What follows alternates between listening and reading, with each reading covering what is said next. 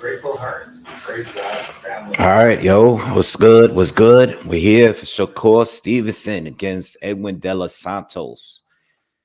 The co-main event, we got Emmanuel Navarrete against Robson Conceicao.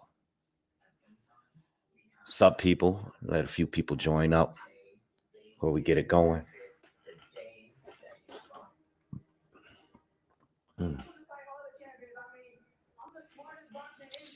What's up, people? What's up? What's up?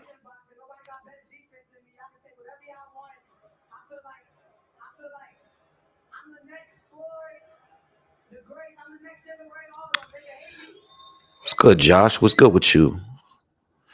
What's up, Goat YouTubian? What's up with you, my man? Extreme PC Gamer, what's happening? Light Skin Business, what's good? Shout out to the chat. What's going on, y'all?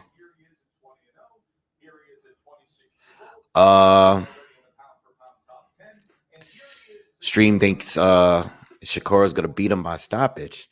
Yeah, I was thinking about whether or not he's gonna do it by I think at the very least, and I said this earlier in my video, I think he's gonna drop Edwin. I don't know if he's gonna stop him though. But not a bad pick. What's up, Ivan? What's good?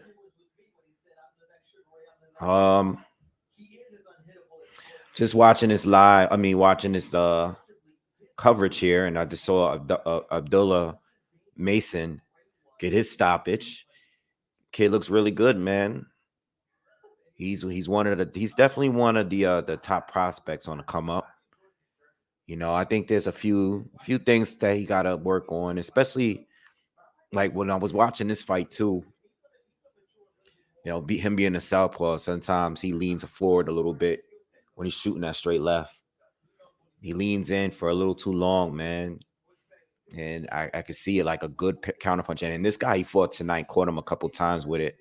But I could see, you know, like a good counterpuncher hitting him with like a short right hand, like rolling the punch and countering him with a good short right hand. And this opponent tonight did it a couple times, you know, but someone with a little bit more power might give him some trouble. You know what I mean? He's good though, but he needs to work on a few things though. He's good defensively.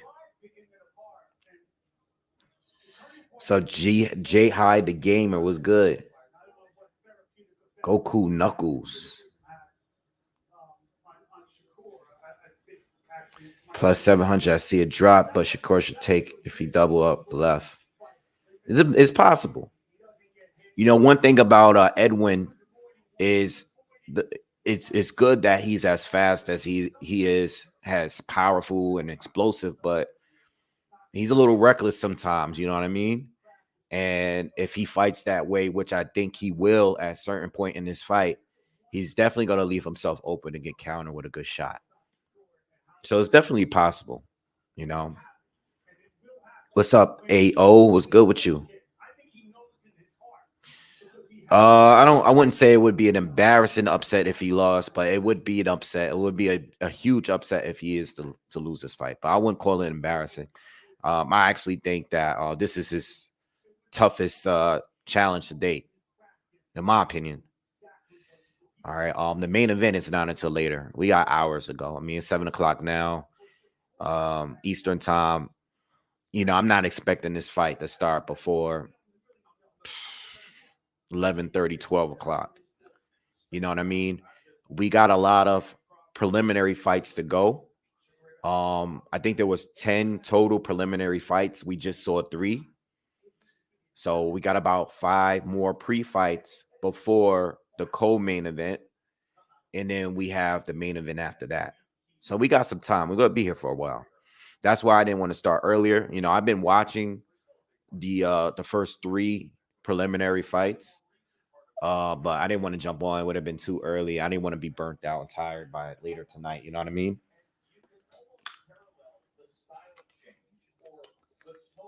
What's up, Deuce? What's good?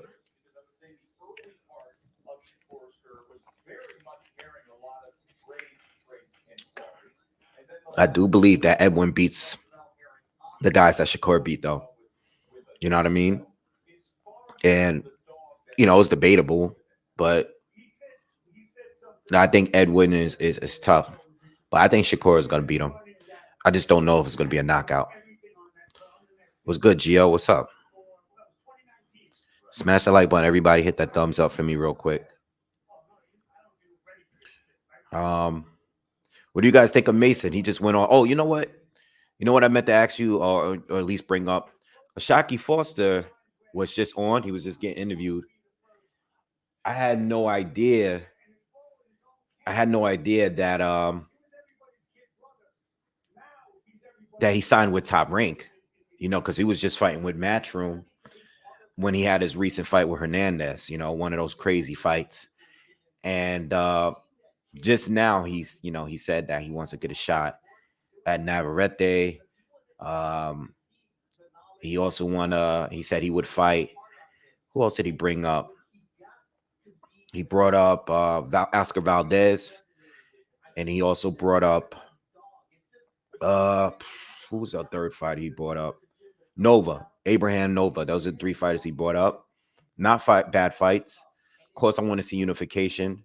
I don't think he was getting a Joe Cordina fight. You know what I mean? And I think that's pretty much why he's with Top Rank right now.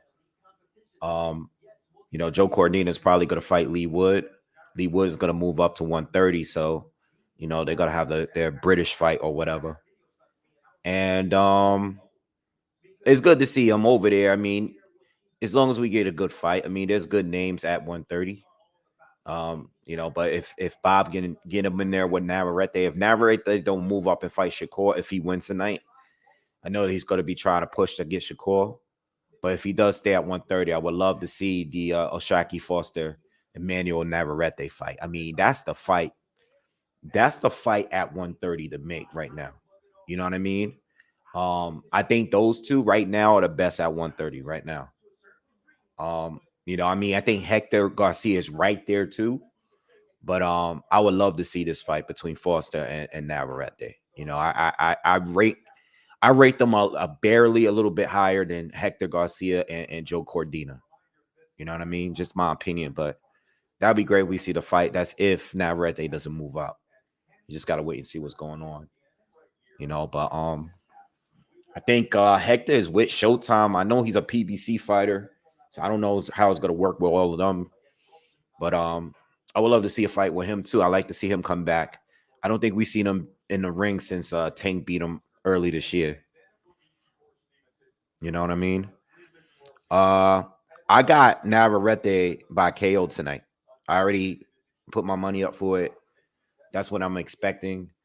I think early on it might be, competitive, but I'm expecting Robinson Conceicao to get engaged with him in a back and forth with him and trade with him at some point. And I think he's gonna get clipped.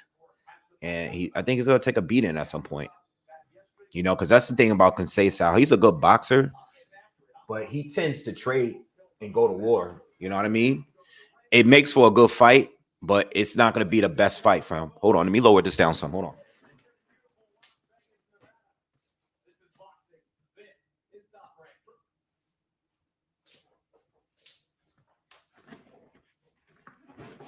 Yeah. All right, we got the next preliminary fight coming up. Jackson Murray against Steven Torres. But there's a lot of good, I mean, I know everybody's here for the main event and the co-main event. There's a lot of good fights that's on the undercard. I think the Vladimir against Isley is gonna be good. That's gonna be a good fight. That should be a good fight. You know what I mean? I think the matchups work out really, really well in that fight. And then another fight that you got to look out for is the Quentin Randall Brian Norman Jr. fight. Those are the 2 undercard fights that you got to look out for. You know what I mean? Those are 2 good fights that's on the undercard. And then as far as the prospects, you already seen Mason. You got Emiliano Vargas coming up. That's another prospect. Fernando's one of Fernando Vargas' son. It's another tune-up fight for him, showcase fight for him. And then you got another prospect, Floyd Diaz. He's coming up too later on this evening. Another good fighter. Yeah, Mason already fought. He got the knockout. I'm not showing the fight, bro. Yeah, very good test for Isley. You know what I mean? Very, very good test. You know what I mean? That's gonna be a good fight. Hernandez, it's a tough dude, and it should be a back and forth. You know what I mean? I think it's gonna they're gonna really it's gonna be a dog fight. It's gonna be the dog fight of the night. You know, outside of the main events, of course, because I think the main events is gonna be a dog fight too.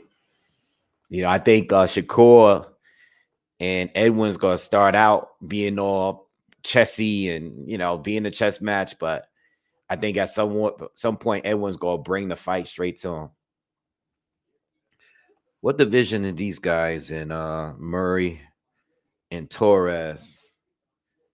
Now I'm not familiar with either one of these guys. Murray's from Australia. I'm not familiar with Torres or Murray.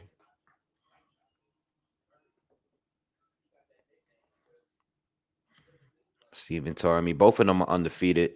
Torres does have a draw, but he has 6 wins with 6 KOs so far. Torres got an awkward style from what I see here.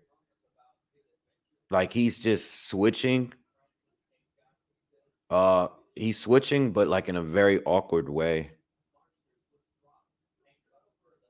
He's lunging in with his shots. He doesn't really got good feet. Very awkward.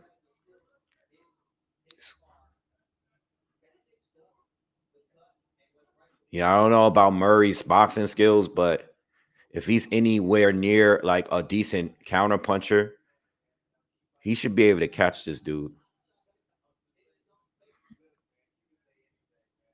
Which weight is this fight at? Said two. Oh, this is heavyweight. I'm looking at them. They look big, but I couldn't tell.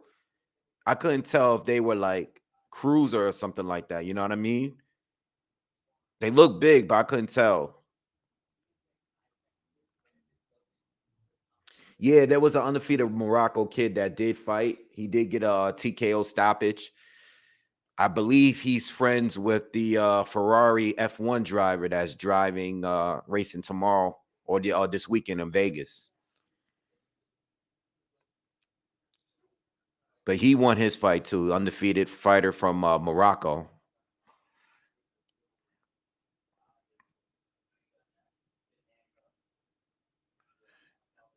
Yeah, Jai does switch, but he doesn't overdo it. He kind of does it to create angles.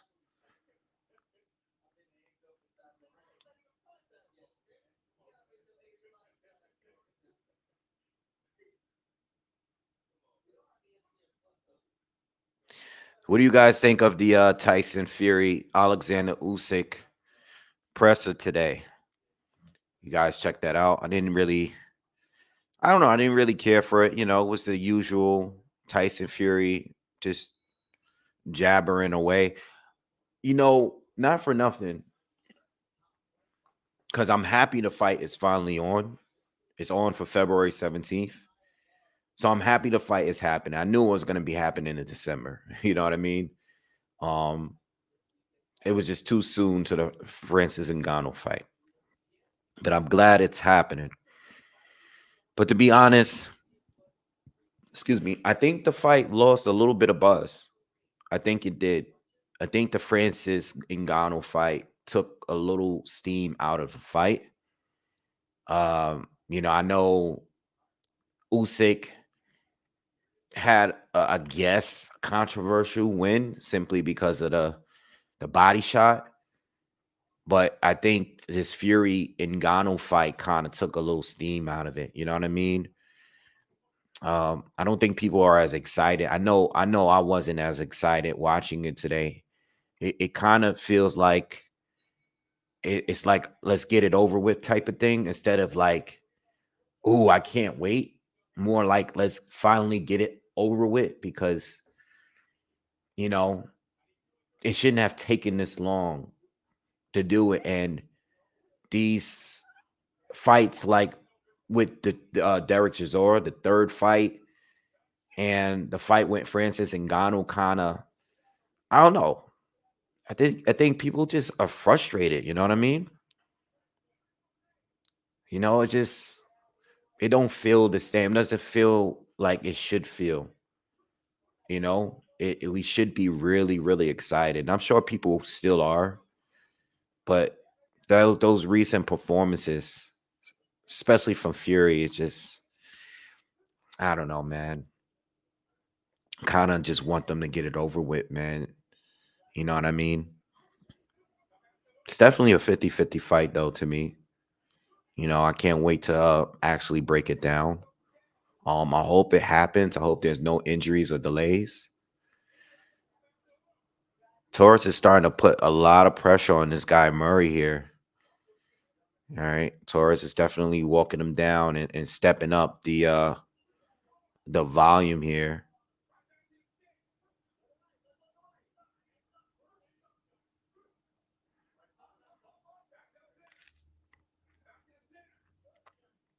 Not really impressed with neither one of these guys, to be honest, though. Like neither one of them is doing anything really well. But I would say Torres is nice shot from Murray. Uh Torres has definitely had the better first half of the round. Good big right hand lands straight down the middle for Torres. And you could tell Murray was bothered by that shot a little bit.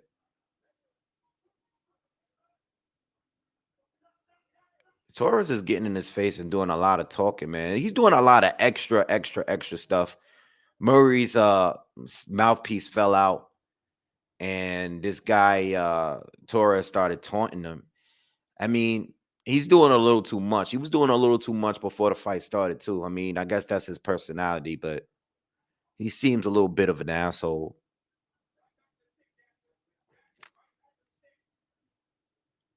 I could see a small cut on the upper part on the right side of Murray's nose.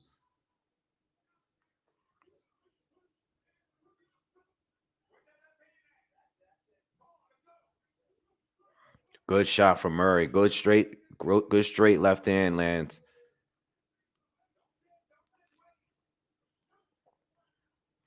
Murray got to stop keeping his chin up. His chin way up in the air. Some of these exchanges they're having, his chin is up way too high.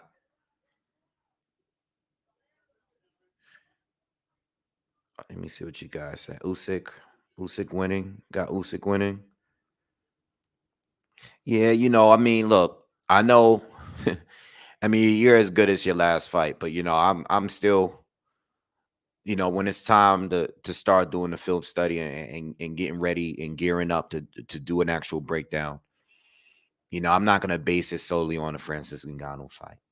I'm just not. I never, regardless of the outcome and the way Fury looked, I'm expecting Fury to be at his very best when fighting Usyk, and it still may not be enough. But I think when I go into that fight, I'm gonna go straight into how these guys looked recently against fighters that somewhat similar to their styles or whatever. You know what I mean? I think Francis Ngannou and Usyk has literally nothing in common. Um, I'm definitely going to take another look at it, but I'm 50-50 with it right now.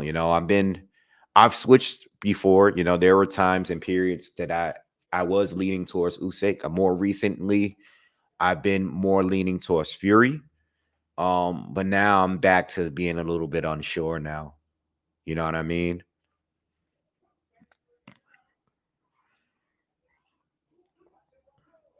What's up, Hi Am? What's good?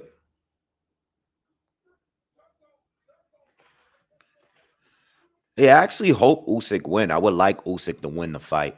Good shot from Murray. Murray, okay. Murray's getting a rallying on. He landed a few good left hands. He's really into the fight right now. You got to be careful to make sure he doesn't walk into something though.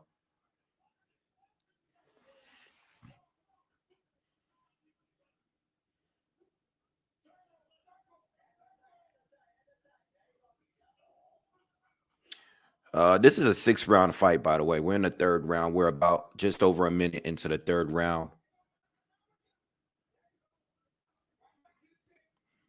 Murray started fast. Might have punched himself a little bit. Torres is coming forward now. He's being the aggressor now. Really physical fight, though. Really physical fight. The ref gave Torres a little another warning. He's been a little wild in between the breaks.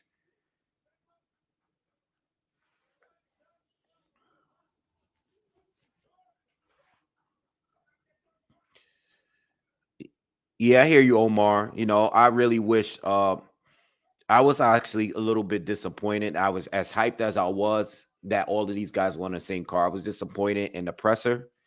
And of course, I would rather Torres has landed some big shots, but Maury Corner.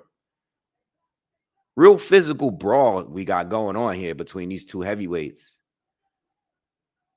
Think Torres might get Murray out of here, though, the way Murray's taking a lot of shots here.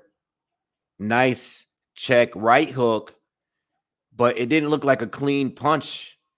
It looked like Torres fell, and it was like a punch that landed where, he was a little off balance, but the ref counted it as a knockdown, and the fight is back on right now. Wild fight right now. If you guys are tuning in, this heavyweight fight is a little bit wild.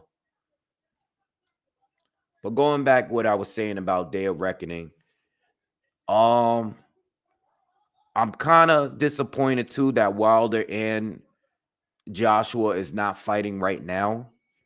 I mean, it looks like this whole thing is going to turn out being like a 3-fight deal.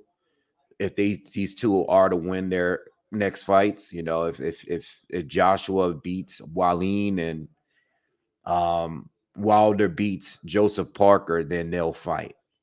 But I'm like, man, at this point, why even put it on the line? Like, why even risk it at this point? Because in my opinion, even if one of them were to lose the fight, I still want to see Deontay Wilder and Anthony Joshua fight. I don't care if one of them gets knocked out. I still want to see the fight. Yes, I know it's going to lose even more buzz because it's not as big of a fight as it was a few years ago. But this is pointless. You know what I mean? I mean, Wilder definitely needs the rounds. Because AJ's been a lot more active than him. AJ lost to Usyk the second time, and he's been in 2 more fights since then, whereas Wilder's only fought 1 round in the last 2 years. You know what I mean? And he has a lot of miles, and he's older. He's 38 years old. But at the end of the day, man, I would have loved to see the fight go down right now. But the presser was trash, man. The presser was a big letdown, especially from Deontay Wilder, man. I just thought I was going to hear a lot more. And that's the thing about, and even with fighters, because these guys are gladiators at the end of the day, you know what I mean? But I just really be surprised how these fighters can say so much on social media and just be so different in person and friendly on person. And I always say that on this channel, I don't play and act as if I'm like some kind of tough guy or anything like that. And that's why I always keep it very respectful, because I know in person that people don't act this way. You know what I mean? People do not talk and act this way in person when you have a one-on-one conversation. But on the internet, it's like you can play tough guy. I mean, Wilder just made a video saying like, yo, do I have to fly out to the UK and have a one-on-one meeting with you because I feel like you're scared of me and all that, just to go up there and say, hey, man, I wish you luck. Even if we don't like fight each other. It's so weird, And I said the same thing about Regis Prograde recently with Devin Haney. It's like, damn, Regis was talking so much. And then when you see the guy in person, it's all like smiles, and it's just weird. I'm not saying that these guys got to push each other or fight, and have a shoving match. I don't expect that, but I would like for you to at least say what you said in person. It's kind of weird, man. It's like that's how the internet makes people, though. That's why you have a lot of trolls. There's people in the comments leaving saying disrespectful things. I go to fights. I go to a lot of fights. I probably go to more fights than any YouTube channel that's not doing media, right? I'm talking about buying tickets and go to a fight. And as many threats and as many trash talking people that I've experienced over the years, no one was ever disrespectful to me in person. You know what I mean? Like, I go to the fights and I meet a lot of the supporters and of the channel and some people that are not supporters, and everybody's always cool, you know? But that's how the internet is. It's like you got a picture, you don't have a picture of yourself. Go in here and act whatever way you want to act. I'm kind of disappointed by that presser, but it's whatever. Hopefully, they both win their fights, and hopefully we get the fight sometime early next year. You know.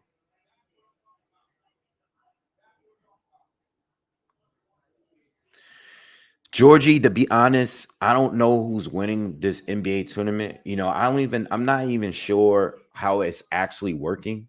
I know about it, and I know, I think the winner of the tournament or whatever gets paid an extra amount. So I don't know about I don't know how it's working. I just watched the games. So I can't tell you that, but I still think Denver is clearly the team to beat. You know what I mean? Especially with Jokic. I think he's unstoppable. I mean, he's like a traditional, like, big man center with he's a good merge between the old style of centers and the new way of, the big man being shooters. You know what I mean? So I think on the West, I think they're clearly the best team. On the East, it's a bit tricky. I think the East is really going to be between Boston and Milwaukee. You know what I mean? Those are probably the top two teams. I mean, I'm a Knicks fan, so I mean, I hope the Knicks do something, but I'm not expecting them to beat Milwaukee or even Boston in the playoffs. You know what I mean? ET said the Celtics is winning the chip this year. I don't know about all that, but I do know that I think Denver's, if Denver is healthy, I don't think anybody's beating them. Joker he could play a full 48 minutes at top level. You know what I mean? All the way through the playoffs. I tell you one thing though, I enjoy watching the Clippers lose every game. I hate James Harden, man. I do not like James Harden at all. I never liked him. Never liked him.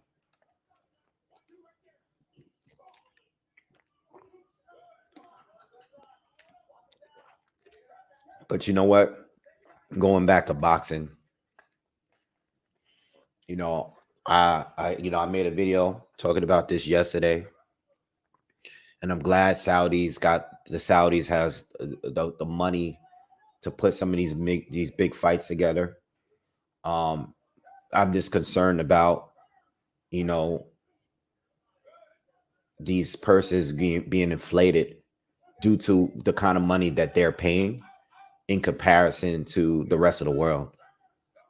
That's the one thing I'm worried about, because at this point it seems like, it's all about the big fights. It's all about getting the Saudis to put it together. You know what I mean? And I don't want boxing. I want boxing to work worldwide. I'm sorry, worldwide. I want it to work everywhere, especially here in the States.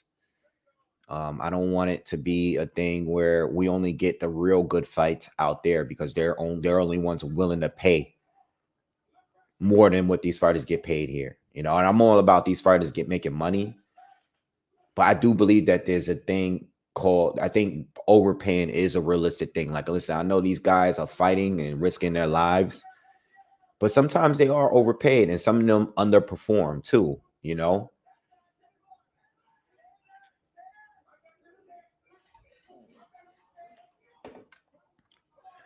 What's up, Negron? Thank you for the donation. He said, wait, where's the Rich Porter tracksuit at, champ? He was killing them in the Adidas Fit. 2023 was a good year for boxing. 2024 has big shoes to fill. Yeah, it was a good year. First of all, the tracksuits over there, it's chilling. You know what I mean? I had to make some runs, so I don't got the tracksuit on right now. But 2023 was a good year.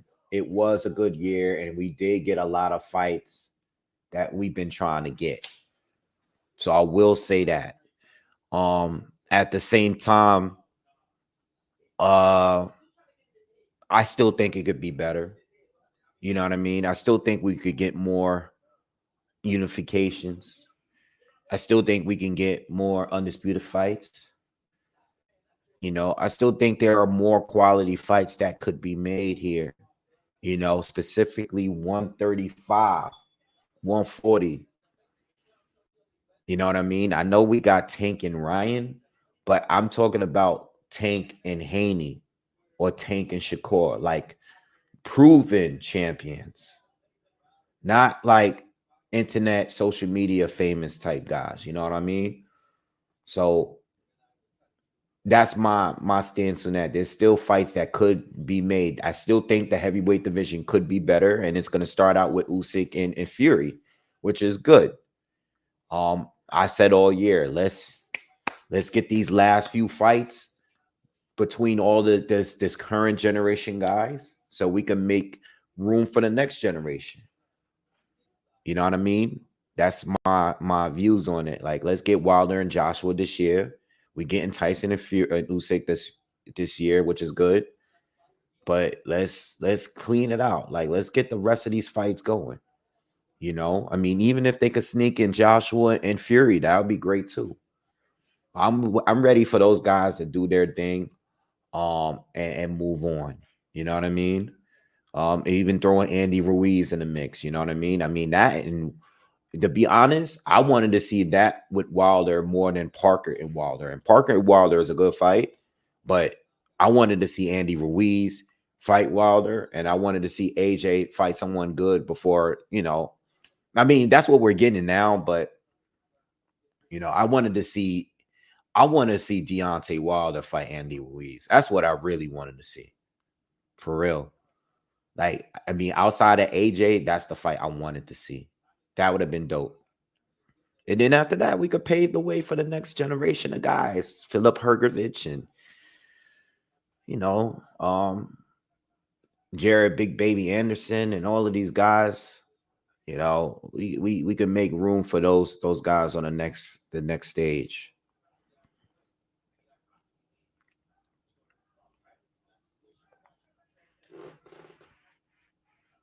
Yeah, I got Navarrete getting the stoppage.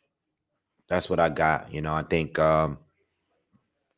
Navarrete he continues to improve and surprise me. He really do. You know what I mean? Hit the thumbs up, by the way, all of you. Just smash the like button real quick.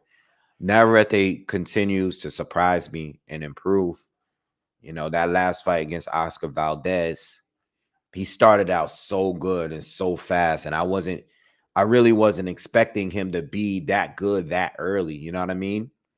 I just really wasn't. It was a great performance, and for him to have no physical, no visible damage on his face against Oscar Valdez, it just goes to show how durable he is. I think Conceicao, in order for him to win, he's gonna have to try something else and go to the body. If you headhunting all fight, it's not gonna get it done. I think Navarrete, the way to beat him really is to not just try to outbox him, We already know Navarrete is not technically sound.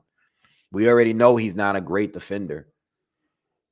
You got to do something else. You got to go to a body, or something, because when a guy's taking all your punches and he's dishing them back out even harder, and he got all these weird angles, at the end of the day, it's gonna take something else to beat this guy. And I think going to the body, I always said that about Triple G. I said that Triple G needs he needs to, someone would need to go to the body in order to beat him. You know what I mean? I think the dude Deverenchenko did a good job doing it. Obviously he didn't stop Triple G, but definitely made Triple G very uncomfortable. Canelo was able to do it some too, but it's easier said than done. Yeah, Ralph, that's another thing when Conceicao, he will tire out. He will, he will. And I think that's when Navarrete is just going to get warm. He's just warming up by the time we get to the 6 rounds, if it go there. Yeah, go to the body to see if he's weak there. You know what I mean? Because headhunting is just not working for anybody.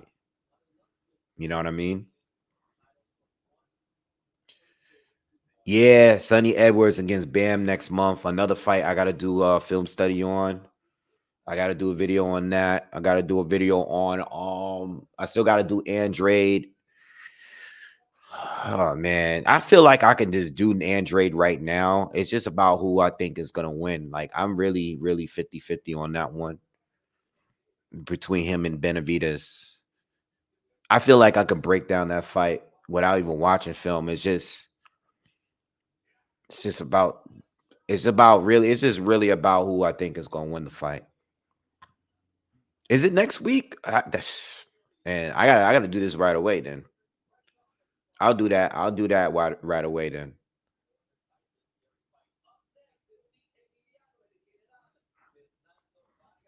Mm-hmm. What's up, Rochester? Rochester, New York is in the building. Was good. What other fights that's coming up this year? I forgot what's on the schedule. I'll look at the schedule.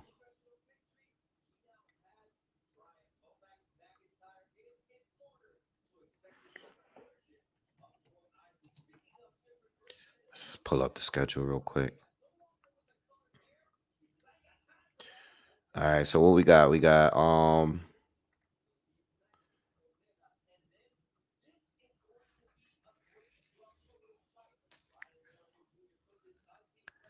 Chantel Cameron against Katie Taylor. Katie Taylor 2 is coming up. I think Chantel gonna win again. I think Chantel gonna win again.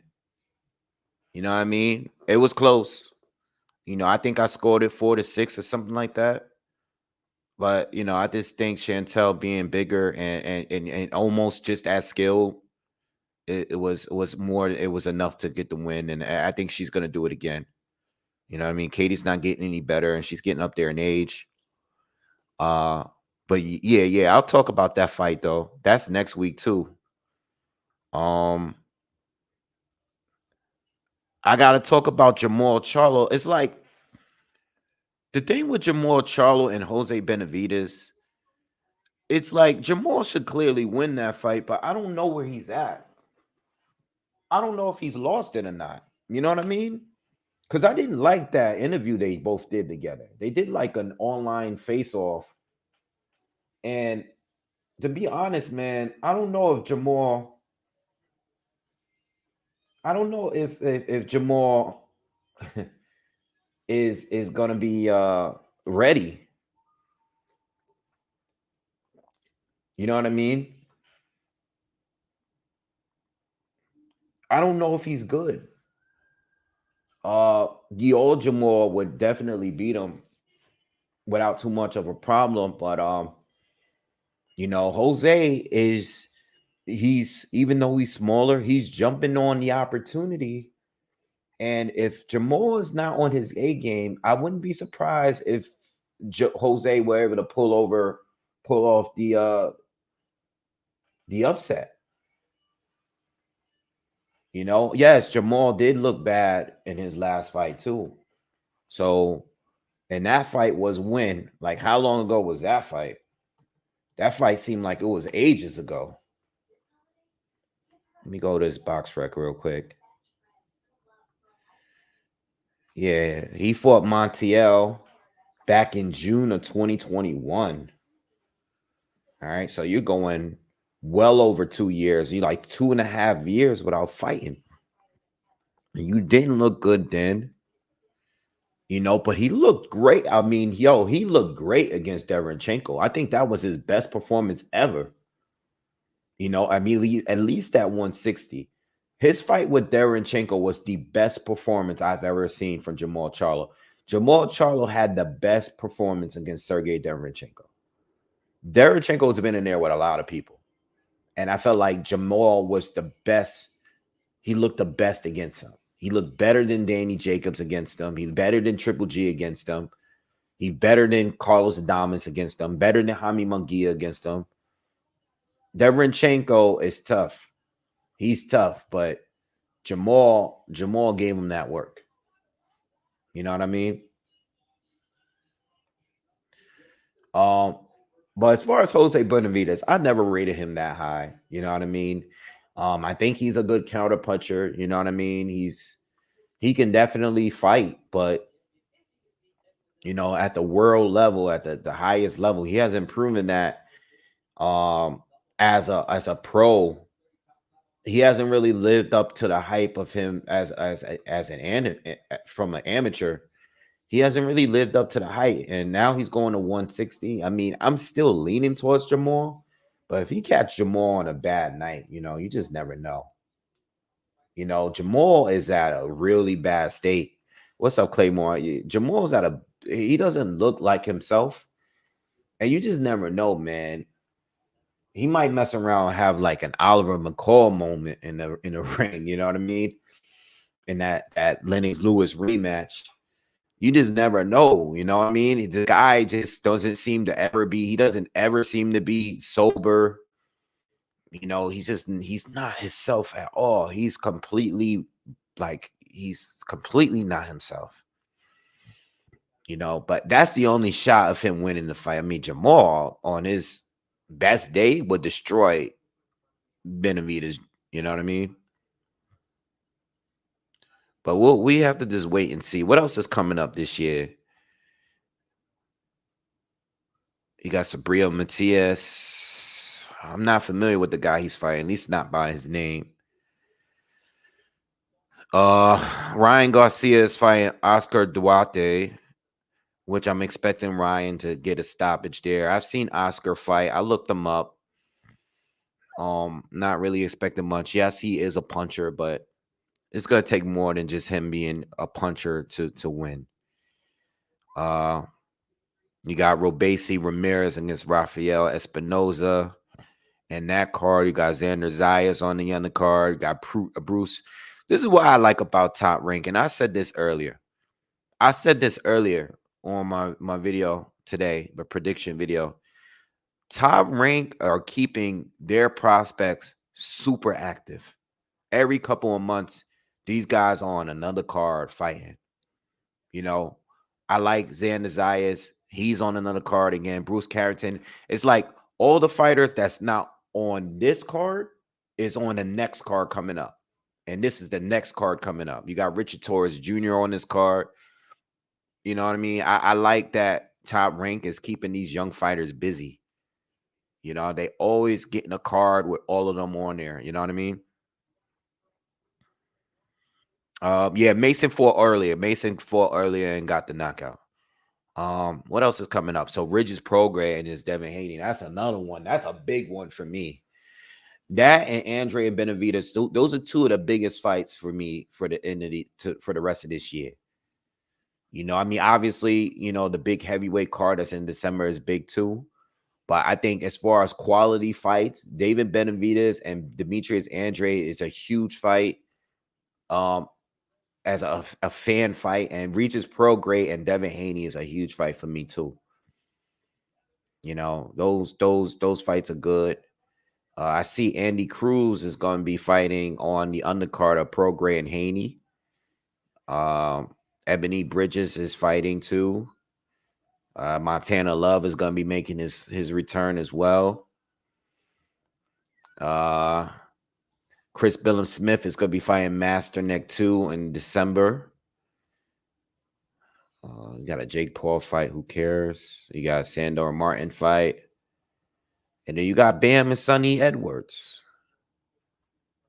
You got Bam and Sonny Edwards. And then you got the super heavyweight card in December. And then you got Inoue against Tapalis, which is another fight. And that fight is going to be for Undisputed. You know, and I'm expecting Inoue to get the knockout, man, like he does. He normally does. All right. We have Emiliano Vargas, round 1 against Mendoza.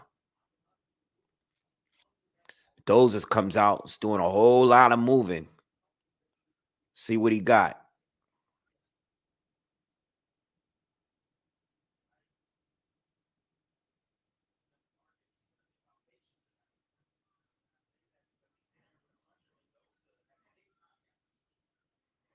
Mendoza. Let me look up this guy, Mendoza. Looks really slippery in here so far.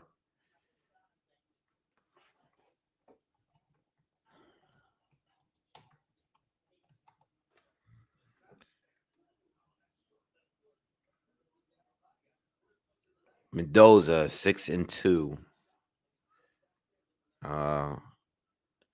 He's been knocked out at one of those 2 losses, and he's 6-6 with oh no. I thought he caught Vargas. Vargas is off balance a little bit. Yeah, but he's 6-6 as far as his wins by knockout. But I mean, who did he fight? Yeah, a bunch of guys with losing records. Okay, makes sense. So it's a 2-up for Vargas. Is Emiliano the best Vargas son? Because I always get him confused. Oh, Emiliano caught him with a left hand, I believe, and got him, dropped him. Is Emiliano the best Vargas son? I see him the most. All right, but we still got some time, a lot of time left in this first round. Seems like Mendoza is on retreat right now, trying to recover from that shot.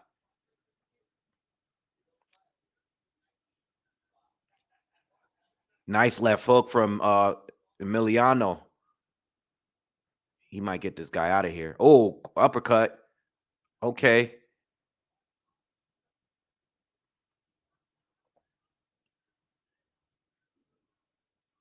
Ooh.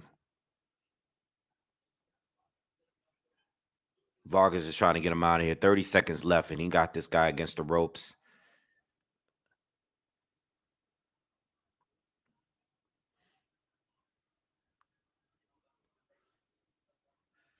Where's Emiliano fighting? Is he at lightweight too? Good shot from Mendoza.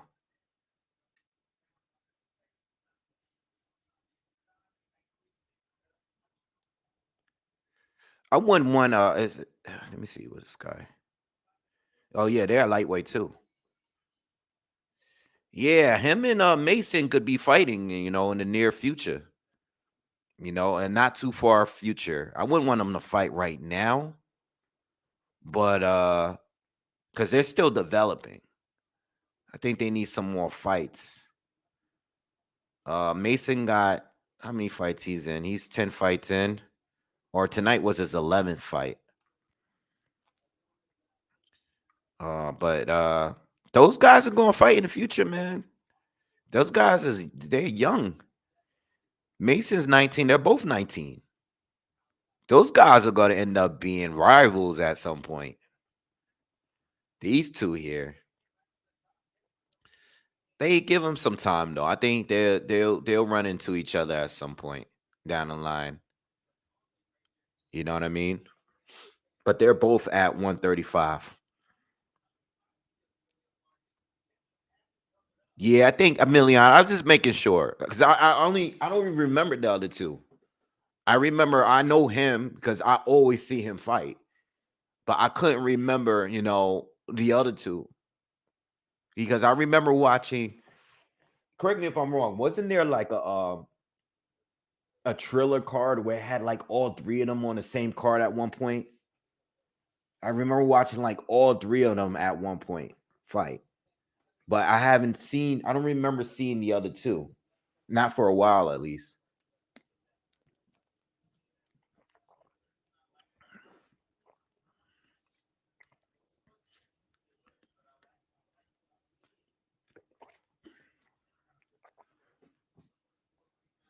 What's going on? There's some kind of issue here trying to see if there's this.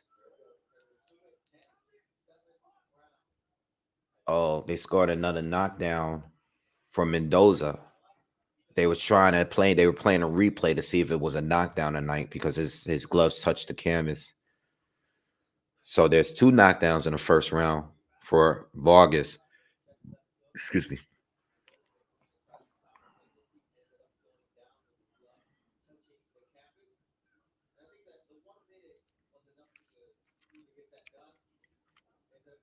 It's crazy how Triller just like disappeared. I just bought a Triller a minute ago.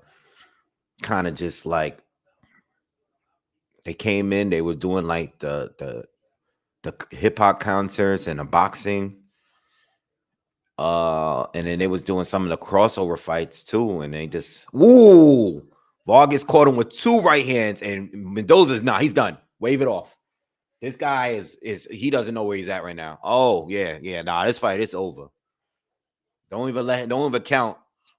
Don't even count. He caught him with two right hands back to back, and this guy fell down and tried to get up fast, and he just wobbled. He was just wobbling all over the ground.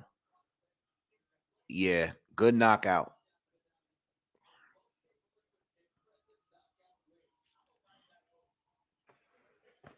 What's up, Red? All right, good fight. So I think that is.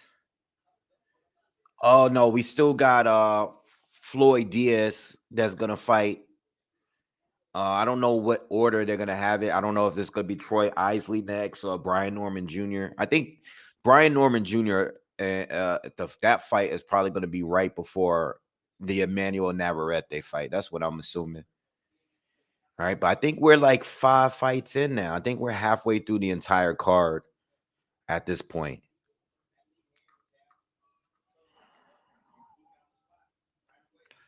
Buenos noches. Yeah, we 5 fights in. 1, 2, 3. 1, 2, 3, 4. Are we 5 fights in or 4 fights in? All right, whatever.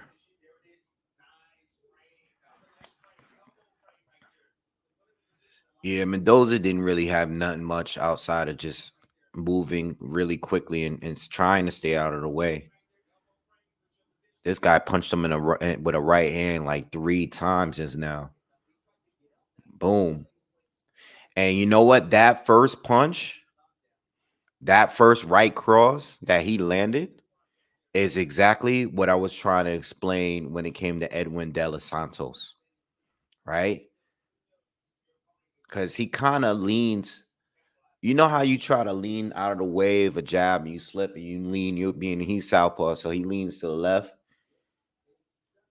Shakur gonna shoot that left cross and catch him while he's leaning over, man.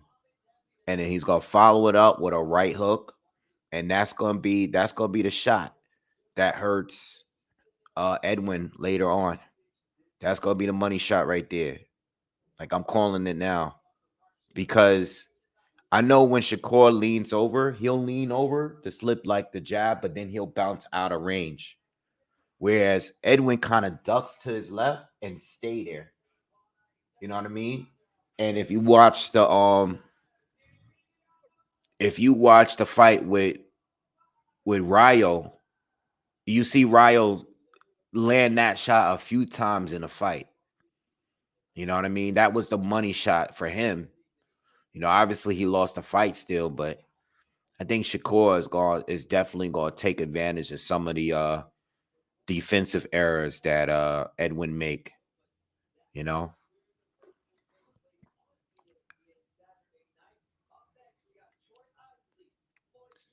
All right, so next fight is going to be Troy Isley against Vladimir Hernandez, which is a very, very good fight. All right, this is one of the better fights on the card. Uh, you know, I'm leaning towards Troy Isley to win, but I wouldn't sleep on Hernandez at all. This is the guy that beat J. Rock Williams, and he just gave Lorenzo Simpson a really, really tough fight. I think it was like a majority or a split decision win for Hernandez. I'm sorry, for Truck Simpson. All right. So I think this fight between him and Troy should be a good one. Good back and forth dog fight, I think, in my opinion. I think Troy gonna try to box with him for a while, but I think at some point it's gonna become a dog fight.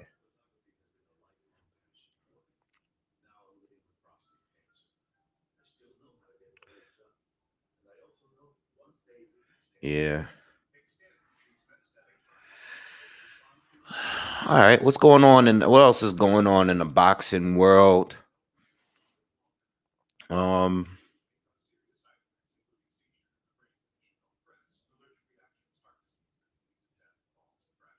I think everybody's still talking about the whole Terrence Crawford situation. You know, I already gave my thoughts. I'm sure you guys seen those videos on Crawford and Boots and Crawford Boots and you know, that whole situation there with the IBF. You know, and I seen Crawford, you know, he did an interview. He basically said, you know, at the end of the day, my job is done. He did what he had to do by winning you know, the title and becoming undisputed. You know, and I was trying to make the point about, you know, inheriting the baggage of the previous champion, which is Errol Spence in this case, because he held the IBF strap for years now. You know, he's held it for like 6 years, defended it once. You know, I know people were mad, but, you know, I didn't think it really mattered if they're going to have a rematch locked in. And it's probably going to be at 154 anyway. You know what I mean? I don't think there's any further point of holding the belt hostage if these guys are running it back and going to 154 to fight. I just don't think it's a big point. I'm surprised it's gone this long with people talking about it. But it's whatever, man. You know, I mean, at the end of the day, he made undisputed, and that's all that matters. You know, he did what he had to do. We already know who's the guy. Uh, you know, I mean, if he had plans on staying at 147, yeah, then defending it is cool, you know. But nowadays, boxers really, really like winning titles in multiple divisions. You know what I mean? And I like the fact that the fighters now, the new standard is not just becoming undisputed, but becoming undisputed in multiple divisions. You know, Crawford's doing it. Nue is looking to do it this year, next month. Uh, you know, Haney did it, and he's looking to do it again at 140, and I like it. You know, I like the fact that fighters. I mean, Usyk is looking to do it against Fury. You know what I mean? I mean, I don't see what the big deal is. I honestly don't. Andre Ward in the building. I got to pick up his new book.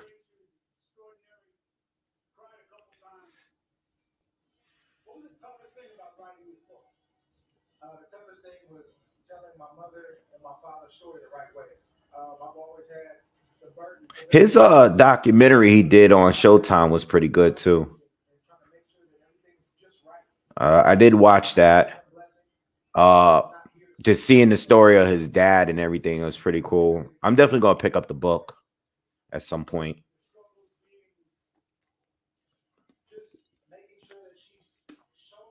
Yeah, I want to see Boots and Stanionis too. Or at least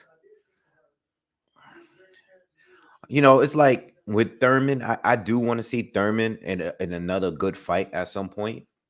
I would like for him to fight, whether it's Stanionis or Boots. I want him. I want to see him fight somebody while he's still got the time to still fight. But I like Stanionis and Boots. I definitely wanted Virgil Ortiz Jr., but Virgil is going to 154.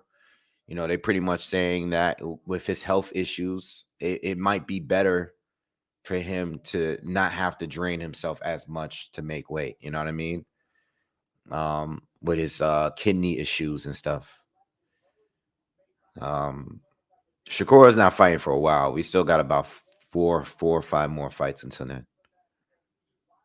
Now, I don't think Thurman wants anything to do with Boots, and I don't think he wants to fight him for the kind of money they probably offered him.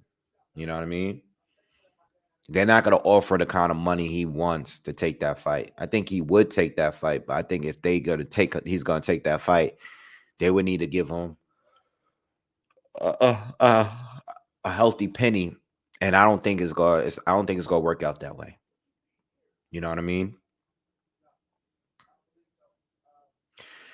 Eddie Morales, that's a good question. Who's better between Truck Simpson or Troy Isley? I really don't know. Uh, I really don't know.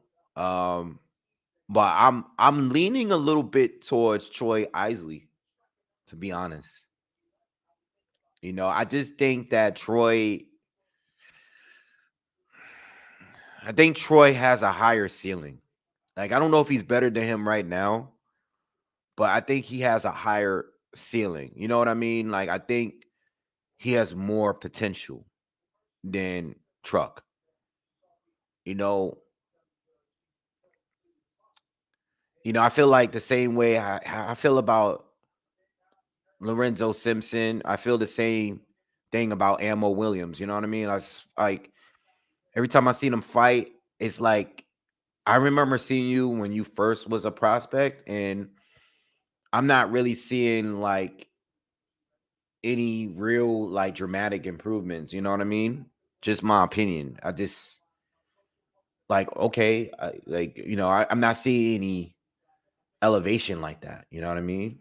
And that's what I've been saying about Ammo for his last, I don't know, 3 or 4 fights. I don't know why my camera keeps losing focus. So yeah, I mean, Troy is a good fighter. I mean, I'm sorry,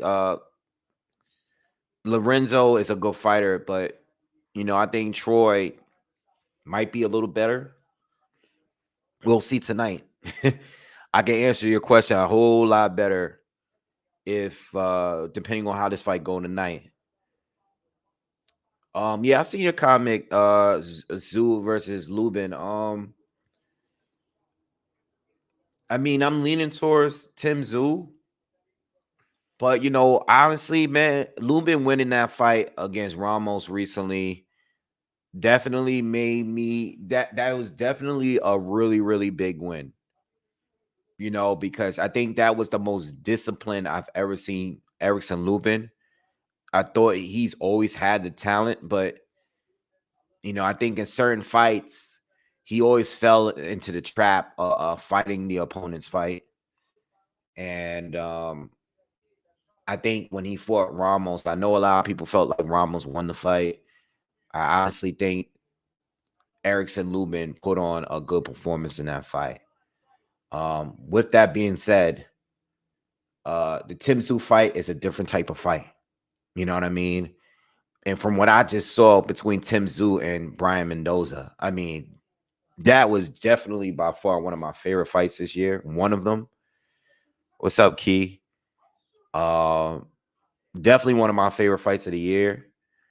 Um, I don't know, man. I think again, if Lubin comes on his A game, I mean, it's just like, man, Mendoza and Tim Tszyu was landing bombs against each other, man. For real. And both fighters can crack. And I got to give them a lot of credit because they both were extremely durable and there was no knockdowns with the big shots landing. I don't think Lubin can take those kind of shots without getting hurt or getting knocked down. You know what I mean? Not from Tim Tszyu, but, you know, I mean, I still believe that Tim Tszyu is capable of being outboxed, but it's going to be tough at this point. You know, he's looking better and better each fight. So I would probably be leaning towards Tim Tszyu winning the fight, but you can't sleep on Lubin. I definitely was wrong on my pick the last fight against Ramos. I thought Ramos was going to win. I see Erickson Lubin put like he put a video on his Instagram. Somebody sent it to me, basically, of all the YouTubers like myself that predicted him to lose. And I thought it was kind of funny. You know, he posted a few of us picking against him. But you know what? I'm like, you know what? If anything, you know, when I see stuff like that, I feel like you should be giving praise for the content creators that did pick you to win. You know what I mean? Give them some shine and give them some light. You giving me light for being wrong. You know what I mean? Um, you know, you should have picked me. I don't know what I picked against when he fought Fundora. I don't know what my prediction was for that. But, you know, I'm sure there was times where I was right in my predictions. Like I was right when I said Jamel Charlo was gonna knock him out because I thought it was too soon for Lubin to fight him. And that's what happened. I ain't see him pick me being right then. You know what I mean? Like you picked me when you put a video of me when I was wrong. You ain't put no video of me when I was right. You know what I mean? Um, but shout out to Erickson Lubin, man. I'm a big fan of Erickson Lubin, by the way. I'm a big fan of him, you know, but you know, it's all about picking fights, man. I think when people it's just a pick, man. It's just a pick. It's nothing personal, you know, and I wanted Lubin to win, you know what I mean? I thought he won. I was on live. I called it. I'll call it the way I see it, even if I picked against you. I thought he won, and I wanted him to win. But I gotta keep it fair when it comes to giving breakdowns. And I thought he would.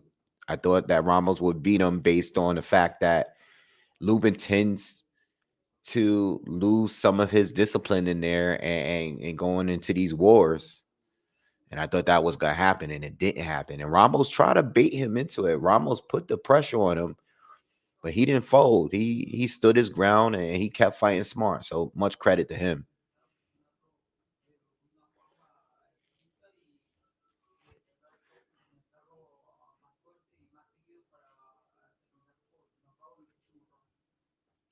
He said I got Lubin because I always thought Ramos was too big for him on Tim. Lubin's got skills. Yeah, it's a good fight, man. And it's a fight that I'm expecting to happen. You know, I think Tim trying to fight in Vegas soon. You know, I don't know if he's waiting around to see what Crawford does, or you know, I don't know what's going on with Tim Tszyu, but he's dope though. His funds are fun to watch. His fights are fun to watch for sure.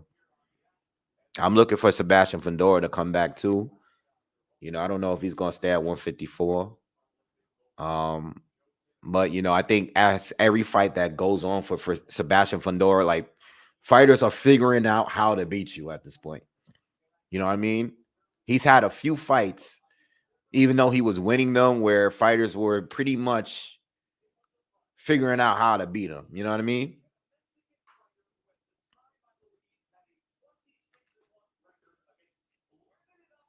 Is anyone here expecting Edwin De Los Santos to beat Shakur Stevenson? I mean, if you bet for Edwin, you'll make a lot of money if you are picked against him.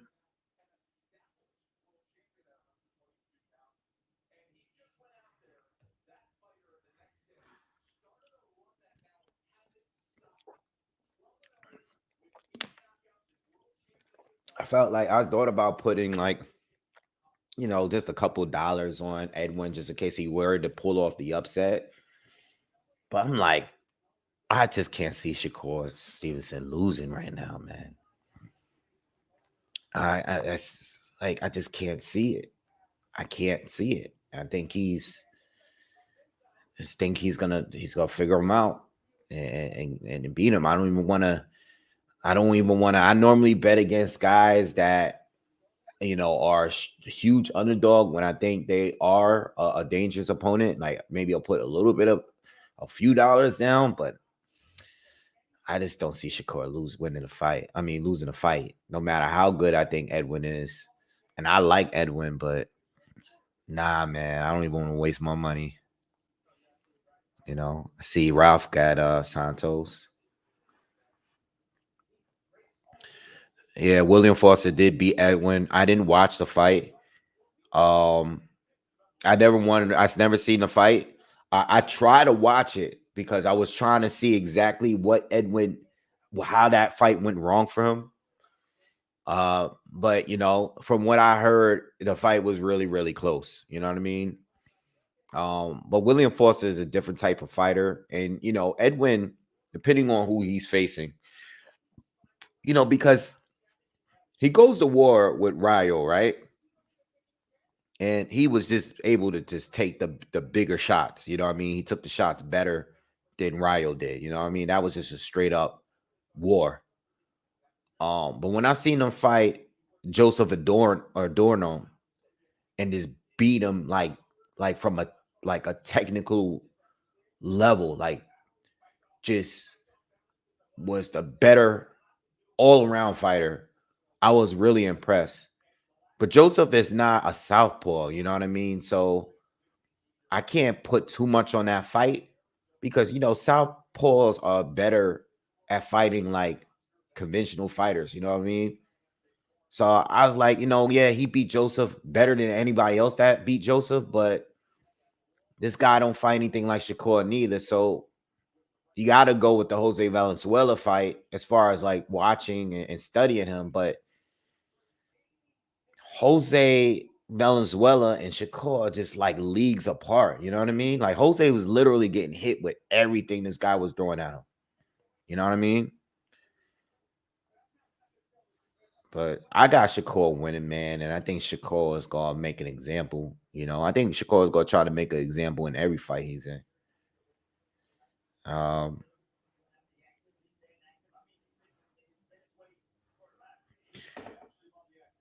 said Tim and Nikita to play on a fight in Vegas along with Ruby League, Australia, and rest of America. Okay.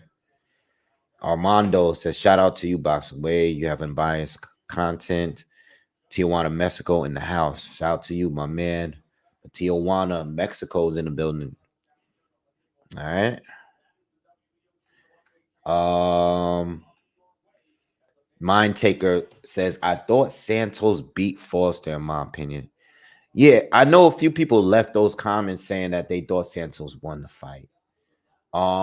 There is a highlight video of the fight on YouTube, but it's it's one of those really like short clip. You know how Showtime put the highlights together and it's like real short. It's like a minute worth of highlights. It's not like how the Zone and Top Rank where they show like a whole 8 minutes worth of highlights. You know what I mean?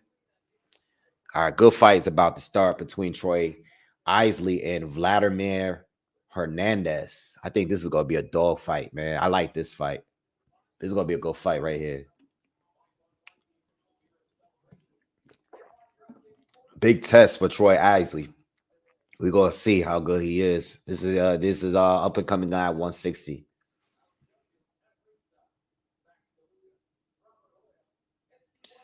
Nah, I think Frank Martin's better than Rayo, man. I think Frank Martin's better than Rayo right now. Ryan's gonna have his Rayo. The last time I heard, Rayo is supposed to have his rematch against Lil B Hop Colbert. He's supposed to be fighting Chris Colbert in a rematch. The last time I heard, I don't know what happened with that. I don't know if that's still happening. I forgot what card that was supposed to be on, but that's the last time I heard about anything with them. I think that was supposed to be on the undercard of Keith Thurman Stanionis thing. I guess that's not happening no more because that card is not happening no more.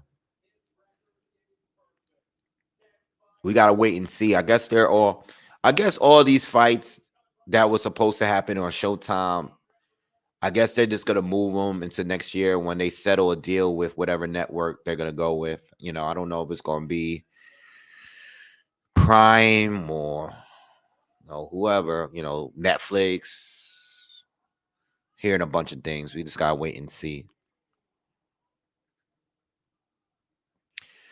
It's possible, Eddie. It's possible. I said to you guys, yo, this is a real test. It might just be too soon for Troy to fight this dude, but we just gotta wait and see, man. We'll know. I can answer that after the fight is over.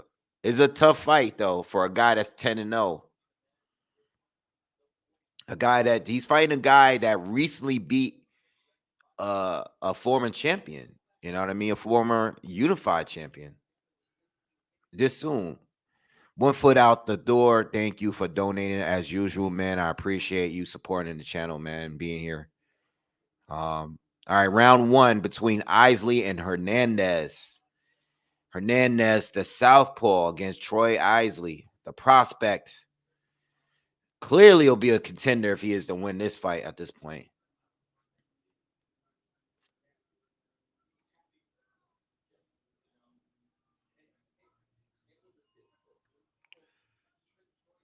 Yeah, I might stream that Pacheco fight if I'm gonna see if I'm available, but I see now on the schedule as well. So right now, Troy's, trying to maintain the distance for now. I figured the fight would try. I think I was expecting him to start out like this, but Hernandez is good at baiting these guys into a dog fight. But Troy's doing a good job so far. He's landing a good amount of right hands to the body and up top so far. So he's having some success here in using the ring and controlling distance so far. But let's see what happens as the rounds go on. This is an 8-round fight. I thought I would have thought it would be a 10-round fight, but it's an 8-round fight here.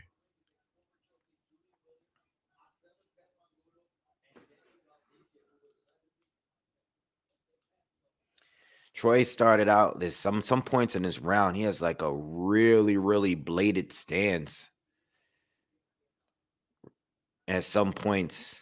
And he's lunging in with the right hand at times. I know he's trying to control distance, but sometimes he's throwing the right hand a little too far out.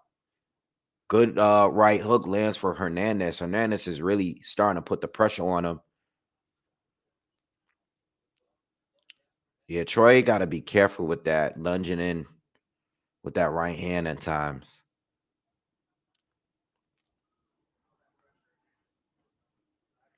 I was saying the same thing earlier about Mason. We saw that. That's how Bud was able to take care of Errol Spence with that knockdown. Spence lunging in with that straight left. Too far out. Hernandez has started to make it a more physical fight. But so far, Troy is having a decent round.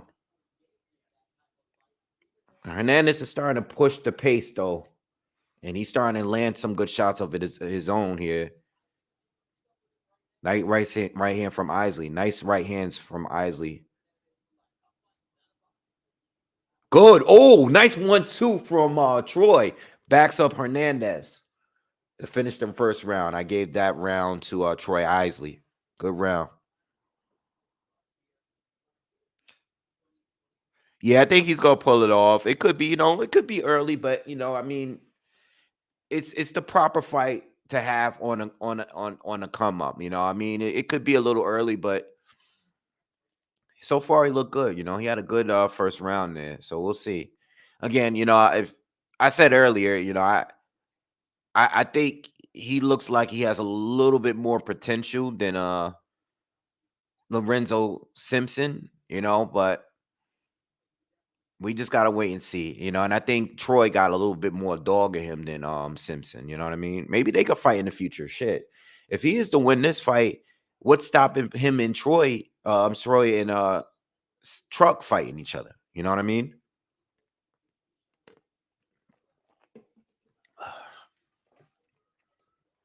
All right, round two. First round I gave to Troy. Good round from both though. Should be a good fight. Hernandez is trying to close that gap. Now he's starting to throw the combination. And he's putting more pressure on Troy. Troy's trying to back up and maintain that distance, but Hernandez is already all over him this second round. Wait. Why is the ref breaking? Why is the ref breaking him?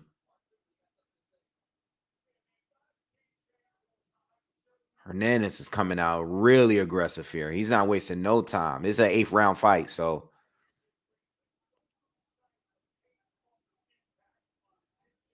good right hand from Troy again.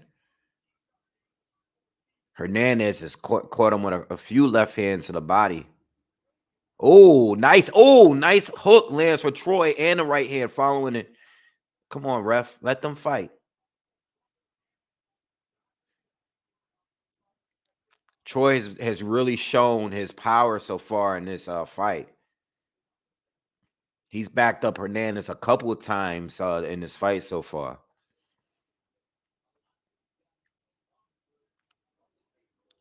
Hernandez still trying to pressure him, but you could tell the energy is different after he took that big shot from Troy. Good fight so far. Halfway through the second round.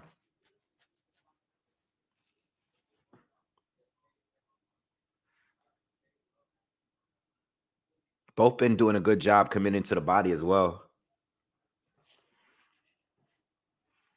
Another right hand to the body lands for Troy.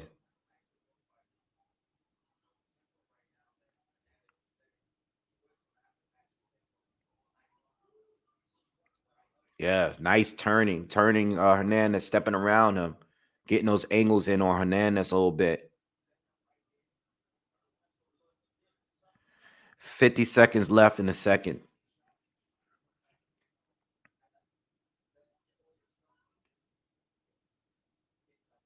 Hernandez is trying to pressure him. He has him against the ropes now, but it looks like Troy kind of wants to be there. Troy's still connecting while his back is on the ropes, and now he's coming forward. That shot was a little low from Troy. Ref didn't say anything. Troy's really going to his body here. He's bullying Hernandez, backing him up now. Troy looks good. Closing out the second round. Good war, though. Good exchange from both. Hernandez getting the shots in, too. But Troy's getting the better of him these first 2 rounds. I have it 2-0 for Troy. Isley. Good fight. Fight's going exactly how I expected it to go. Good fight. And they're promoting this F1 race, tournament really hard. I want to go see one live. I try to go see it live. I was supposed to go to Canada. I had to cancel my trip because of the pandemic. I was supposed to go to Canada to see it in 2020. And then I think I had to cancel it again in 2021. I have never watched an event live. I've always wanted to see it. But I'm a casual. I'm not like a diehard fan to it. I just, watch it from time to time. Just want to see a race live. Big weekend for Vegas. That's why this fight is on the Thursday. Oh, you know what? I wanted to speak on that. I actually like the fact the fight is on a Thursday. You know what I mean? I like it being on a weekday night because I was able to cover it and not have to worry about missing out on something that I had to do, or it didn't get in the way of anything. Having it on a Thursday night and I'm free, I think it's good. I actually wish more fights would happen on a weekday. You know, I know the pro box fights are on Wednesdays now, which is cool. I'm going to start doing live videos for that too when I'm available, when I'm free to do it. Um, but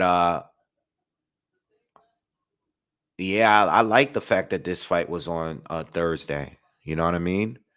I know it. I know football. I know there's a football game tonight too. But you know, I mean, trying to completely get out of the way of other stuff that's going on is going to be impossible. You know what I mean? There's always going to be other sports going on. Hernandez is he's trying to bully Troy here. This third round, he's all over Troy, man. And he's actually holding him and keeping him in place. He's had his right hand pushed and was pushing him against the ropes and holding him there. Good round for Hernandez so far. He's been all over Troy. Troy hasn't looked as comfortable in this round compared to the last two. Oh, Troy caught him with a big right hand right there.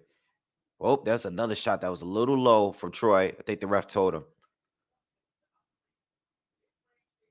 Hernandez is having a decent round here. He's being more aggressive here.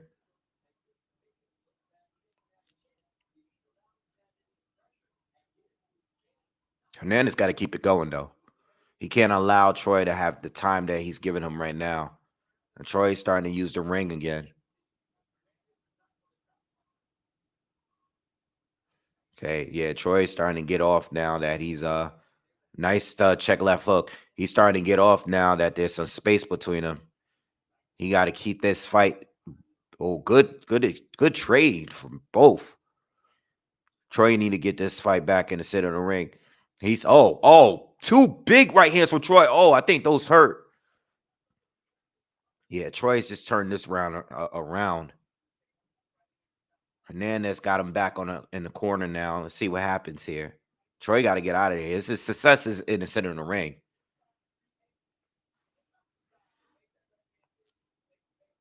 Good fight, man. Nice action. Like the body work from both too. That's low, ref. You gotta let him know.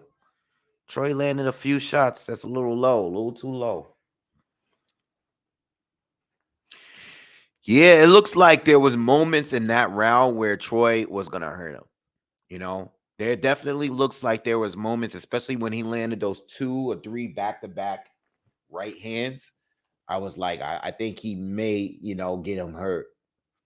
Don't be surprised. But Troy is definitely in control. I know Hernandez started the round off pretty good, but Troy is still clearly in control of this fight. Oh, excuse me. Oh, the Pacheco fight is on tonight. Oh no, I'm not gonna be able to cover that fight. Sorry. I thought when you said that, I thought you was asking me if I would cover it on another night. I didn't know this fight was tonight, so I'm not gonna be covering the fight. Whoever asked me earlier, I didn't realize that it was tonight. I did see it on the schedule, but I didn't know it was on now. All right, we're in the 4th round here, and then this is an 8-round fight. And so far, Troy is doing well against Hernandez here. But yeah, I'm not going to be covering the Diego Pacheco fight at all tonight because I'm going to keep it on this card for now. It is Saturday, so what am I seeing right now that's live? Oh, I'm sorry. I apologize. It's the press conference. It's the press conference. I'm sorry. I'm scrolling down and I see that the press conference is on live right now. Okay, so but I'm not gonna be here Saturday. So don't look for me on Saturday. Saturday, I'm not gonna be home. I'm gonna be with family on Saturday. I got an event to go to. Yeah, sorry about that. My bad.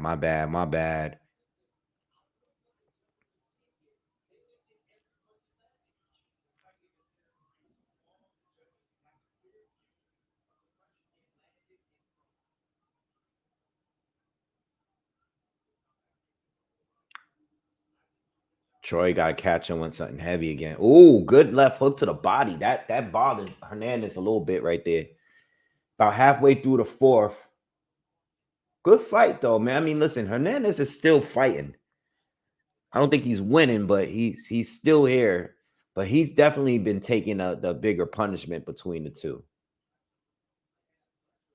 And I would say that I think Troy so far is doing slightly better than Truck. I think he's doing better than Truck did against Hernandez. Definitely doing better than J-Rock did. Ramos just destroyed Hernandez. You know, I mean, it was a good war, but Ramos is a big dude. You know, he's a puncher. See Jared Anderson in the crowd. Oh, big right hand from Troy again. 40 seconds left in the fourth round.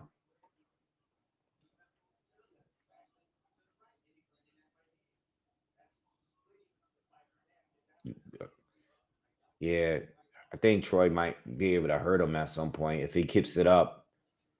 Because he's just been on target with these short right hands, man. Hernandez is taking some heavy shots from him, you know. Heavy. His face is starting to look mangled now. The redness you see in his face now. He's been, oh man, Troy is really wailing on him now. And you see the damage on his face. Hernandez's right eye is cut officially, and it's starting to look messy. Nah, he's not going to win over the judges. Not like this. Hernandez is not winning this fight in any way right now.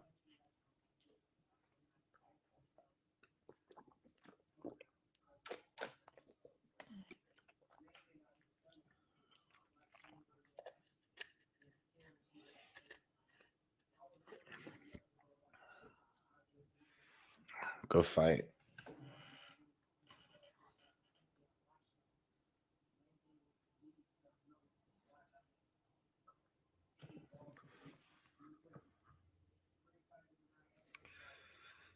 Good fight. Good fight.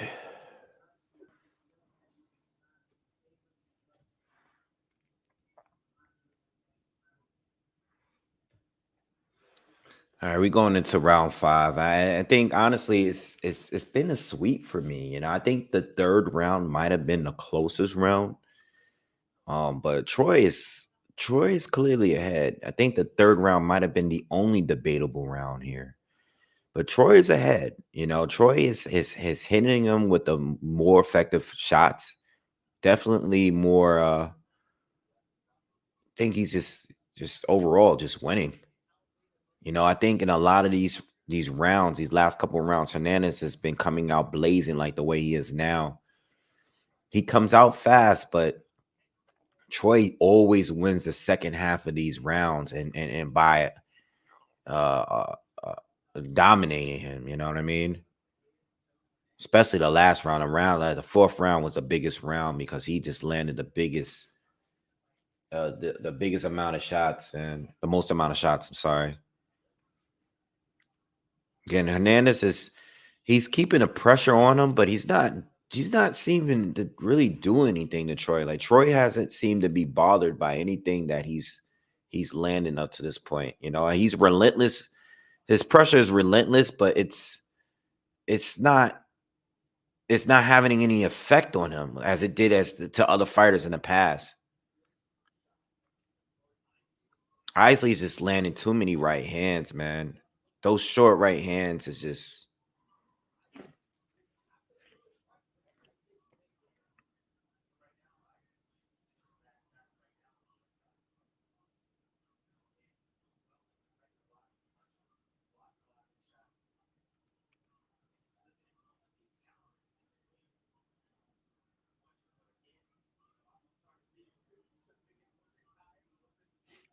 Who's the better prospect, Williams or Isley? Which Williams are you talking about?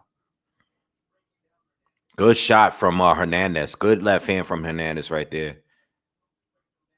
Minute left in the just under a minute left in the fifth round. And it's been a back and forth round. Good round for Hernandez. He's bleeding pretty bad though, man. That cut is nasty.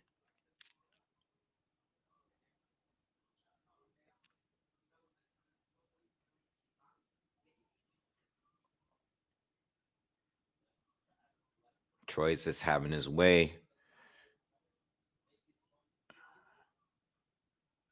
And then it's with the backhand hook. Another, nice combination from Hernandez, having a good round for him. Backed up Troy a little bit here. Troy's back on the ropes.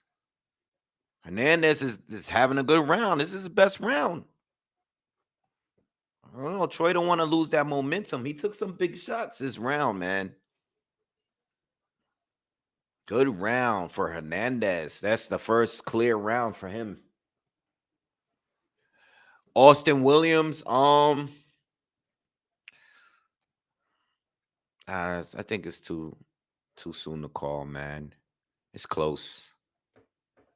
It's close.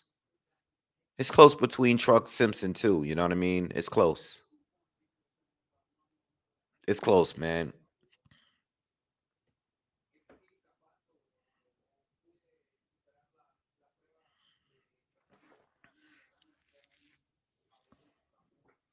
It's close. It's close. I mean, yeah, it's close. It's so close. I don't know. See, I just feel like Ammo and Truck should be, it's a little bit more ahead, but I think Troy's at their level right now. You know what I mean?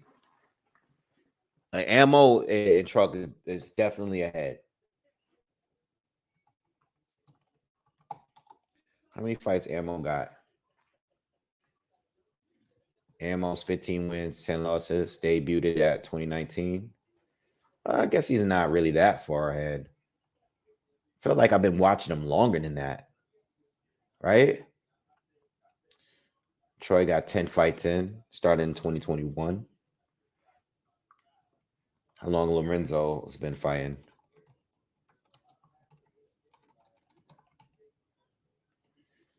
Lorenzo's been fighting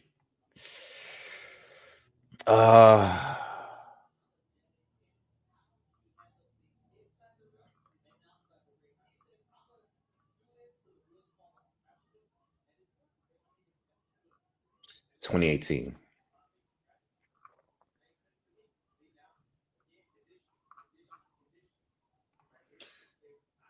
All right. So we're in the 6th. Now, I definitely gave Isley the first 4 rounds. All right. I think the 3rd round, I gave him all 4. The 5th round I gave to Hernandez. So see how this fight goes here, because if Troy gets tired here, he might have an issue. You know what I mean?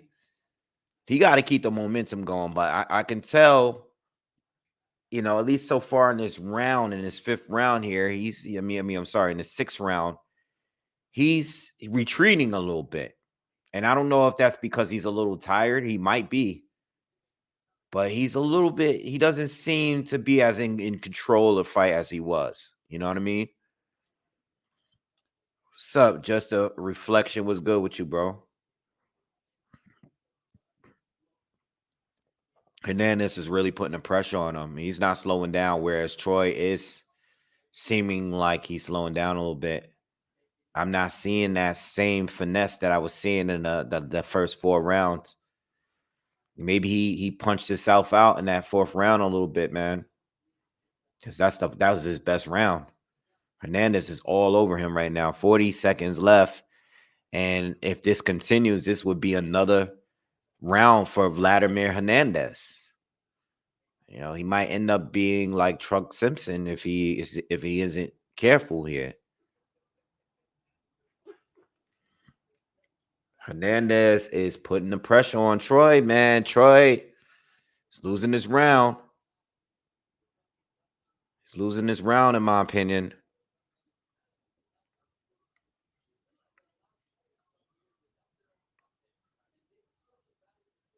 Oh, big shot from Hernandez. Troy got to get out of that corner, man. He can't help himself. It's another round for Hernandez. I don't know. Oh man, I don't know, man. Troy's having the same issue that Truck had.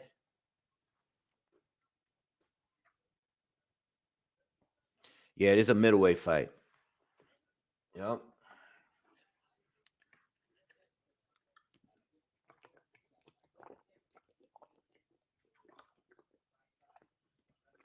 You got to be careful because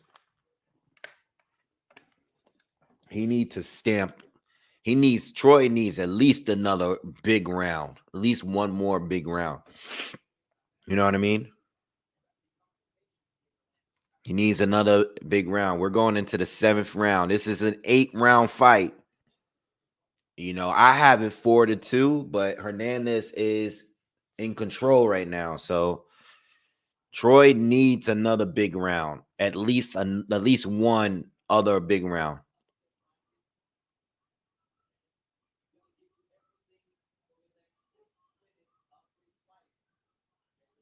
Hernandez already starts out with the right hand.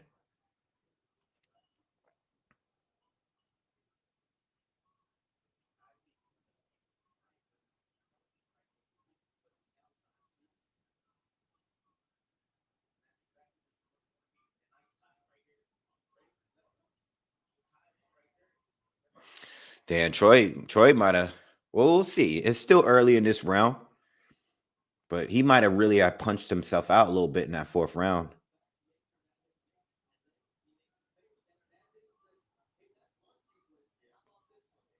Now they're both just landing some heavy shots here in this round.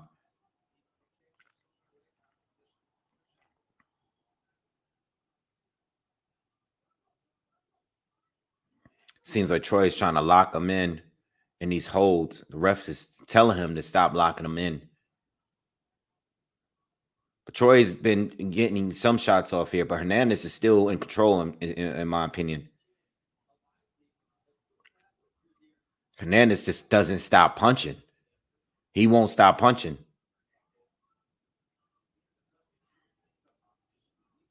Oh, yeah. Hernandez is all of them. Nice body shots from Troy. Troy's going back to his body, but Hernandez is not stopping. Troy's starting to get to his body a little bit more, trying to push him back here. Close round. Just a little over a minute left in the 7th round. Definitely a better round for Troy than the last two. Still think it's anybody's round. Some of those low shots from Troy's are low. I've been saying that all fight. Oh man, this is a good round, y'all. This is a good round from both. This is the dog fight I expected this fight to be right here. What we're getting right now, this round here, is what I thought we'd be getting all round, all fight at least.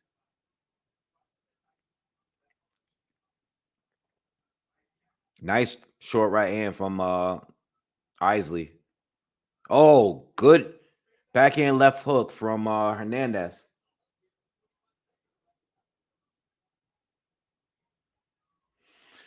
I don't know. This is a hard. Oh, another shot from Hernandez. This is a hard round to score here. Hernandez is finishing off strong here. This is a tough round. This is probably the hardest round to score out this fight, but I might have to edge it for Hernandez again. This is a tough round to score. You know, I felt like Hernandez started out faster.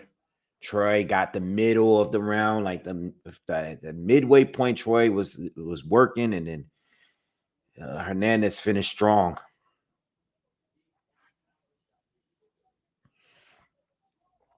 Oh man, we got one more round to go, and this could be.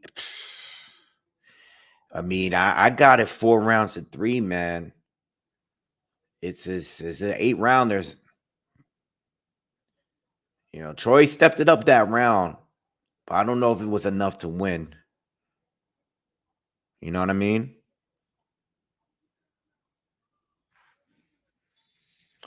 All right, good fight, man. I told you guys this was gonna be the best At least the most action out of the preliminary fights, and we got it. Good fight from both. All right, last round. Here we go. Troy's nice right hand from Troy. He starts out landing a couple of good right hands so far.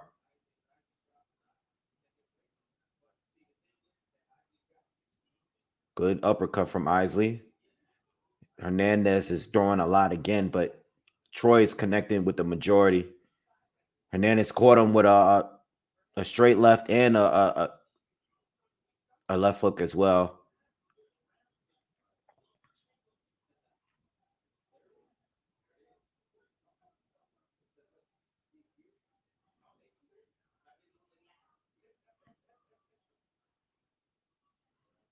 Good back and forth from both.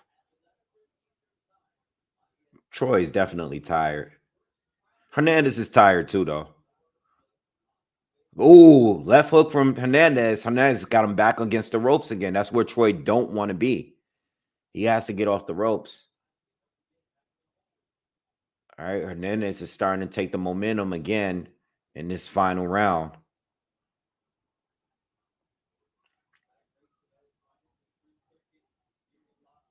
Hernandez is starting to take over again. Troy's just not throwing enough, man. He burnt himself out in that fourth round. He's trying to push Hernandez back, but he's not landing as accurately as he was earlier.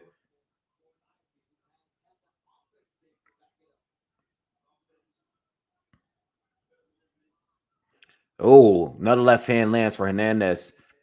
Just over a minute left in this fight. Hernandez is winning the round, in my opinion. Troy started off on fire, but I don't know. Hernandez is in control right now. Something needs to happen.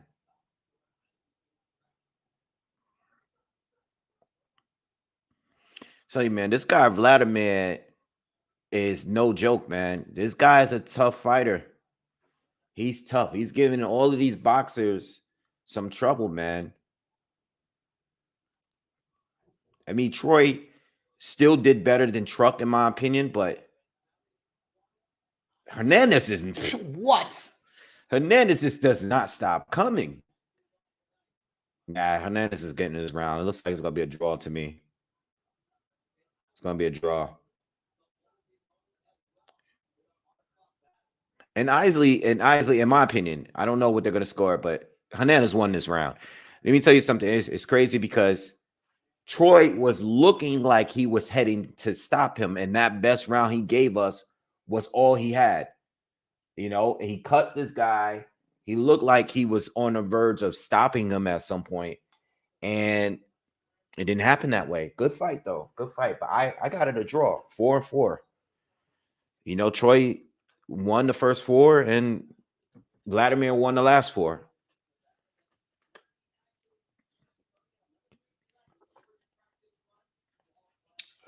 MAW, thank you, man.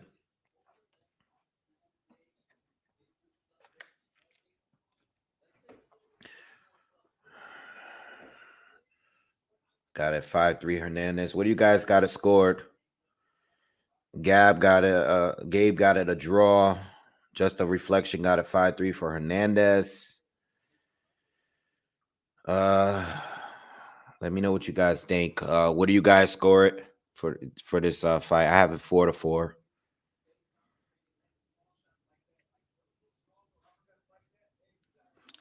I mean, a tough fight to have 10 fights in. Very tough fight to have. You know? So it doesn't really take away it doesn't take anything away from Troy.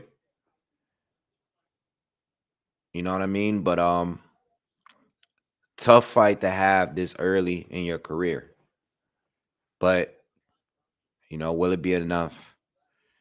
All right. Trey got it a draw. Will got it a draw. 1 foot out the door got it a draw. You know. All right, here we go. Hold on.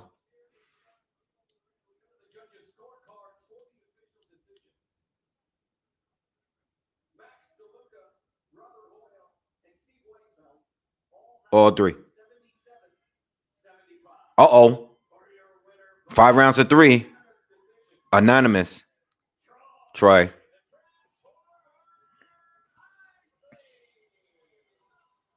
I would like to know what rounds he won. They gave him.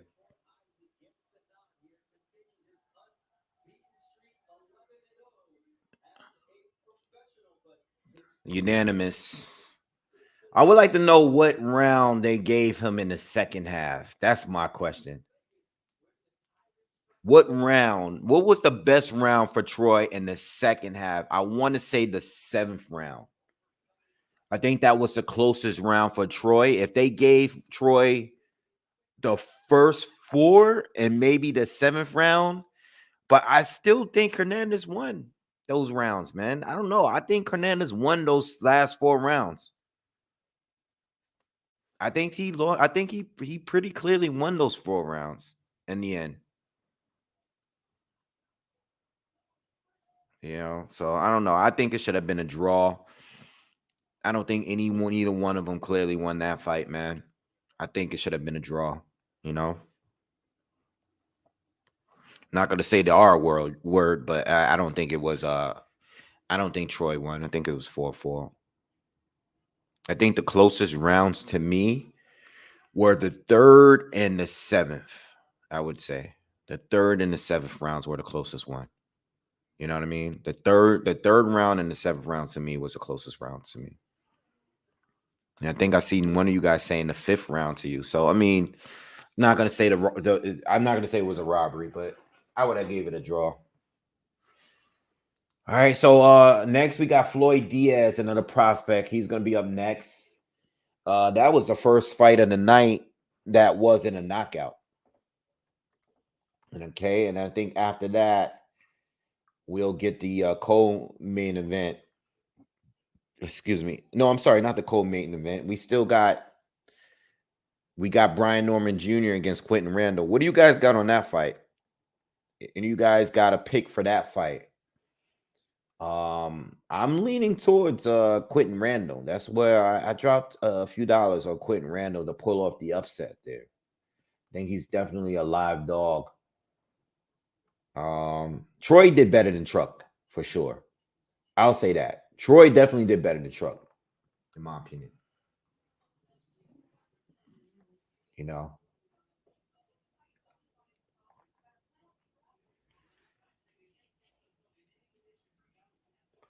What do you guys got? Gabe said Norman. And the boxing got Norman. Georgie got Randall. Do I have Della Rosa being Frank Martin? Who's Della Rosa?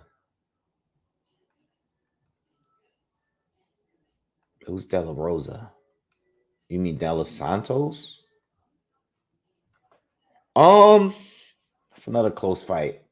That's an actual 50-50 fight. I think De Los Santos has a better chance of being Shakur than Frank Martin do. But I don't know if they were to fight each other.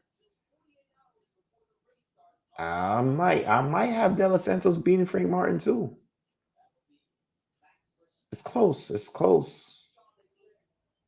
I don't know. That's a good fight. That's an even fight. That's a real 50-50 right there.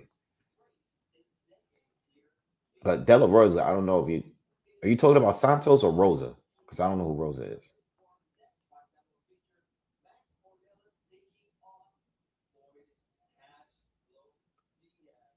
Floyd Diaz, Floyd Cashflow Diaz.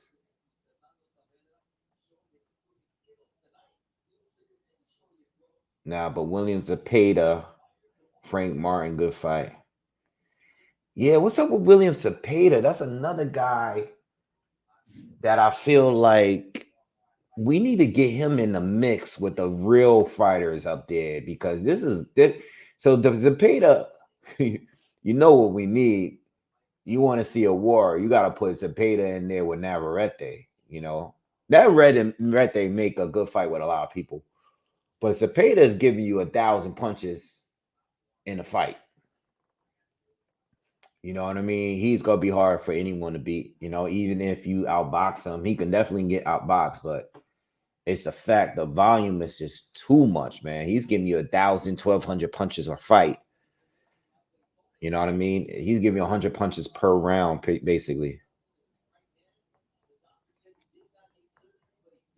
Yeah, I need Frank Martin to give us a good one. I mean, Frank Martin has had a tough schedule. You know, he's been fighting good fighters back to back to back. You know what I mean?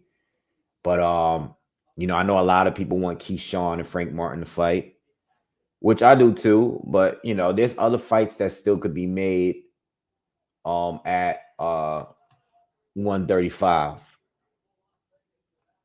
All right, Floyd Diaz against Max or Neelas. I'm not familiar with his opponent. All right.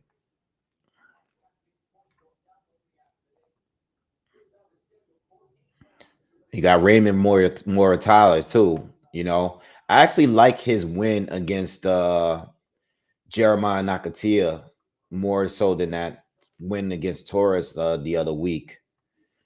Um, you know, just too much posturing for me. But Muratala is another guy that is gonna be tough to beat. There's a lot of this deep. This is a deep division.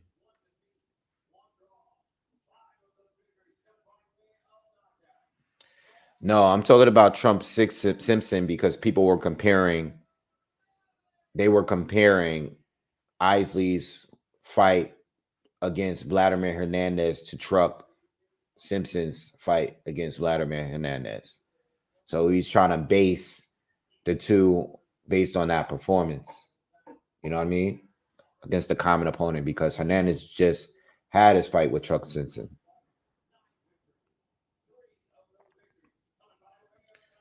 What's up, Juice? What's good with you? I want to say Troy didn't impress. I just think that he burnt himself out and almost cost him the fight. You know what I mean? Almost cost him the fight.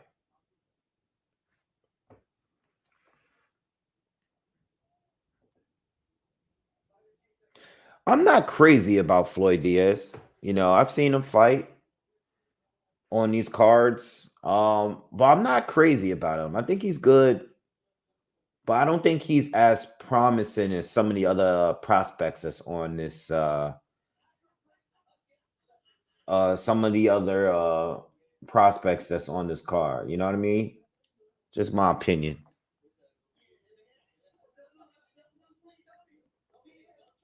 What's up, Yashua? Yes, yes, Yashua Savior. I don't know if I'm saying your name right. All right, round one.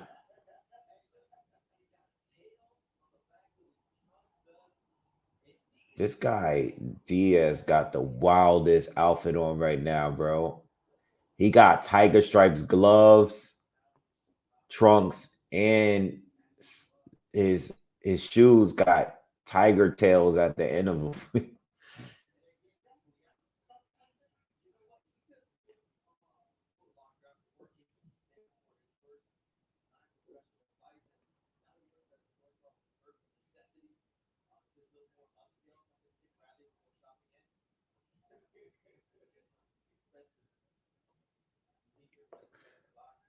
It's two are playing the waiting game. Not much happening yet in this first round.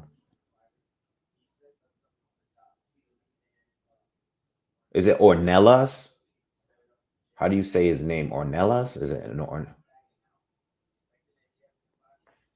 let me turn the volume up so I could hear exactly how you say his name. Good right hand from it. It was blocked, but he's a big height and reach disadvantage here for Diaz. I mean, these guys look like they're about two divisions apart. Ornellas has been on point with Diaz is getting outboxed so far.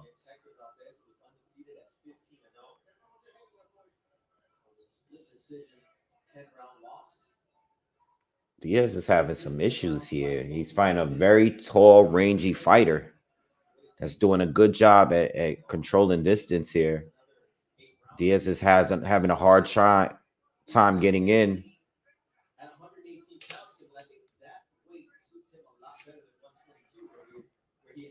I mean, this is. Are you guys?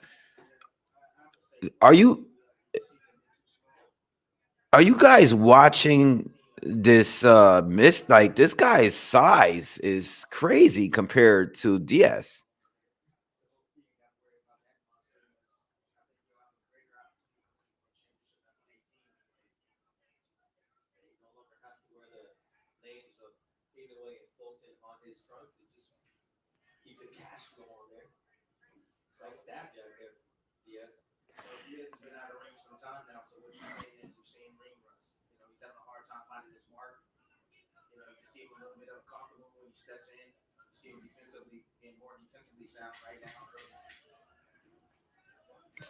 Diaz is forcing his way in at this point.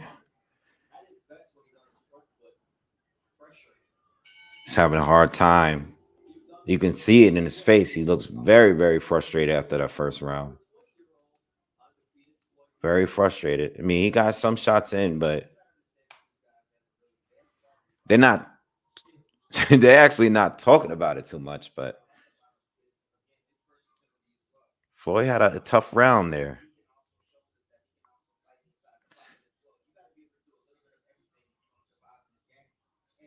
Huge size difference for sure, man. I mean, these guys look like they're two weight classes apart. Tough matchup. Is this what did these guys fight at 118? 122?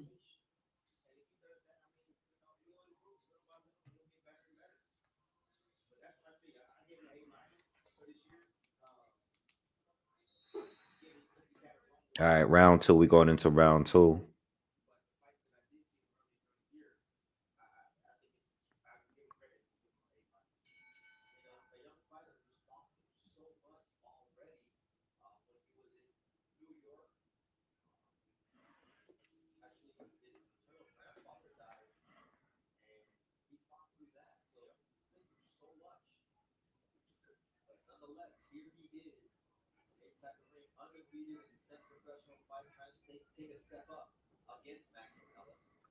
Definitely a chess match between the two.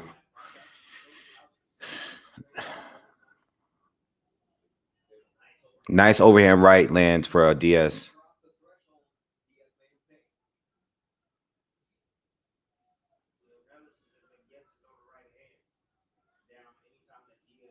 Diaz is looking to counter him again for that right hand. Oh, I think that trip. So Diaz lunged in and threw a lead left hook, which landed, but it looked like Ornellas went down. I think there was. I think he might have got tripped too, but they counting it as a knockdown. Diaz really, really like leaped in, like lunged in heavy to catch him with that left hook. It's just crazy how fast he was able to get in range to land that shot. They got to show that in slow mo to see, to make sure this guy didn't trip over his foot. But it was a punch that landed, though, for sure. Oh, good 1-2 from the Ornellas that just landed. Good fight. Good round, at least. Good round. First round was kind of slow, but this round here, Ornellas is trying to put the pressure on. I think he's mad that he got knocked down.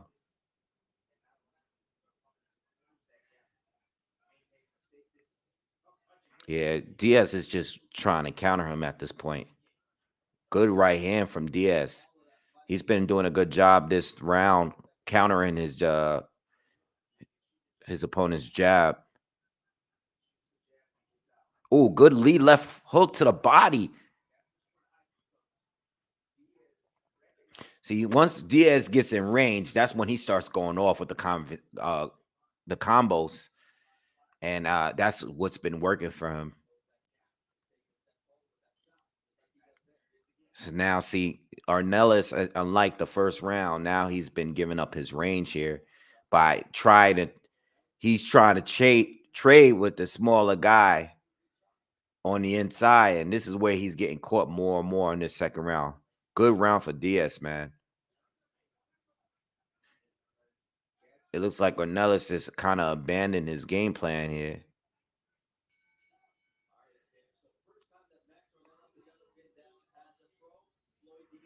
Let me get this weirdo out of here. No time for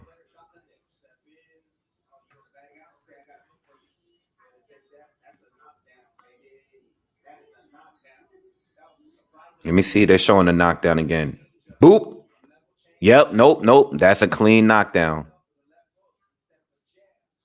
That's a clean knockdown.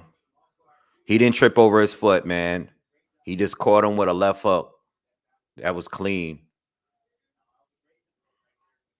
I mean, he was a little off balance too, but nah, it was a clean shot.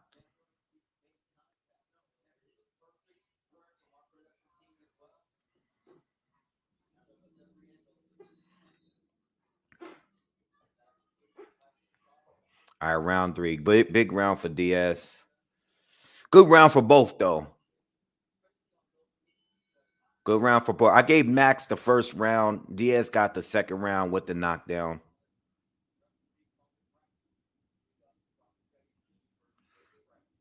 Yeah, Diaz is now.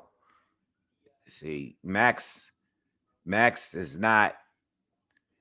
He was doing better when he was controlling distance. Now he's in range now. Now he's making it an even fight.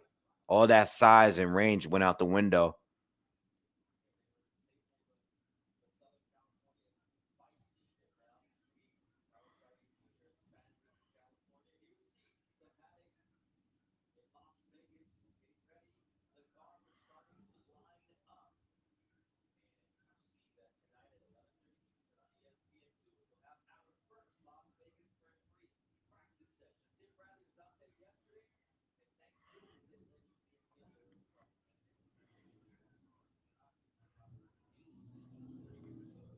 Good check left hook from Max. I think Diaz, he's doing that thing like Robesi does where he's dropping low and he's trying to, duck underneath and get low and counter him from there. But we need some feints. There's no jabs. There's not many feints from him. He's kind of just he caught him with a right hand over top. Max stumbled a little bit, but no knockdown. I think Diaz can be doing a little bit more. He caught him again with another right hand over the top, the jab. Diaz just switches to southpaw. He's been switching back and forth a little bit here too in this fight. But he just went back to orthodox and knocked Max down with a jab. Yeah, Max did good in the first round, but once he gave up the range, it was over. It's been over. He's got knocked down again. He's back up. We got just under a minute left in the third round. And Diaz has just took full control of this fight here. He's been landing these big counters using his athleticism, man. It's been off the charts, but technically, I think he could be doing more, especially using his jab.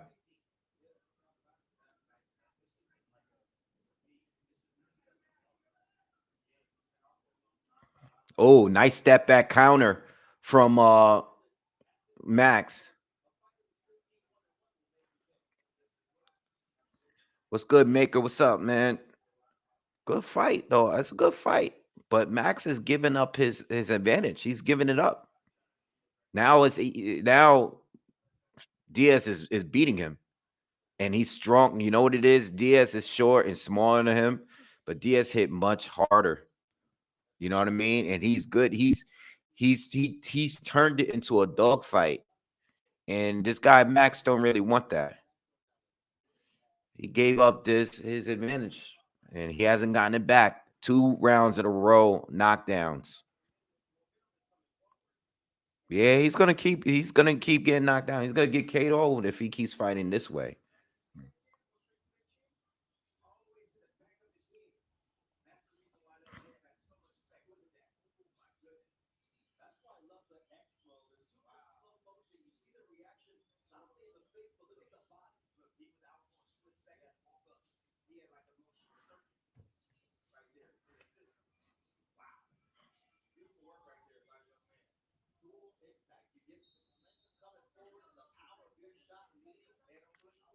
If you guys are just joining us, we still got a few fights on the way.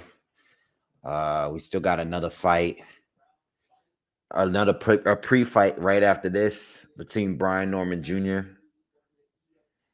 and Quentin Randall, and then we have the co-main event between Navarrete and Conceicao for the main event. So this fight here is we're in the fourth round. This is an 8-rounder. Diaz caught him with another right hand. And this is gonna be this is an 8-rounder, but I mean Diaz is coming off 2 knockdowns or scored 2 knockdowns in the last 2 fights. So he's just controlling this fight since the first round. I mean, he had a bad first round, but maybe he needed to shake the cobwebs off because he's in full control of this fight now.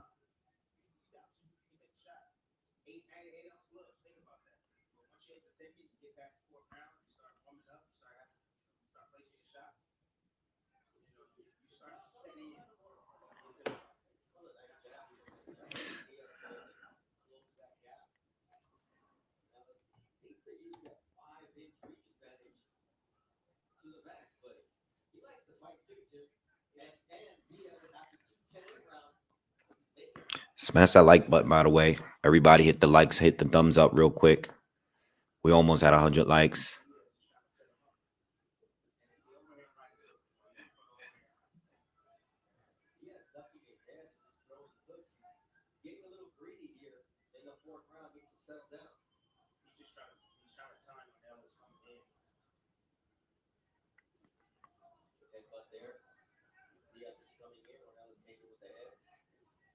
Nice little exchange from both, man. Both. Ornellas is getting his shit off too. Just about 50 seconds left in the fourth round. Another big right hand lands for Diaz, but Ornellas countered that with a right uppercut. Yeah, gotta watch the heads though, man.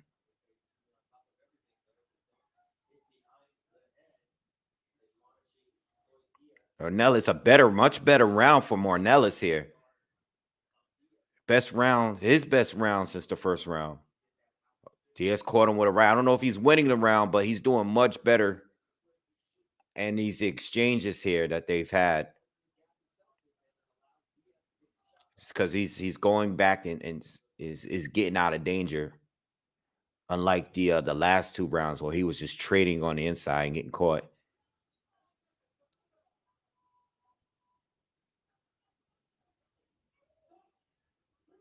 Round 4 in the books.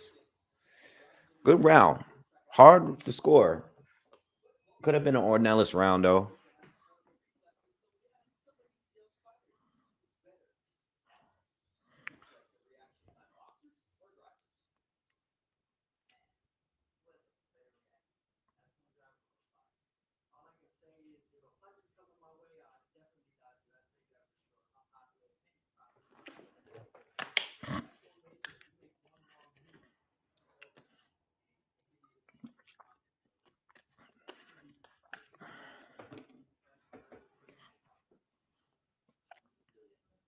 How old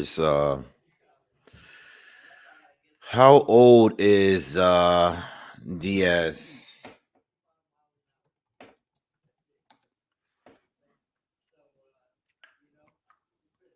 How old is Diaz? Diaz is 20. He's only 20. Wow. Man, these guys are really, really young on this card. 19, 20-year-olds.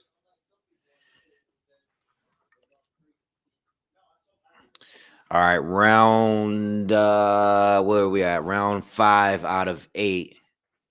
And I see this going this decision. I know Floyd got a couple of knockdowns, but I see this going to distance still.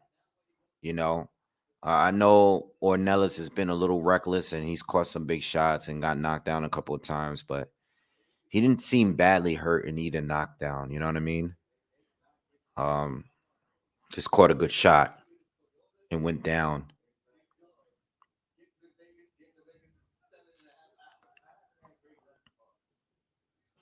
Oh, nice exchanges from both, but Ornellas got the little better of that exchange a little bit. They're both really, really fast too, by the way. I mean, Diaz is definitely more explosive, but Ornelas has been getting off on some of these exchanges in the last couple rounds.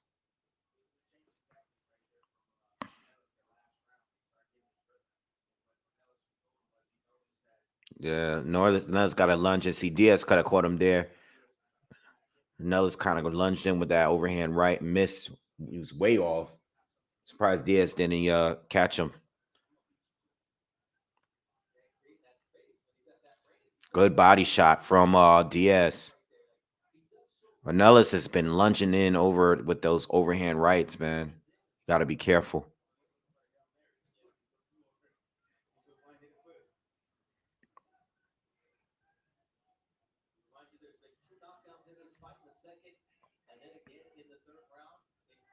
Nellis is doing a better job now.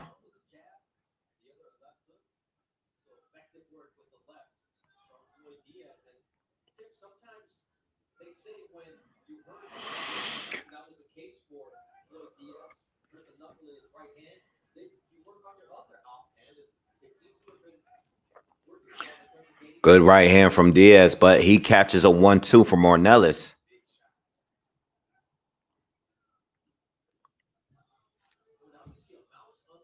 Yeah, there's definitely a mouse under the right eye of Diaz now. Ornellas is having his way with him. He's having a good round again. This might be another fight where, I'm telling you, if it goes to distance, man, it'd be another close one like we got in the last fight.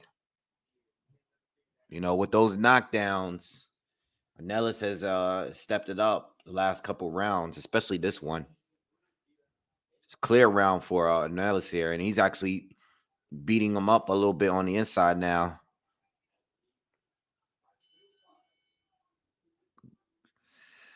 I don't know, man. This fight is starting to take a turn for the worse for Floyd Diaz here. You got a little swelling underneath his right eye. Good fight, though. This is a good fight. Pretty good fight. Telling you, man, Top Ring is putting these prospects in there tough. They ain't playing around, man. Ah.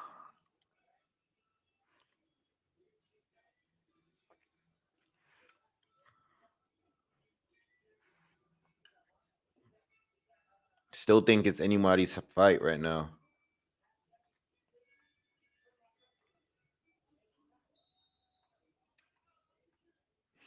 All right, we're going into what, round 6?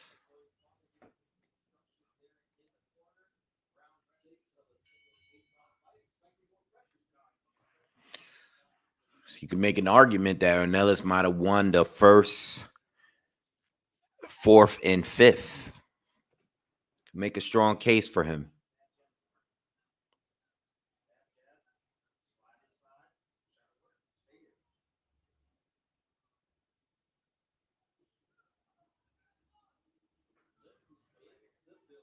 Showing Shakur Stevenson.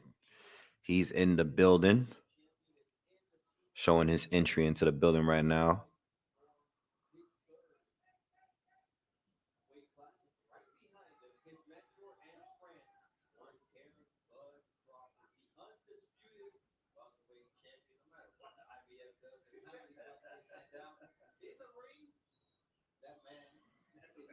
Oh, wild overhand right from Diaz that missed his mark. Oh, he caught him with a short right hand, though. Backed up Ornellas a little bit.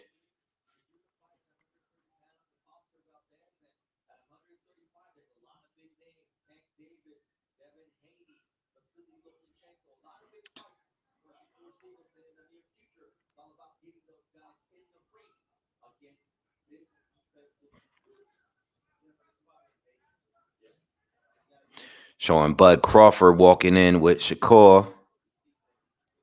It's a long hallway they walking through. They've been showing them walk like it looks like a damn maze walking through that arena.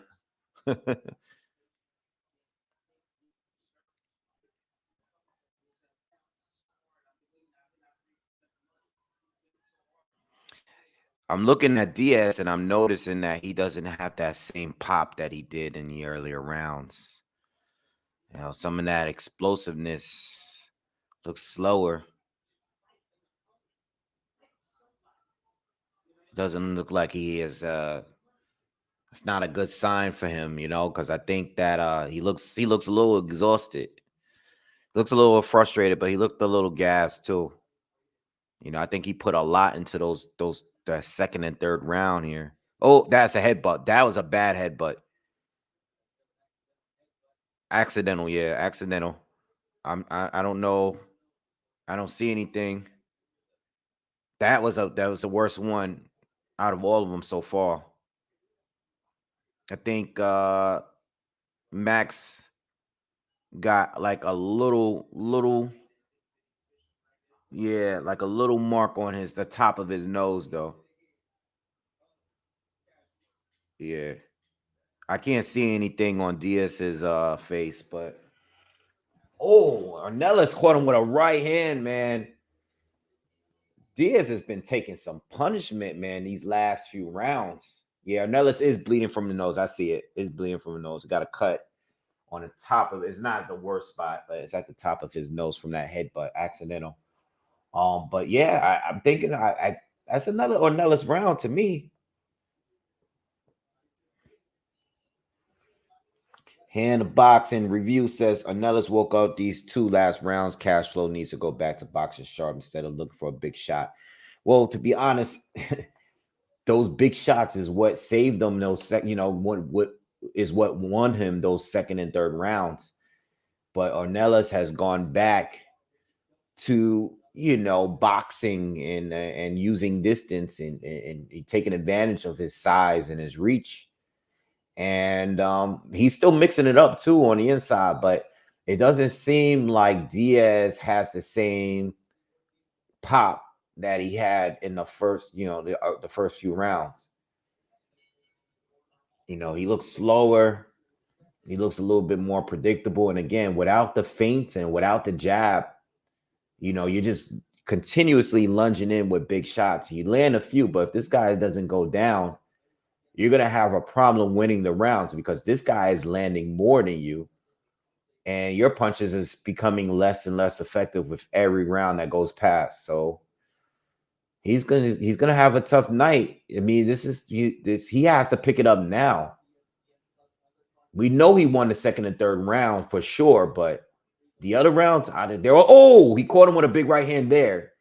But Ornellas didn't go down. Again, what else are you gonna do throughout the entire round? You caught him there, but this guy is still in this fight here.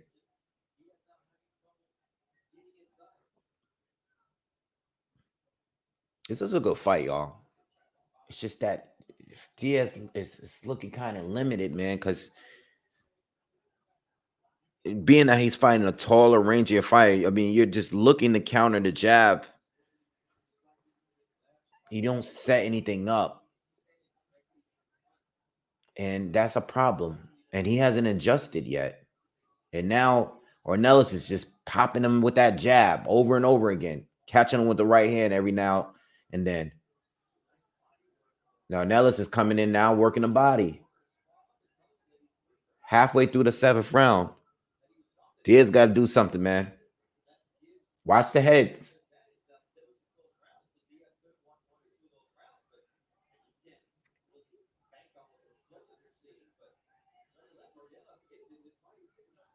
Good body shot from Ornellas, man. Ooh, he's having a good round. We have about a minute left in the seventh, and I think Ornellas is slightly winning this round here too. Diaz is shaking his head every time he gets hit with a good shot, but you got to do something, bro.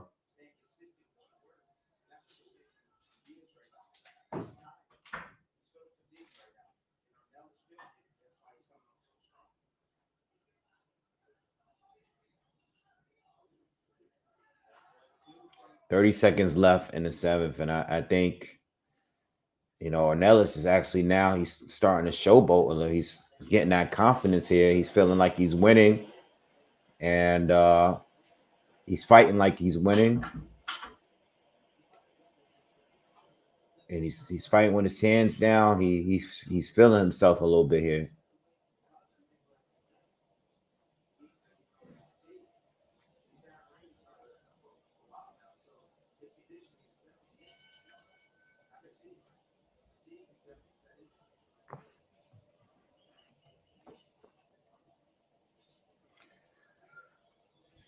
All right, one more round to go, man, and I haven't given Diaz a round. I mean, I can't see him winning any more than 3 rounds here. I know he got 2 knockdowns, and but Ornellas, I don't know how this can be scored here. This could be a bit controversial because it's only an 8 rounder.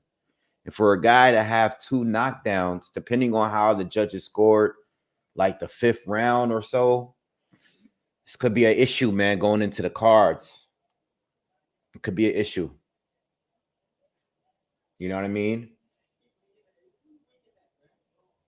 I think the 4th round. I think the 4th round was kind of debatable. I think the first round goes to what's his face? Max. He got the first round. But we're in the final round right now.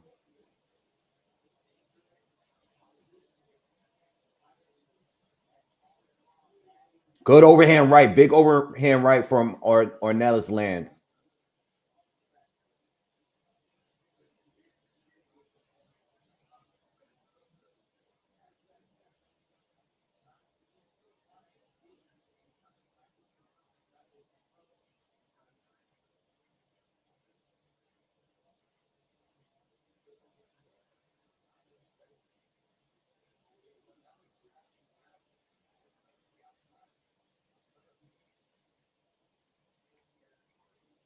Good combination from Ornellas.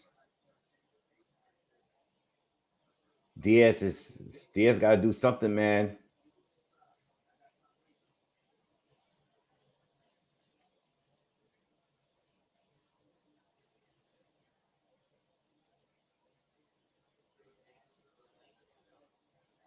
Big overhand right lands for Ornellas again. Diaz is trying to throw combinations on the inside, but he's not being effective for any of these shots. Caught him with a right hand, though.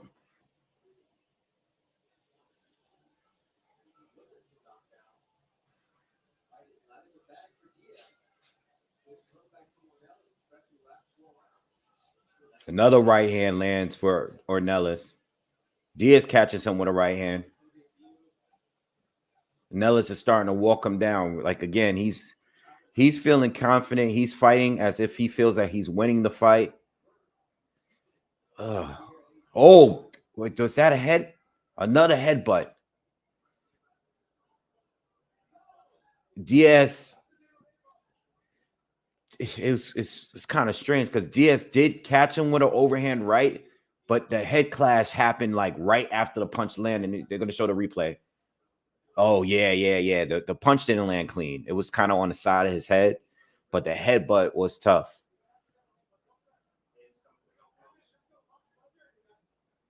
These guys been fighting kind of wild off fight, and that's kind of the reason why we've been getting so many headbutts from them.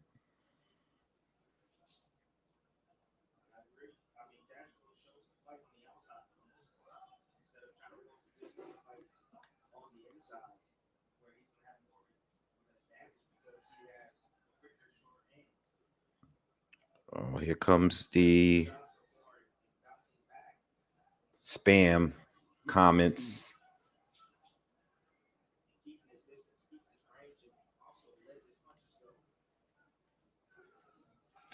Good combinations from Diaz. Diaz is trying to come back and win. I just don't know, man. I don't know if it's going to be enough. I don't know if it's going to be enough, man. He's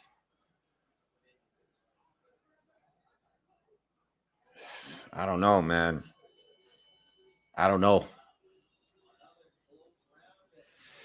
I don't know, man.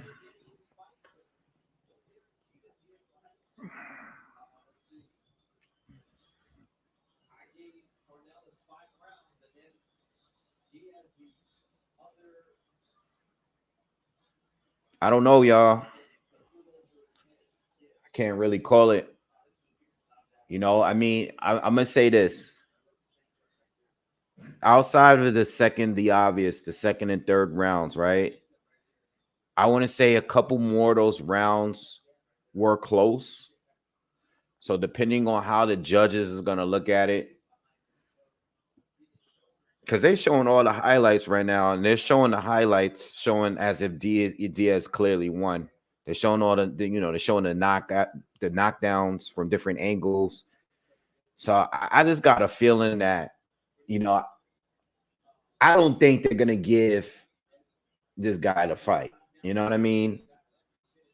But this is I'm not gonna lie, it is a tough fight to score because some of the rounds, like that last round was kind of close, and I want to say the fourth round was kind of close too. All right, but it's gonna be hard to win an 8 rounder when you've been knocked down 2 times. You know what I mean? It's gonna be tough. I don't think they're gonna give it to Ornellas, but Ornellas definitely won more rounds to me for sure. But those scorecards are going to be they're gonna look terrible. They're going to be all over the place. So let's just wait and see.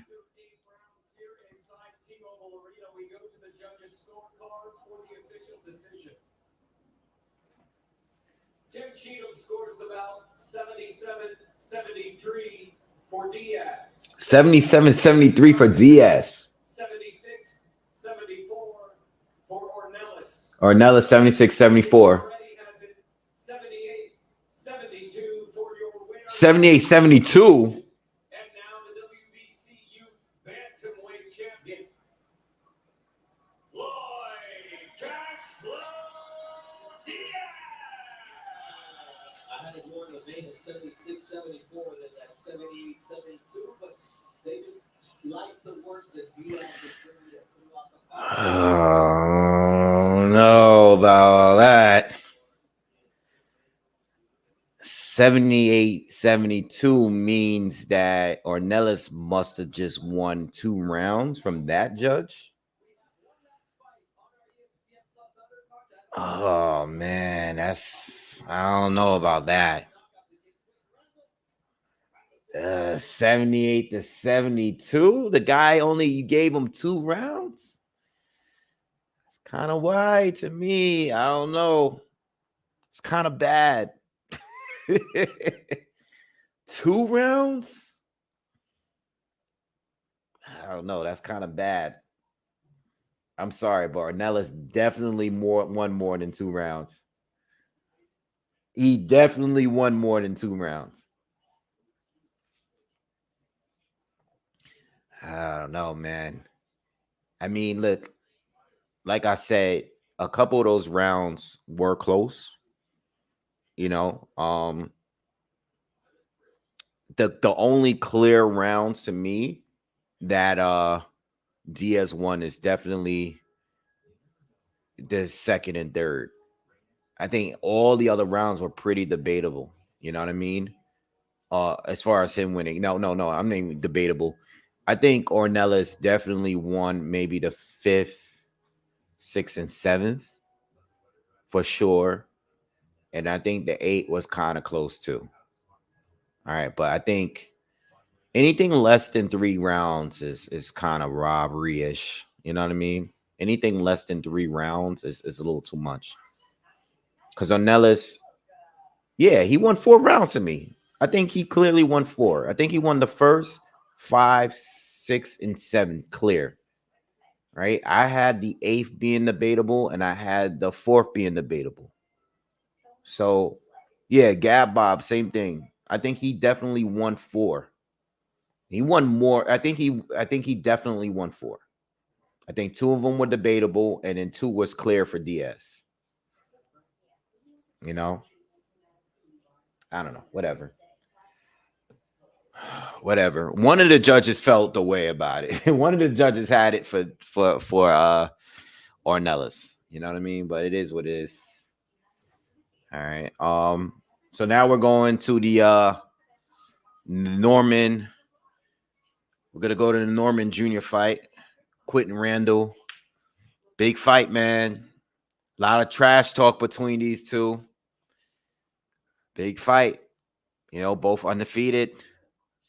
Norman Jr., a lot of hype behind him, a lot of sparring stories from him. You know what I mean? What's up, nerd? What's good?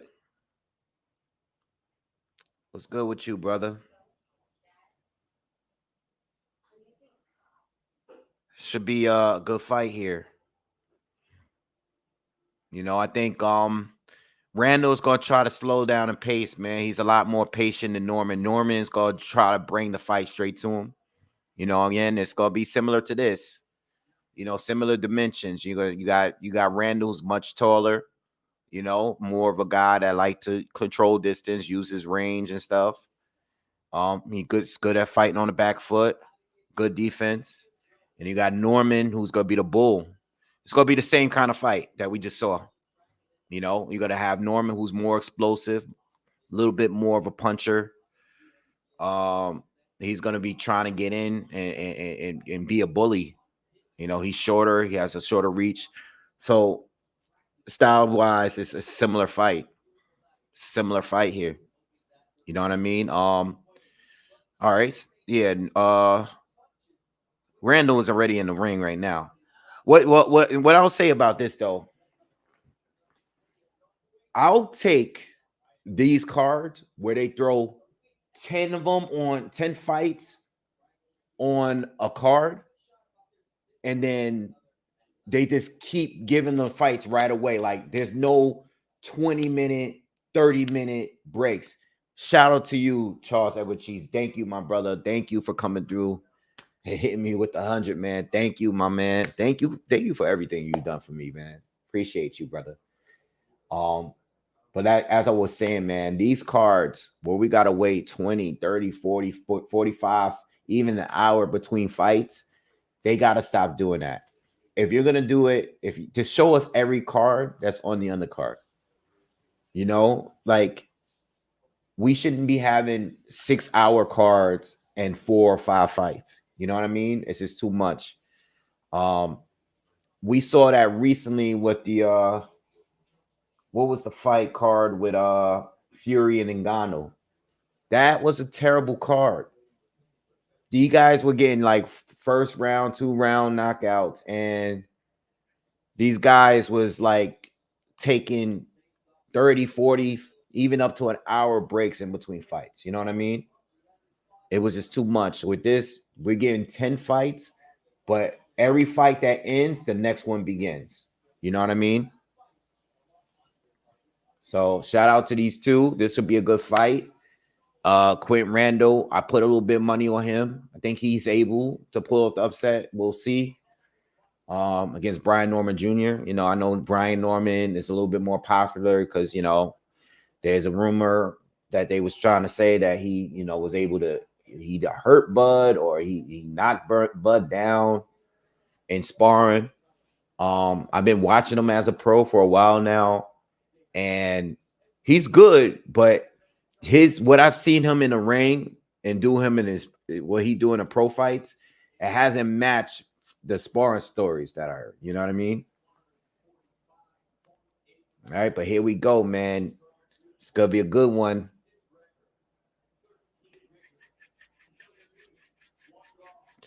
Yeah, I don't really live or die by the boxing stories. You know, I'm not giving you a prediction based on a sparring story. Even if there's video to it, I don't care. It's still sparring. You know what I mean? Because a lot of these guys are just trying to work on something. Even if it's tough sparring and all that, it's still not the same thing. There's a lot of fighters that, you know, lost in sparring, but in a real pro fight, they're unbeatable. You know what I mean?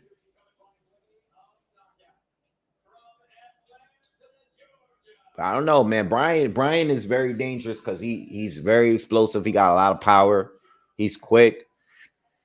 And he starts out blazing fast. I think if I don't know if he's gonna do it like that because I've seen other fights where he kind of started out at a slower pace, and I seen fights where he came out and went straight at whoever he was facing. So I don't know, but if Quentin Randall can slow down the pace a little bit and box, I think he wins.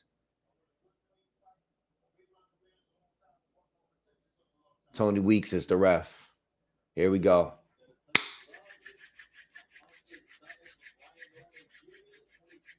Here we go. Here we go. Here we go. Let's go.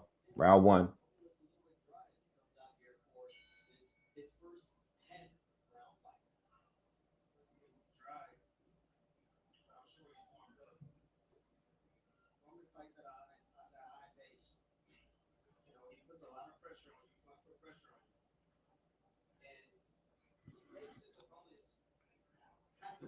Lee left hook starts from Brian. Brian starting out fast. Corner with a Lee left hook.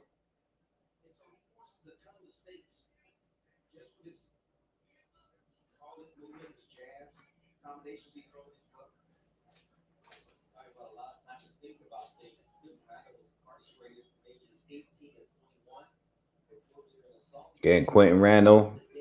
What he needs to do is slow it down. Brian's coming out. It's a lot of movement, a lot of herky jerkiness, a lot of fainting and lunging in. Very quick. You got to slow it down. I think Quentin wins if the longer the fight goes. I think Quentin picks it up. But this is the worst. This is the most dangerous part right here with Norman. These early rounds. Not much from Quentin so far. He's just moving, tying up as Norman is coming straight at him. Not much thrown from Quentin so far. But Norman hasn't hit him with anything big. Just a lot of movement from Quentin. Good jab from Norman lands. Again, Norman lunges in, throws combinations, got him against the ropes, trying to keep him there. But nothing really clean is getting through right now. Quentin is still there. Norman caught him with a left hook.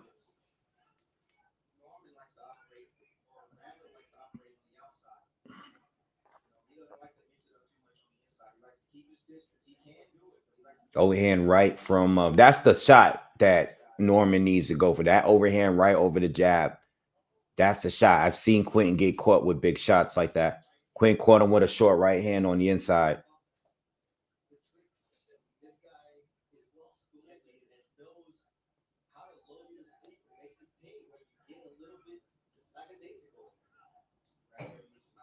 Good shots. Good. Quentin starting to use his jab now. Landed a few jabs just now.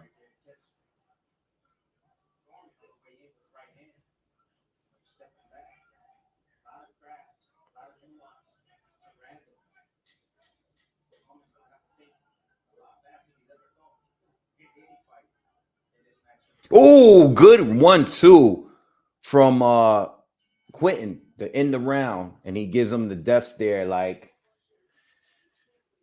still probably a Norman round because he was busy throughout the entire round. But Quentin definitely finished off stronger in those last 30 seconds. You know what I mean?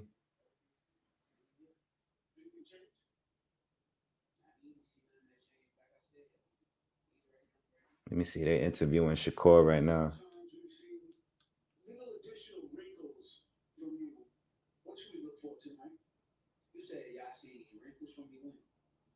See different styles from you. I see you come forward more than you had in years past. Oh, different styles. I don't know. We'll see. I ain't really got too much of a game plan. I'm just gonna be myself and let everything take care of itself. Great luck to you tonight. Thank you.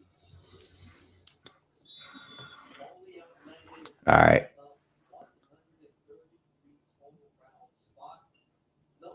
Think the fight was at 9:42. Still got time into the main event. This is gonna be by the way, this is a 10 round fight. This is a 10 rounder here. Round two. I gave the first round to Norman, but Quentin definitely ended the first round stronger. Quentin now starting to use that lead hand and feinting. And Norman's just like kind of rushing in, smothering himself a little bit.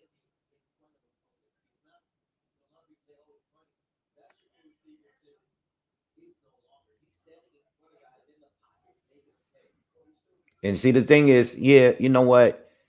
The thing with Randall, he's not really an inside fighter, but he knows how to defend himself on the inside. He knows how to tie up and defend himself in there. And Norman's kind of just been smothering his punches, his own punches.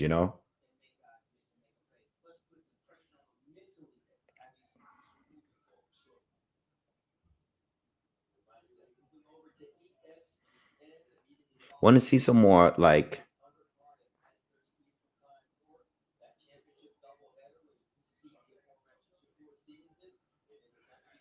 Quentin starting to feel a little comfortable. Not much action for overhand right lands for Norman. Good one.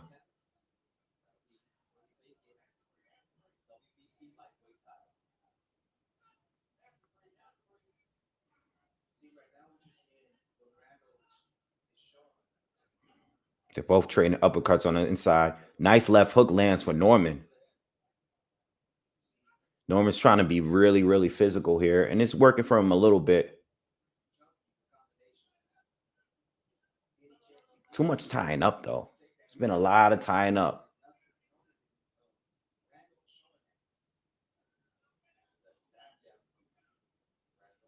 Randall's back to using his jab. We're about 45 seconds left in the second round. Nice step back right hand from Randall. Still feel like Randall caught him. Randall caught him with another right hand. But I feel like Randall's starting to let his hands go now that we're closing out the round again. And I think he's like trying to steal the rounds, because he was kind of quiet all round until this last 45 seconds or so.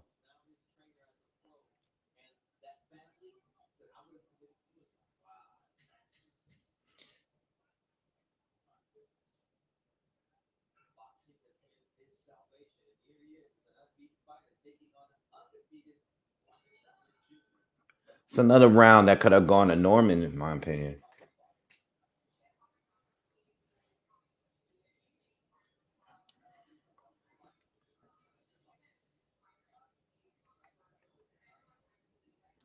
Another round that could have gone to Norman, in my opinion.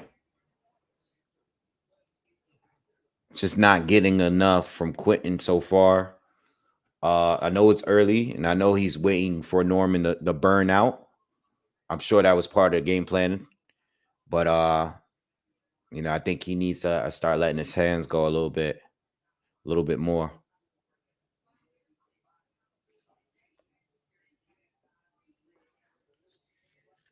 Yeah, he landed a couple crispy right hands,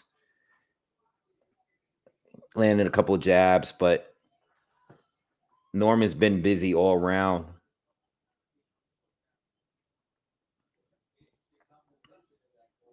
All right, round three. I got a 2-0 so far for Norman.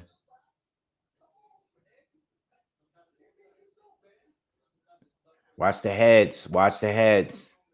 Almost a head clash there.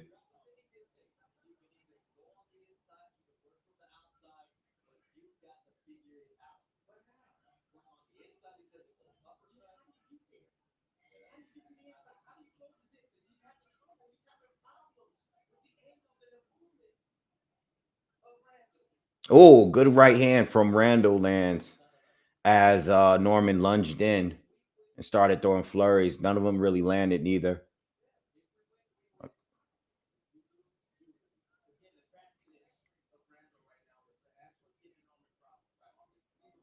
Yeah, he's trying to let Norman burn himself out by lunging in and throwing these flurries. I mean, Norman's fighting the way he always fights, but he's having a hard time connecting because every time he lunges in with these flurries, Randall's just been like tying up. You know what I mean?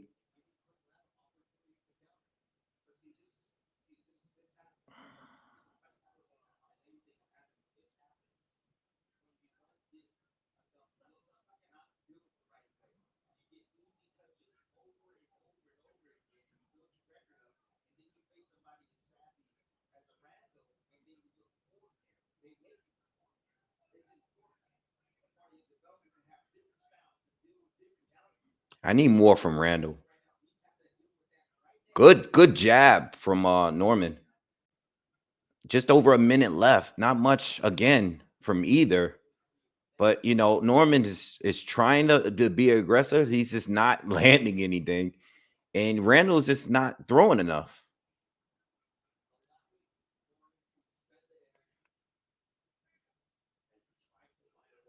Maybe it's part of the game plan. Oh, good 1-2 from Randall connects. We need more.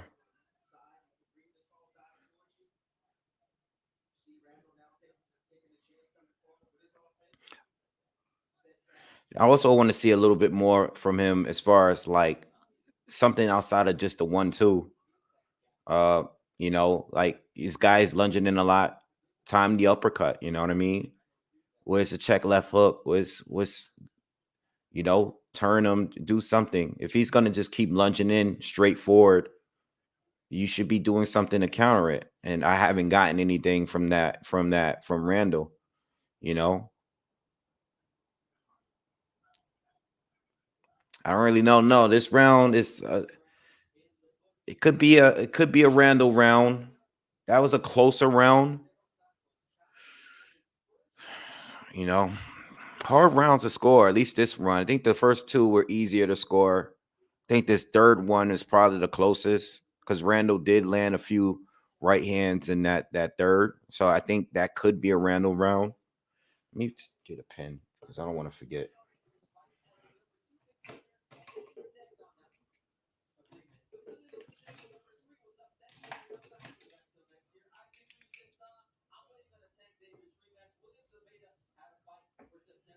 Uh, or-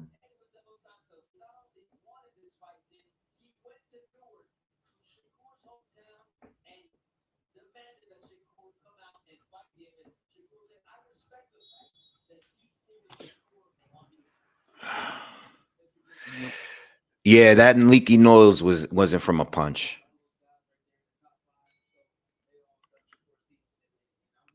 All right. We're going into round 4.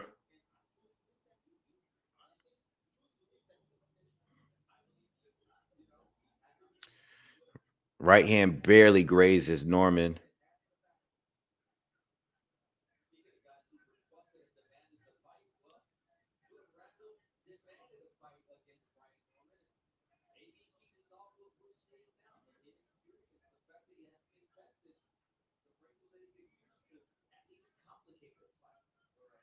Norman doesn't look that good, but Randall's not capitalizing it on it like he should. You know what I mean? I'm listening into the commentary, and I get it. Norman does not look that great, and that's part of the reason why I picked against him. But Randall ain't doing that much to capitalize off the mistakes that Norman is making. You know what I mean? Like it's just been each round is 80% tying up. Very boring fight.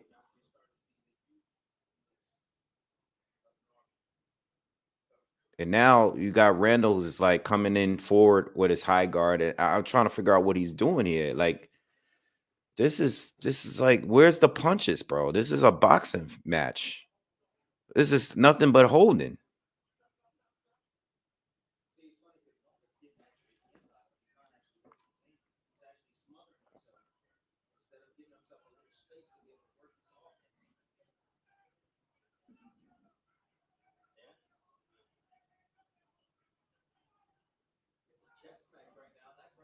It's not even a chess match. It's a whole fest.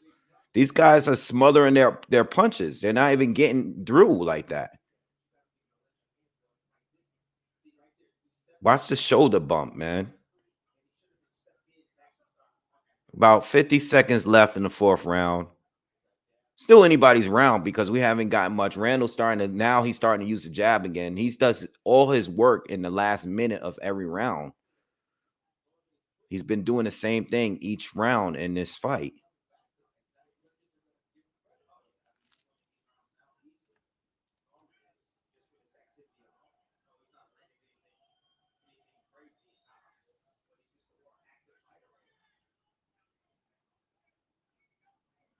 Tim just said it.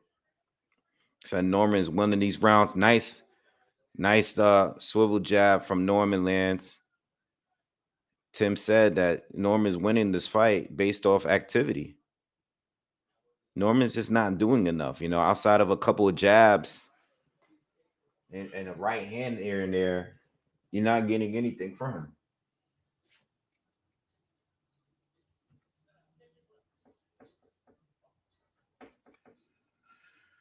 Oh. All right. I have it 3-1 for Norm. I mean, the third one is debatable. You can give that depending on, I don't know what the judge got it, but the way they are tonight, looks like the prospects is getting the better side of the judges tonight. So, Randall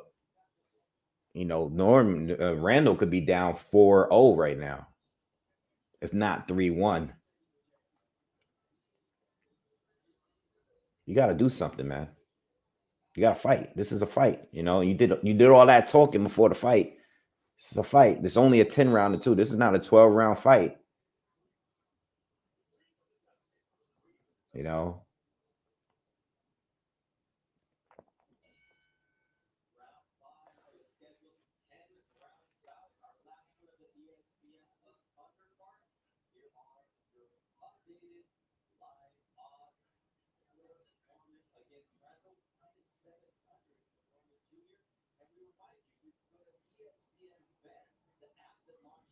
They both tied up. Randall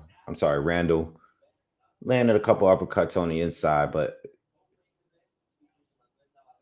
some of those punches probably was smothered.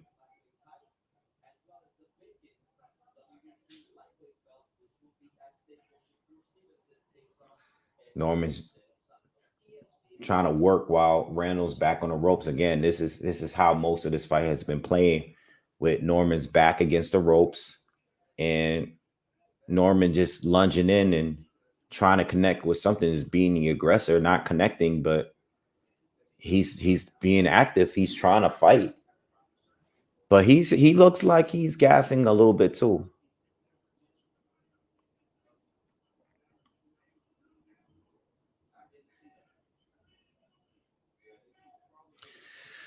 Oh, this is a bad fight, y'all.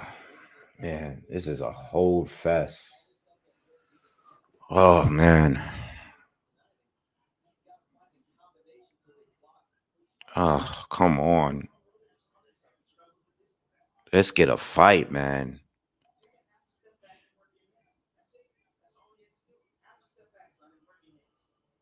Yeah, the crowd is booing. They're both fighting on the inside, though. They're getting some shots off, but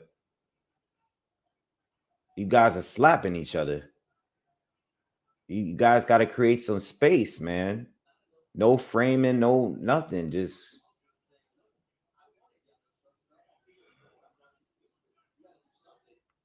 I don't know.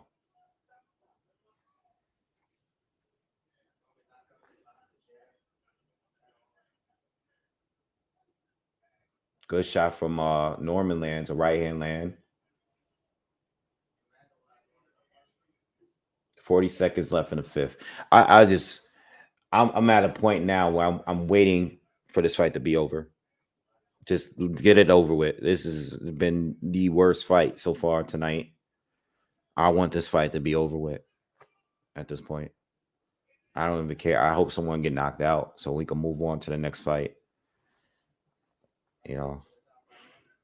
Charles says, Wade, do you agree with holding 2.5 seconds stern warning immediate point that WBC is trying to implement?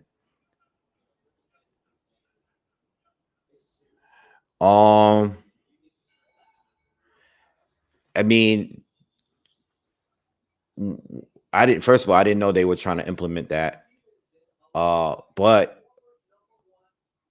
they showing Andre Ward, and it was Shakur just chilling out. First of all, I didn't know that they was trying to make a rule out of that. It really should be based on discretion, though. You know what I mean? Because if you're holding, but if you're just holding, it should be broken up. All right. But sometimes when the fighters are actually working, or that's what I mean. Like it's not a bad rule if the fighters are not working out of the hold. You know what I mean? And I think 2.5 seconds might be a little too soon. I don't know. Because sometimes I've seen fights where I felt like the ref shouldn't get involved. Benavides against Plant recently. I think the ref was just stepping in too soon. Like he was stepping in less than 2.5 seconds. Like every time they hold right away, he was jumping in. Here, I think they should be getting warned because Tony Weeks is letting them hold for 5 to 10 seconds. And these guys are not even doing no real work. You know what I mean? Bless you. So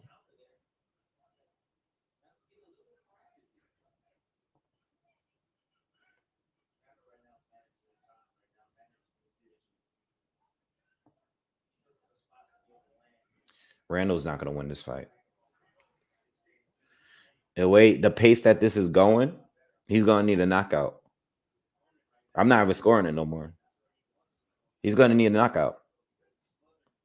And Norman's all over him right now. And Randall ain't doing anything. Disappointing. Very disappointing. This guy has done nothing all fight.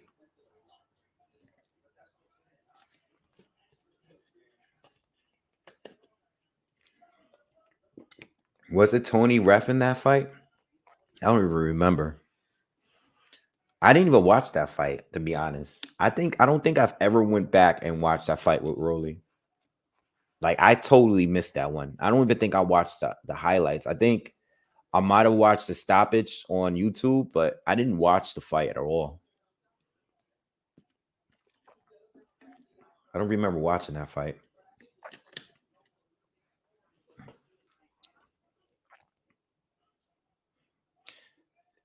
For a guy that I thought would do better at controlling distance, it's actually becoming like a little bit of a dogfight. But again, most of it. Oh man, that's a lot of blood. Is that a cut? I can't tell. Norman Jr. got like blood all top of his right eye. I don't know if that is from the nose of Randall or is that from like some kind of head clash. I didn't see him land a clean punch that would cause a cut on Norman Jr. I know Norman tried to wipe it off this now. I don't know if it's because of cut or not, but nah, he's leaking. That's a cut. Yeah, that's a cut over the right eye. Yep.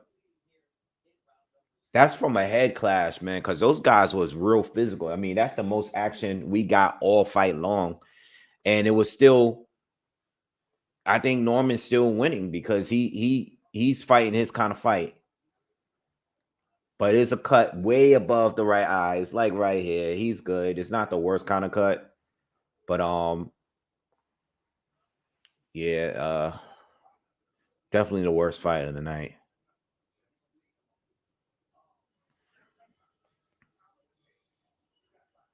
What's good, Monroe? Should be a good fight, man.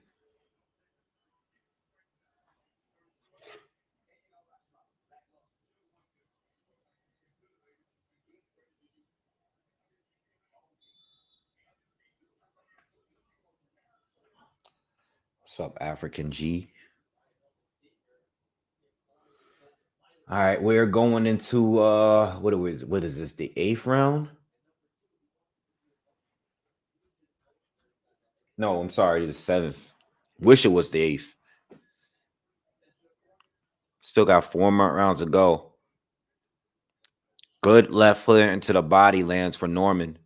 And now what's happening here, it seems like Randall is trying to let his hands go a little bit more, but he's fighting this rough physical fight wrestling match with Brian Norman Jr., which favors Norman. This is not the kind of fight that Randall wants to be in, and this is not the kind of fight he's going to win. He needs space. Tim Bradley said this has been a hugging match the whole time.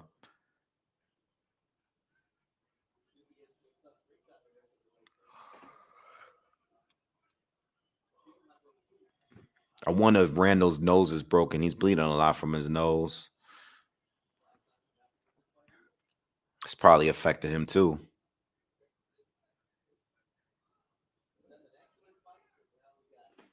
We're in the 7th round. We're almost about halfway through the 7th round. This is a 10-rounder. Navarrete fight is next.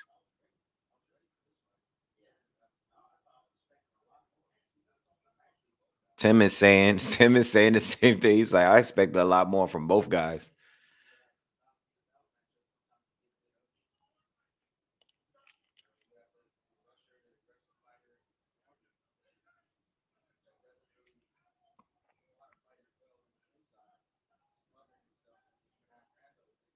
Randall doesn't have anything but a 1-2.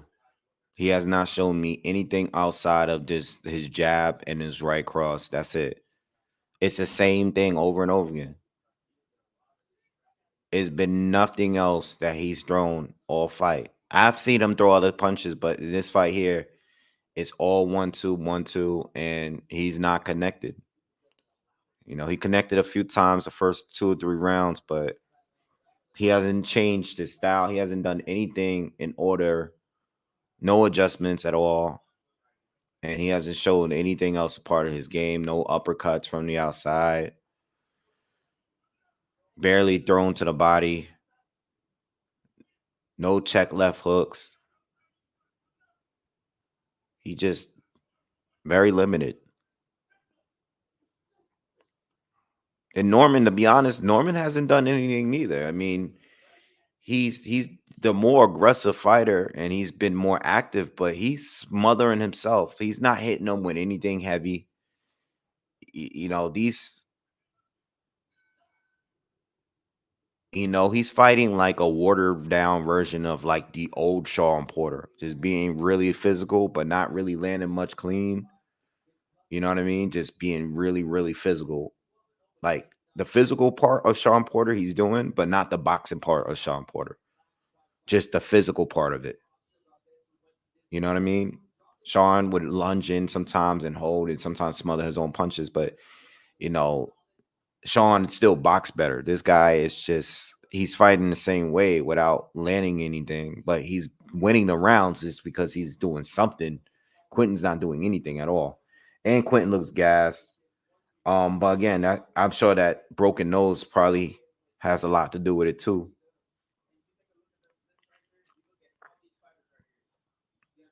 If you guys just coming in, if you guys weren't here earlier in the car, Shockey Foster is now with Top Rank. You know, they interviewed him earlier. You know, he was with Matchroom recently when he beat Hernandez in one of the better fights of the year. He's with Top Rank. He says he wants Navarrete. Uh, he said he wants Oscar Valdez. He says he's won uh, Abraham Nova. Those are the 3 fighters he named at 130. If Navarrete wins tonight, you know, there's a chance he might go up and fight Shakur. You know, I think that's the fight that Top Rank wants to make. Norman is continuing to outwork him in this 8th round. Haven't gotten anything from Quentin in a long time.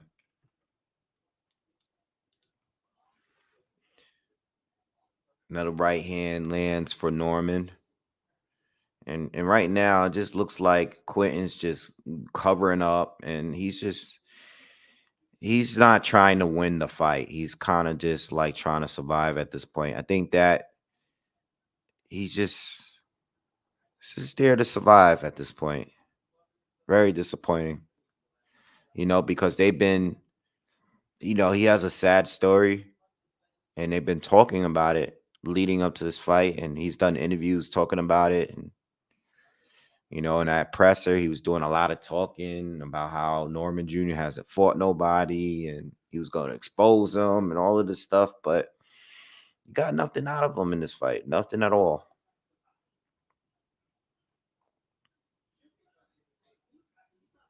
And the funny thing is, Norman doesn't look great,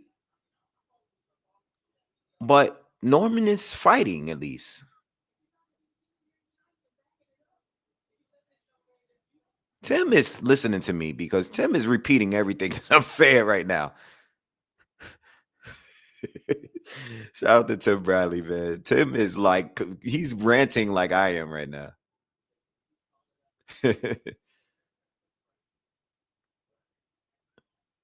40 seconds left in the 8th round. Please get this fight over with. This is torture.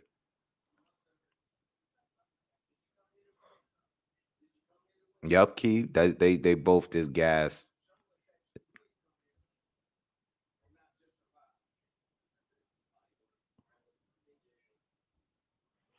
And this is at welterweight.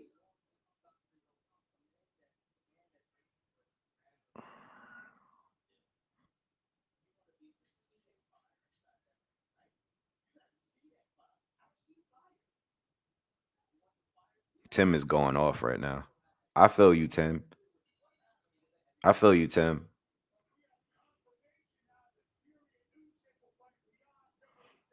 Talking about Fury and Usyk. Ngannou is now ranked 10th by WBC. No surprise.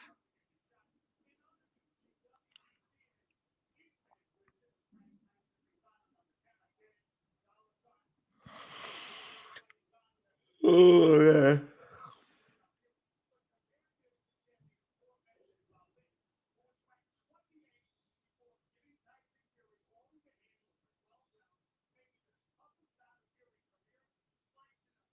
That presser was kind of lame today.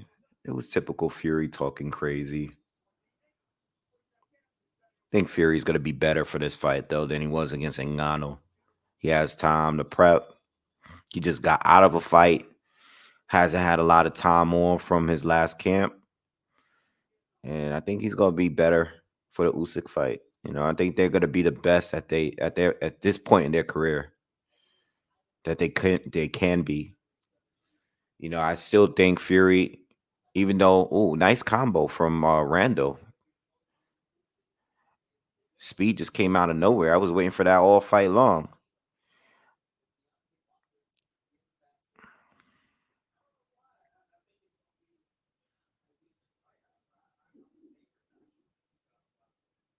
Yeah, I always said that I think Fury should be lighter for Usyk. I know he's been using weight in his more recent fights since the Wilder rematch. But I think for Usyk, I think he actually needs to be a little bit more agile and quicker and more mobile than just being a big man. I mean, you're gonna be bigger than the guy anyway. You know what I mean?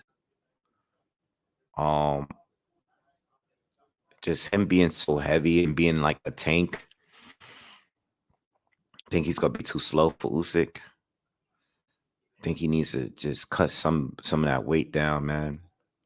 Maybe not in the 250s, but maybe at least in the 260s, maybe 265. I think that's the proper weight for Fury. All that 277 and all that, I think he needs to cut some of that weight down.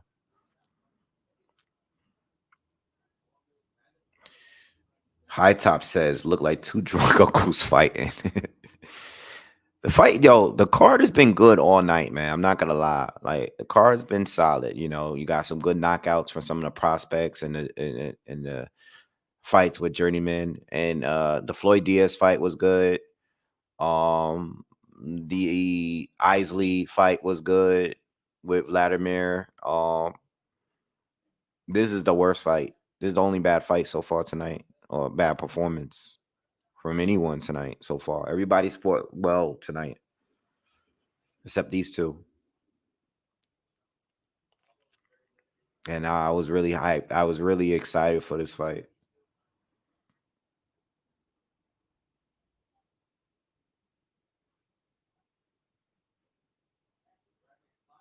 Oh, I didn't care for that heavyweight fight too. It was like Torres and Murray or something like that. I didn't care for that fight neither. But even that fight was better than this fight. You know, at least those two were fighting each other. You know what I mean? Like it was a real fight. Um, Better than this fight here. This is the worst fight. Norman's winning though. One more round to go. This round is coming to a close.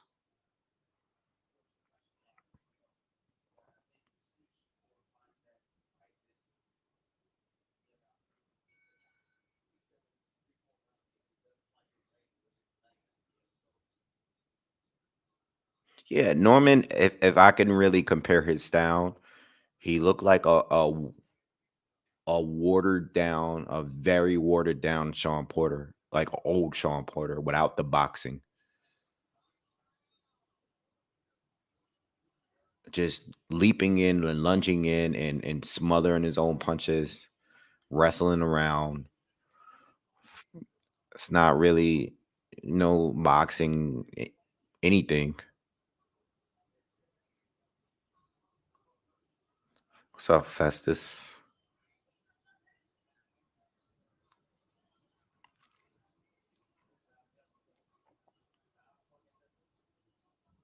Now Quentin needs a knockout. Quentin needs a knockout. Son tells me Quentin's satisfied with just the way this fight is going.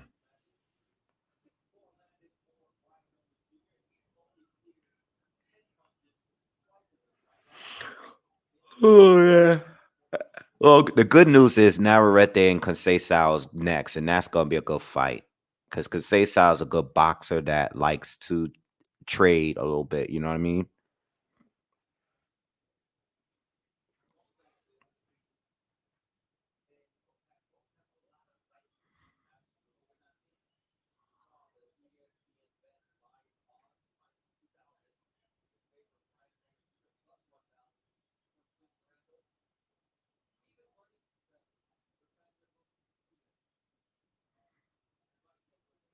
Oh, good hook from Randall, but he took one too.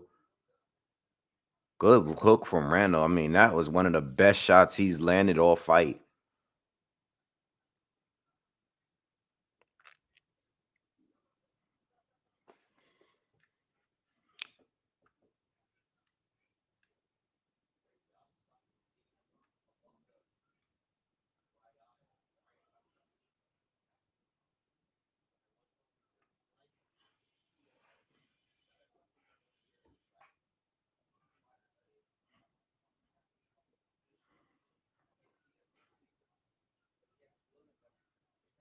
Halfway through the 10th round.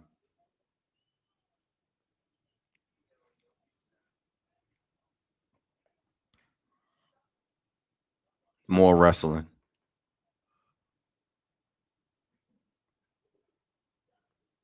Nice uppercut from Randall. I was waiting for that all night. Didn't have a lot of pop into it, but he caught him lunging in with it. Been waiting for that all night.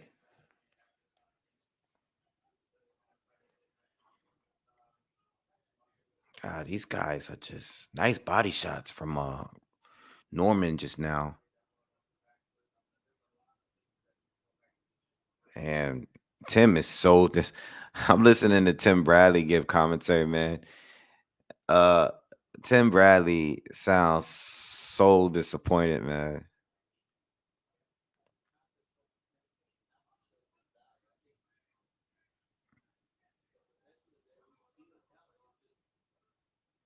So Navarrete Conceicao couldn't be similar to Navarrete Villa. I can't remember how that fight went.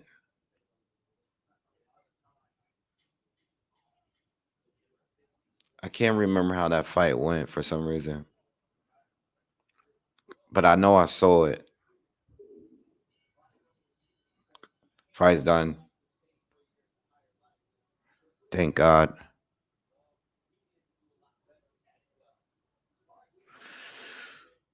All right.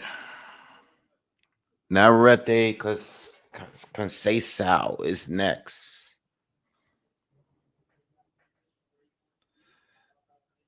I can't remember how that fight went for some reason. Yeah, I can't remember. I remember watching it because I thought that was a good step up for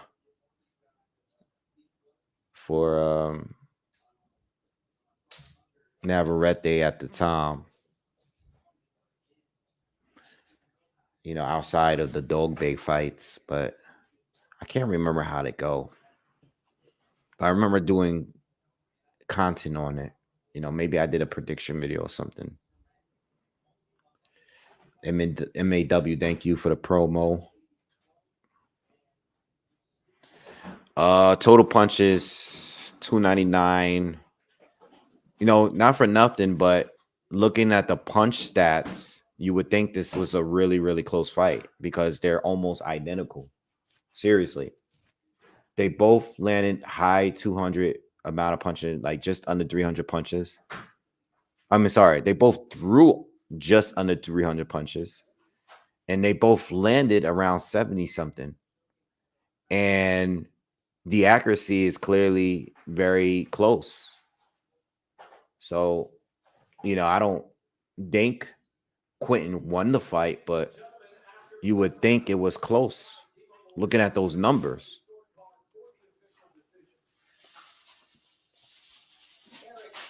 And Steve Weisfeld both have it 99-91. 99-91. Scores it 97-93. 97-93. Your winner by unanimous decision. And now the WBO International. Oh, two of them had it 99-91. Brian, the assassin Norman. That's good. Sounds about right to me. Hopefully a learning experience for this young man as he turns 23 years old on Thanksgiving. Sounds about right to me. 8 fights right here on ESPN Plus Undercard. We invite you to join us on ESPN because it'll be a double bill of world title opportunities. Conceição from Brazil. All right, Robson against Emmanuel next.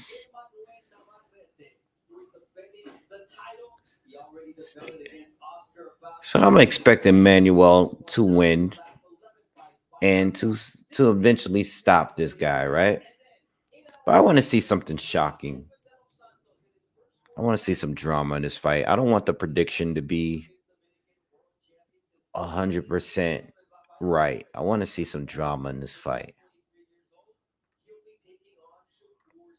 I want to be a little wrong. I want to see some shock. I want to see something shocking. Feel me?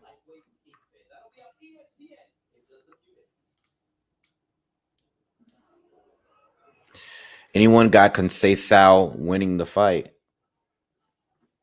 I haven't seen anybody say that anywhere, but is anyone expecting Conceição to win, pull off the upset?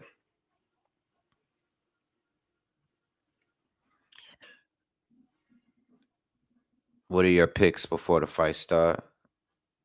Gab Bob got Navarrete by unanimous decision. I know there's some people that got Santos winning. That's cool. But I'm talking about this fight here.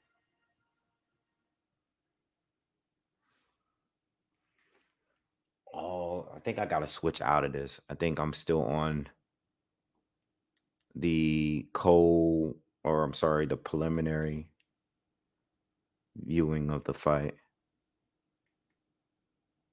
Oh, what happened? I just lost it.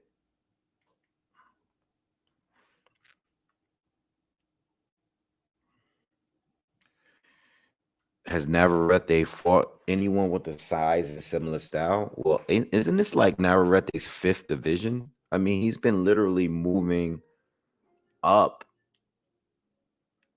throughout his career. Now, as far as volume punching and pressure, I mean, I would say maybe Joet Gonzalez or Isaac Dogbe, maybe the only two. But you saying like size, so maybe not. You know what I mean? Maybe not. You know what I mean? I wanted to see Navarrete fight Alberto Lopez or who else was a pretty good. Oh, I wanted to see him fight Mauricio Lara. You know, that's the fight that I wanted to see down at 126 before he had moved up to 130. You know what I mean? But there's still fights to be made, you know what I mean? And I don't think he has to fight someone. I don't think his style is like anybody else's. You know, I honestly believe that he's volume, but he's definitely different from the average volume puncher. You know, like William Zepeda, for example, is a volume puncher, but he doesn't fight anything like Navarrete. You know what I mean?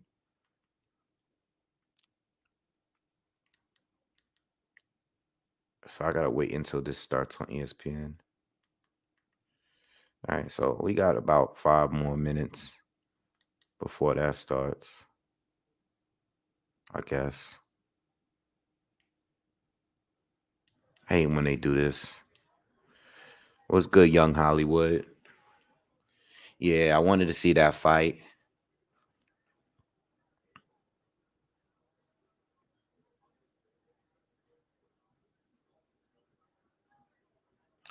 Yeah, Lara didn't look good in that second Lee Wood match, but I'm glad he didn't because I won money on that. I'm glad he didn't. Nah, but I like Mauricio Lara, man, but he looked terrible in that last fight with Lee Wood. But I think they've been asked about that fight. I think they both said that, or one of them said that they said they will only fight each other if they like really had to. You know what I mean? They're friends. I'm talking about Navarrete and Lara.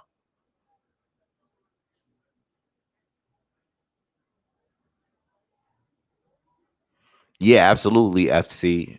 Like if Navarrete is able to, you know, and I know he already busted up Oscar Valdez, but you know,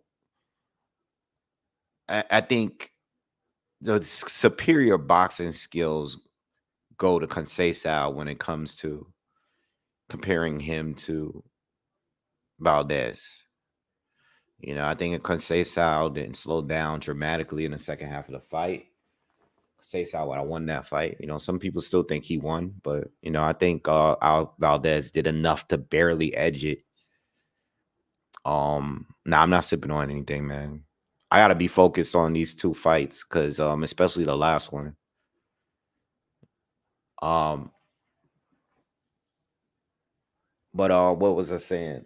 I think, yeah, absolutely. If he's able to dominate Conceição in a way that Shakur didn't do or Valdez didn't do, it's gonna say a lot about him. You know what I mean? Because he busted up Valdez, but I want to see him against a really big, a good boxer that's not like small. You know what I mean?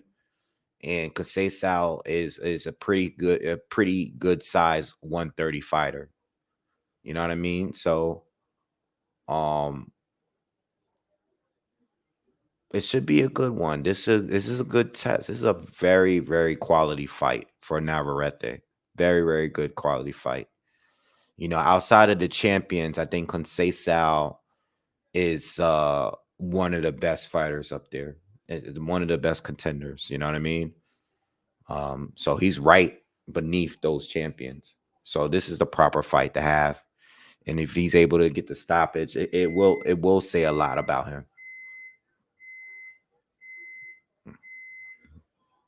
It will say a lot about him.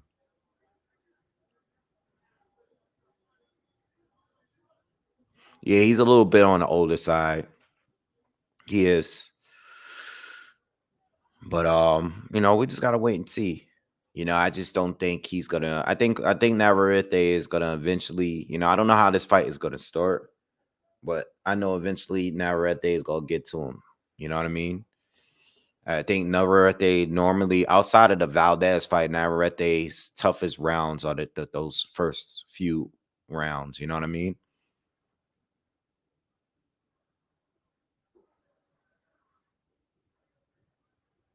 Had to brew up some coffee. Yeah, I had a Red Bull. Coffee don't work sometimes with me.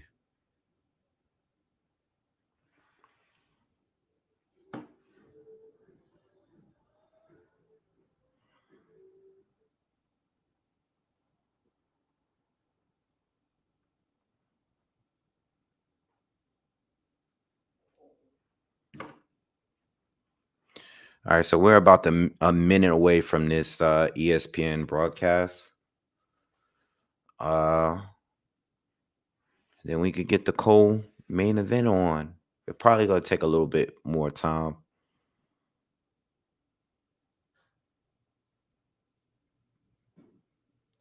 So who do you guys got for Benavides and Andre? What's your picks?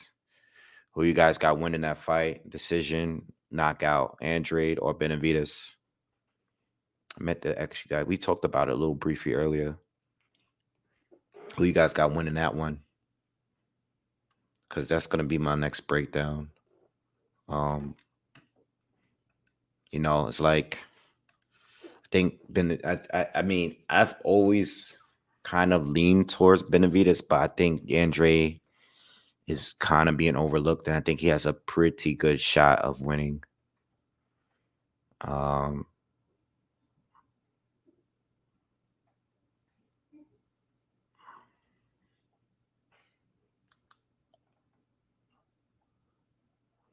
Ralph says Andre by decision. This is the Vegas Strip tonight. All right. For the much anticipated Formula One weekend. The champ is here. Match for stopping. Formula One's knockout puncher, more skilled than Hold on, let me load this. And in the ring, it'll be boxing version of that. The speed and dynamic force of Shakur Stevenson is ready.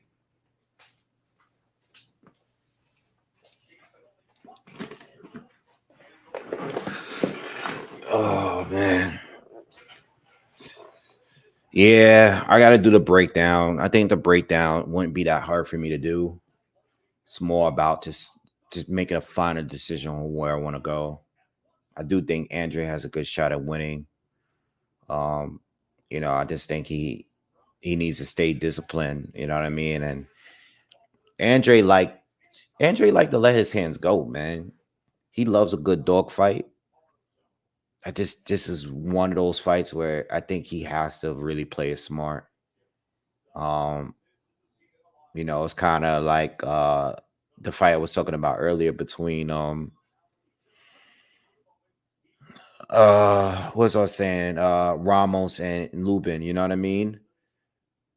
I knew if Ramos was able to debate Lubin into a war and a dog fight, he would win. But Lubin played it smart and boxed and stayed disciplined and stuck to the game plan the entire fight and won.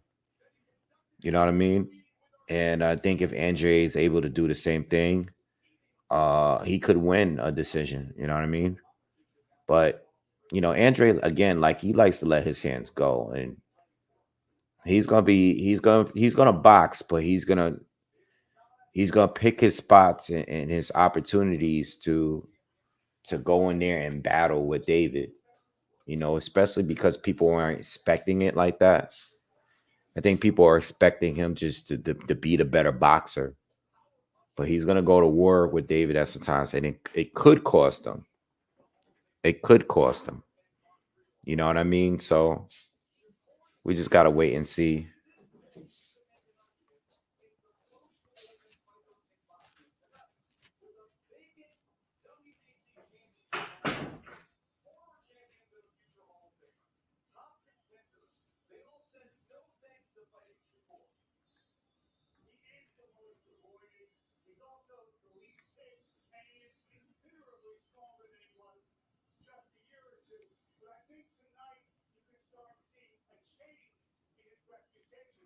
Guys got Android in the comments, I see.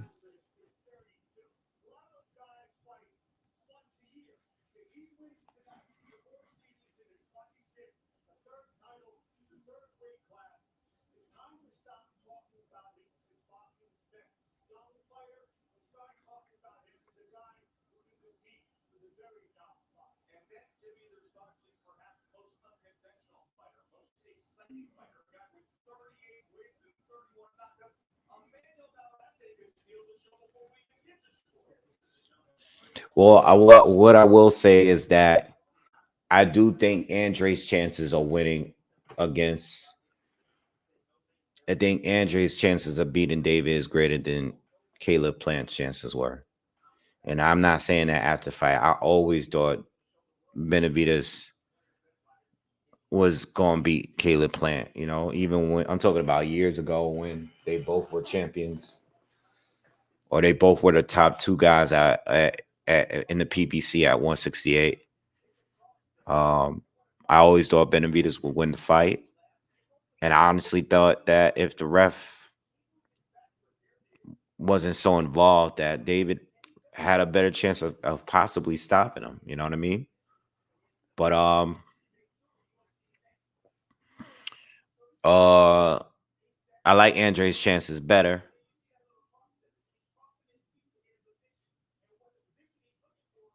You know, but I also believe that Andre has a better chance of getting knocked down too, if not stopped, but knocked down. You know what I mean?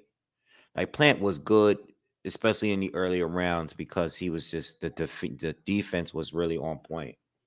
You know what I mean? Like those first 4 rounds or so, I think I mainly gave the Plant. If I can't remember because I haven't watched a fight in a while, but Plant was on point those first 4 or so rounds. But you know, Plant once he starts slowing down, the defense is off. Plant's defense is very, very good. Even more so than Andre's, but Andre is offensively way better. You know what I mean? And he has great cardio. You know,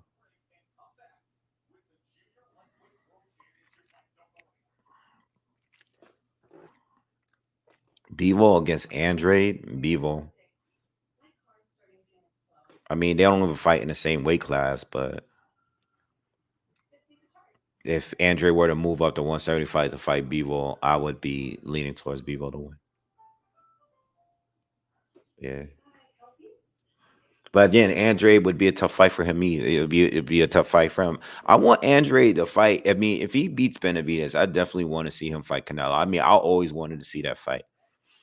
I never thought that Andre's style was good style for Canelo. You know, I know Andre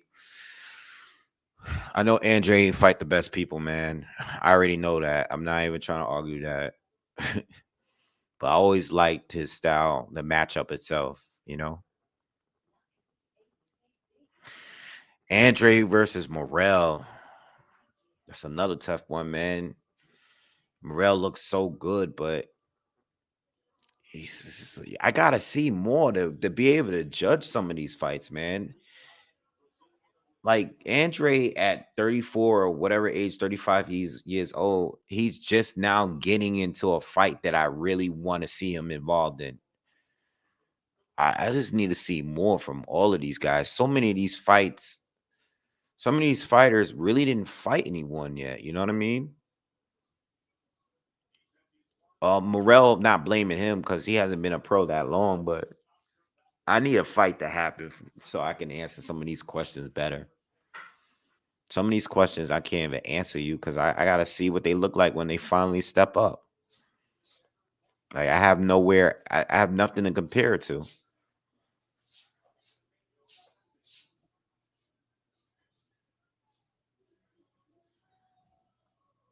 So Conceicao is doing his slow walk to the ring. Yeah, he does look older, man. He looks old. How old is he?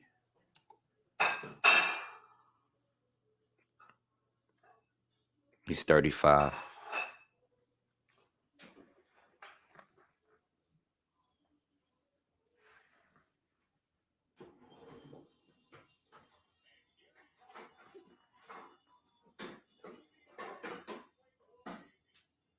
So Emmanuel Navarrete is doing his ring walk right now.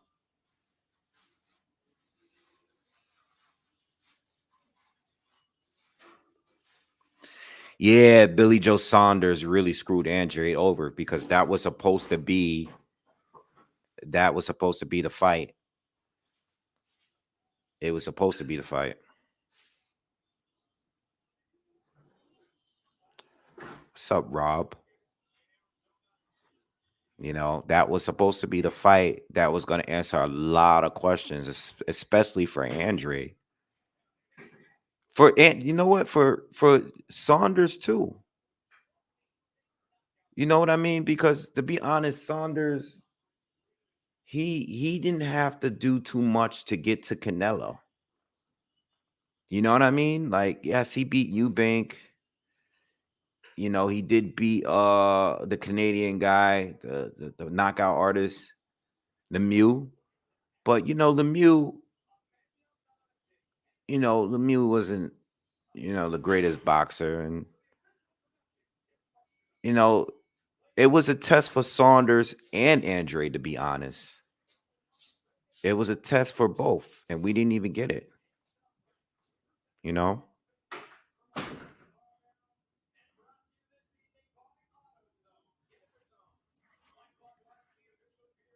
All right, so they're both in the ring, and we're about to get this fight going.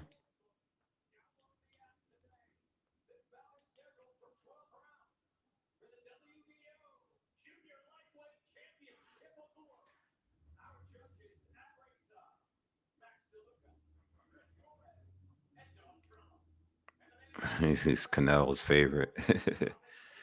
Yeah, Saunders screwed us with that, man. And they had a whole presser, face off, all of that. And this guy popped 30. Crazy. And then moved up.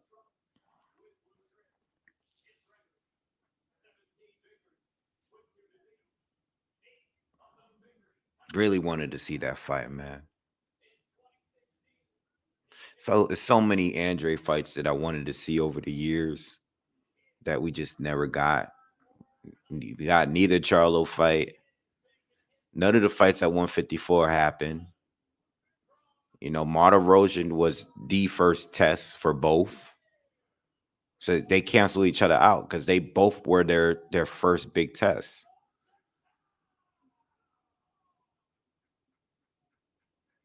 Unless was Lara before Andre?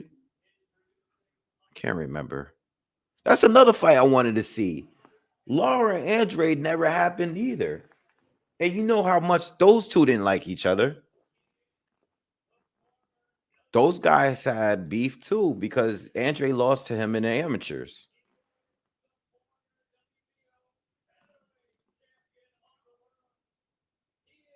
I wanted to see Andre against so many people over the years, man. So this is a treat for me, but it's been like so long where Andre just never got a good fight, man.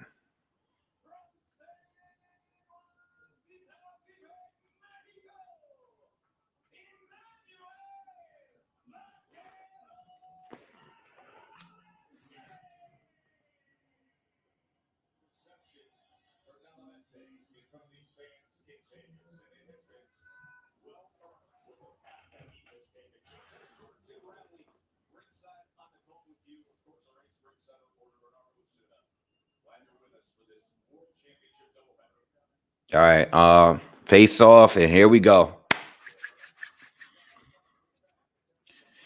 Should be a good fight, man. Should be a good fight.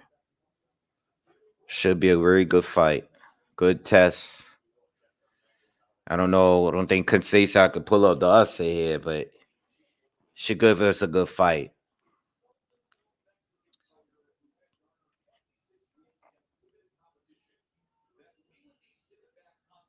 Think Robson's gonna do well early though. There we go. Round 1.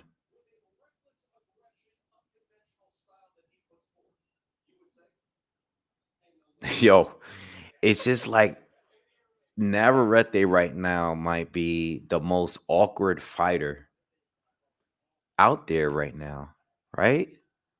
I mean, at a elite level. I mean, like out of all the champions, right? He got to be the most awkward out of everybody, right? But very effective. Like you can't ever break it down based on his flaws because his flaws work for him. All right, but they both, filling each other out this first round. Not much action. We know that Navarrete came out blazing against Oscar Valdez, and I think he caught Valdez like off guard when he did that. It seems here like he seems like to be taking it easy this first round. They both fighting a more rangy fight. Haven't seen any wild hooks or uppercuts from Navarrete yet. So they're both showing a lot of respect so far. Conceicao is boxing, and no one's landing with anything big. About halfway through the first round.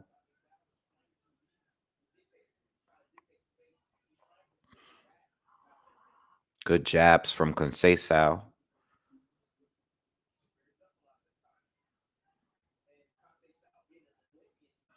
Oh, tied up.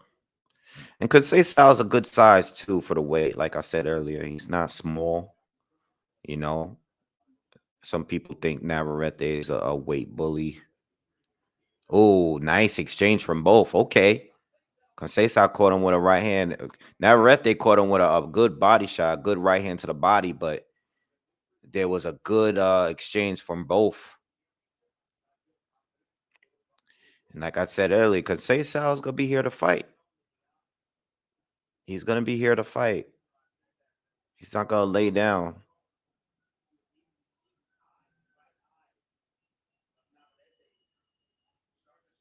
Navarrete is swelling. That's what Tim said. I can't see it from the angle. Yeah, I see it a little bit. He got a little. You could see it, but you can barely see it. But I saw like a little head clash earlier in the round, so I don't know if that's from punch.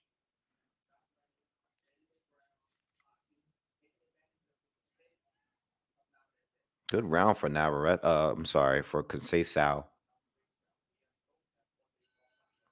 First round, Conceição. Write this down.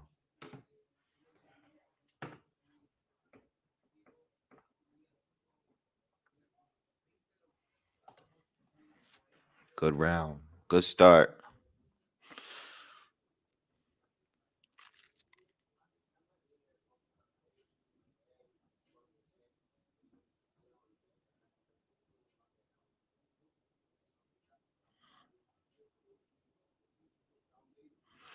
Yeah, I didn't care for Damon Nicholson fight with Andre, man. I just wasn't that impressed. I know Andre. I think Andre knocked him down a couple of times. I think he even got knocked down at some point. I don't know if it was like scored a knockdown, but it looked like Andre was a big rusty in that fight. It wasn't a great performance, but it wasn't a bad one either. I think the Williams fight was a good performance. It's just that, when Andre don't stop guys, he kind of just coasts. Oh no, Navarrete they got hit with a left hook and a right hand. Salazar's doing a good job right now. And he's making what he's doing right now is he's trying to keep Navarrete going backwards. He's trying to avoid him from coming forward. And he's having some success that way, because Navarrete likes to come forward. And Conceicao so far with his counters is forcing Navarrete to go back. But I've seen this before. And then, that's what happened just now. Just quick. He missed. But Navarrete just started to step back, and then he threw a wild left hook from a low position, and you wasn't expecting that. Conceicao got away out of it, though. But now he's starting to come forward and throw combos. But they were blocked. Nice counter from Conceicao.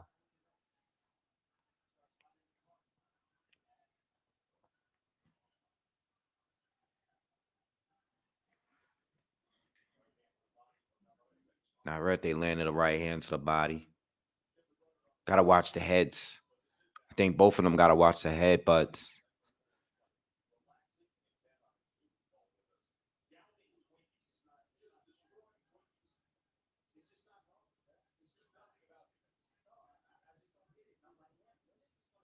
Nice jab from Conceicao. Good right hand from Conceicao. He's having another good round. Navarrete has been active, but he's been taking hits. Uh-oh. Conceicao's having a good round. 1 minute left in the second.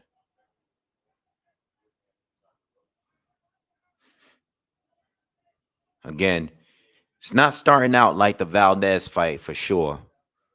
But I've seen fights go like this with Navarrete. We all have. Where guys is having success early and start feeling themselves till this guy start doing some weird angles. But I like Conceição. He's sticking to his fundamentals, and it's seeming to work so far. But Navarrete is starting to feel himself, and he's starting to come in, and he's getting hit. So it's a good round. I'm trying to give you commentary. It's a good round. I'm enjoying the fight. Navarrete is starting to open up, but Conceição's holding his own. He's holding his own. Navarrete is getting hit, but Conceição is Navarrete is not slowing down. You know what I mean? He's starting to open up, and he's getting hit on the way in. And I'm giving Conceição the round again. But Navarrete is starting to do what he do. You know what I mean? I've been saying this for years. I said, the last couple of years, I don't want to say like years, but I know at least for a little while now, this guy is one of my favorite Mexican fighters to watch outside of Canelo and a few others, because you can't explain what he do. It doesn't make sense. It's like he fights in such a non-traditional way. He finds a way to make it work. He's just getting hit, and he's just like still lunging in, doing these wild punches, man. And it's not for everybody, man. It's not. I didn't like him in the beginning, but once I realized what he was doing was working, once he get a rhythm going, it's hard to deal with, man. Look, he just did that uppercut. Yo, look, did you see that uppercut? He missed it. But it's like, yo, how you throw it like a video game, right? It's like a grand upper from Streets of Rage, right? He throws it from so low. Okay, so Conceição hitting him with combos. And Conceição, if he doesn't slow down, he does well in this fight. If he doesn't get tired, he does well because he's countering him and he's hitting him with combinations, right? But if he slows down, he's going to have a problem. Oh, good right to the body from Navarrete. Uppercut from Navarrete, but counters from Conceição.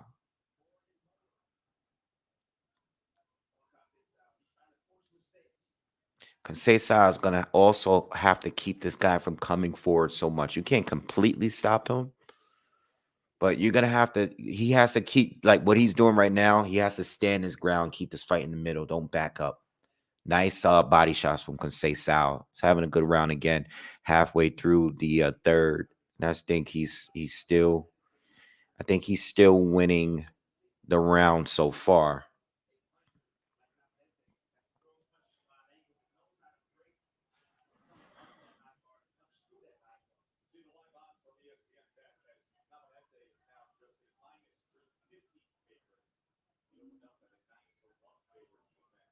Yeah, Navarrete is just swinging all over the place, but he hasn't been hitting.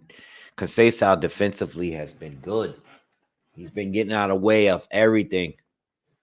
He's been making him miss these wild shots he normally lands. Good counters from Conceição. He's boxing very, very good so far.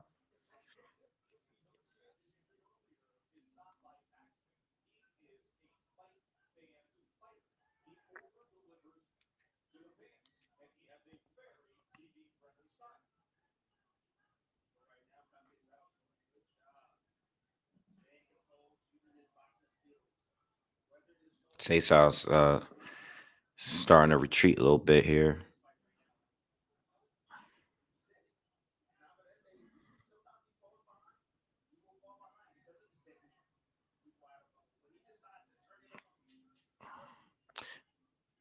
That's another Conceição round. Nope. Navarrete finished strong again, but another Conceição round. I don't know how long he can keep this going, but I gave him the first 3 rounds. Pretty clear too. The pressure, the heat is coming, but he's not landing because Conceição's defense is still pretty sharp. As long as the man, as long as a man stays sharp and doesn't burn out, he should be able to, I don't know how long it's gonna last, but he's doing good. 3-0. Clear 3-0, by the way.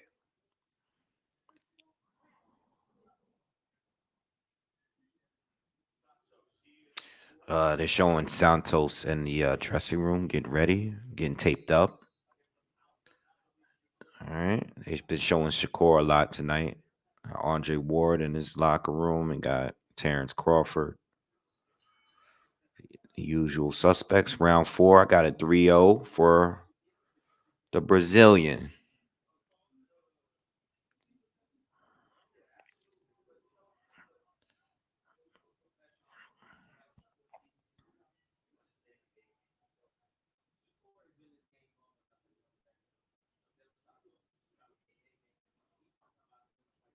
Good start from Conceição, working that jab, trying to keep Navarrete going backwards. Standing his ground, keeping the fight in the center of the ring. Once he start backing him straight, Navarrete caught him with a left hook. Stay off the ropes, and Robson's trying to. He's trying to stay off. He's trying not to go back. He's going. The problem with Conceição is he's going straight back, and now he has a cut on his nose, just like that. Hasn't got hit much, but now he's got a cut. He has to step around Navarrete and stop this going straight back. Good big right hand from the body from Navarrete. Navarrete is starting to land. He's starting to land, y'all.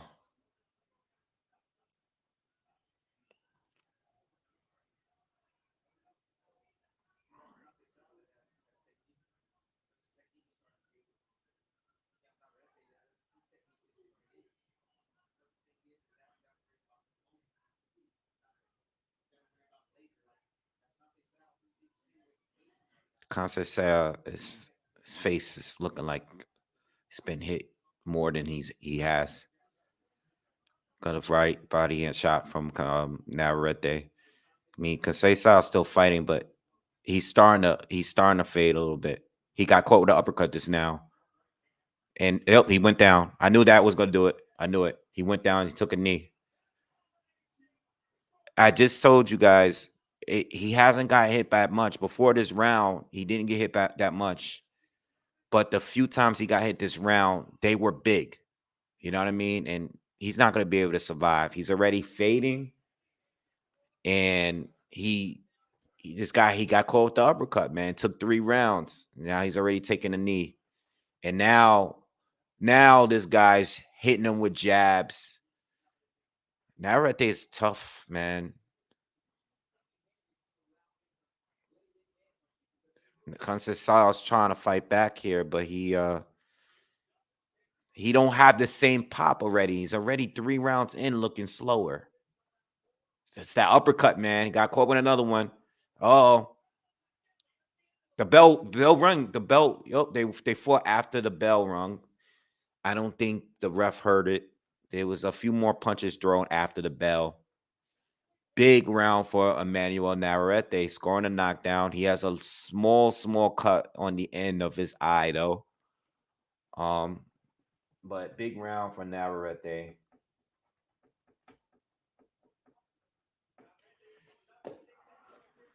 This guy is, man. This guy is a cheat code.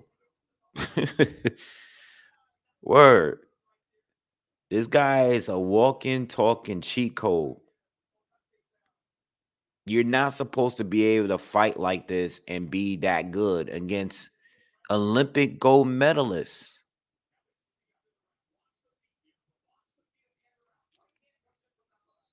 Oh, man. All right. So, Conceicao going into this 5th round, I have it 3-1 for Navarrete, but Navarrete is clearly in control now because of that last round. Mark Kriegel's unofficial scorecard is the same, by the way. But Conceição has a big mouse under his right eye, and he also has a cut on the top of his nose. And his face is swelling already a little bit.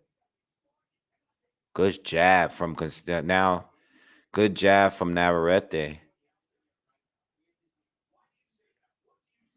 Tim is already saying the end is near. I agree with him.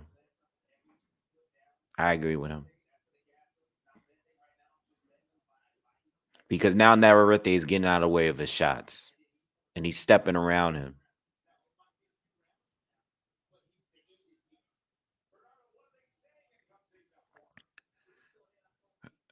Conceicao's been working this round, but he's been missing terribly. He's making Manuel Navarrete has been moving out of the way for most of it. Nice exchange from both. Nice combination lands for Conceição there, but good combination again from Conceição. He kept Navarrete a little bit off balance there. Navarrete gotta be careful. He caught a couple of good combos there. He did land an uppercut though at some point. Sweeping right hook lands for Navarrete. It's a good fight, y'all. Very good fight. Very, very good fight.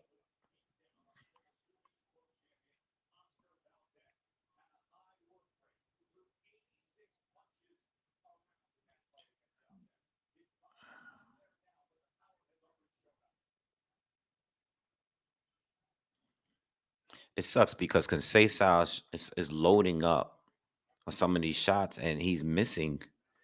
And he's just making himself even more tired. You know what I mean? He's loading up because he wants this guy to respect him. But he got to stop loading up on these big shots from the outside. That's what he needs to stop doing. I think he needs to load up on the exchanges he has on the inside, like those couple of hooks that he landed. Those are the shots you load up on. You loading up these baseball pitch type right hands all the way from out there where the guy can just step around and miss it. Good left hook from Conceição. 10 seconds left, and he redeemed himself this round. He redeemed himself. He won this round.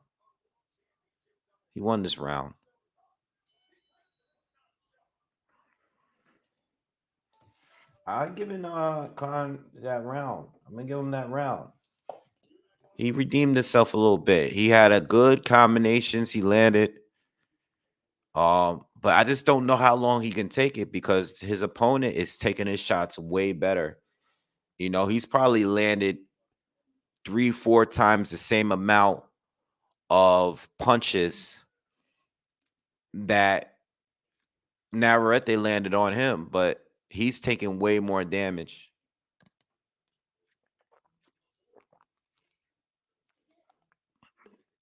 Yeah, have it 4-1 for have it 4-1 for Conceição.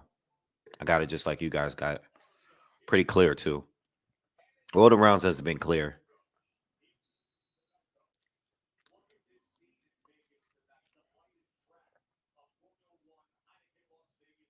Man, that Vegas racetrack looks crazy. They're showing the F1 Grand Prix. Man, I should be out there, man.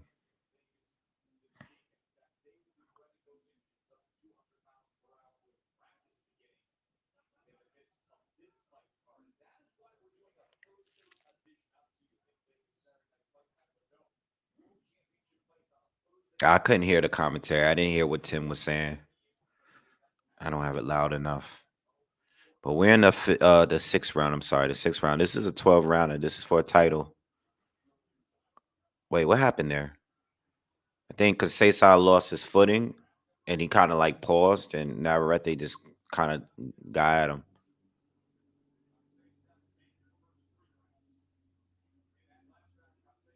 There's, by the way, I don't want to act like Navarrete do have his especially the right side of his face. He got a little swelling on his face, so I don't want to act like he's not taking damage because he is getting outboxed so far.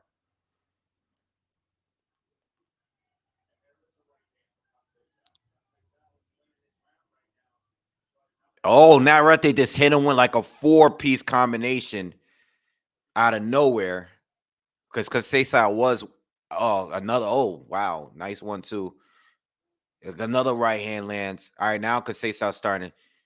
Conceição was having a good round. I was just about to say it, and then this guy just started detonating on this dude. He just started bombing on him out of nowhere. Navarrete is taking too much punishment though. You know, I know he's durable, but he's walking in, literally just walking straight in and getting hit with shit that it's unnecessary. You know what I mean? At least keep your gloves up or whatever. Like he's walking through his punches, you know. Cesar's starting to look like he's getting tired, man. 50 seconds left. Anybody's round still. Cesar's starting to fight back again. Haven't gotten anything from Navarrete in a minute.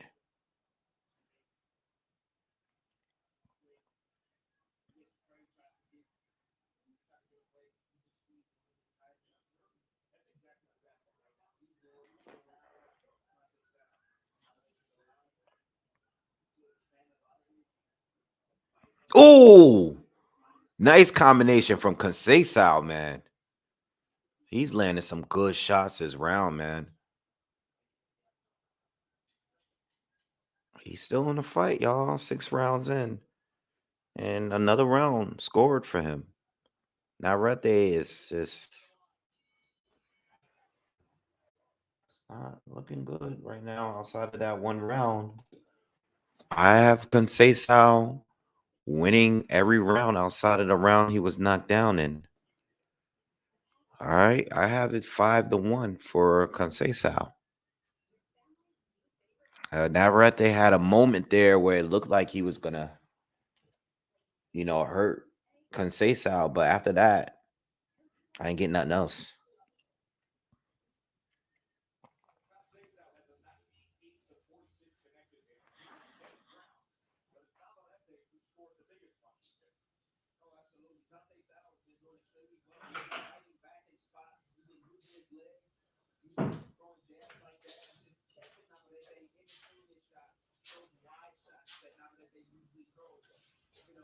Yep.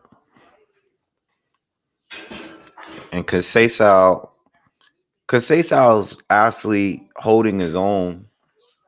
It's those Conceição, it's those moments where Navarrete blitzes him with combinations is that's the part, that's the time of the fight where you got to be a little worried. Wait. What happened? Conceição just backed up and was like, his legs looked like it was off for a little second, but he's in the fight, so he's throwing a lot of combinations early this round. He's landed some good ones too. Nice right hand. He's coming out fast this round. Hope he doesn't burn himself out. 7th round.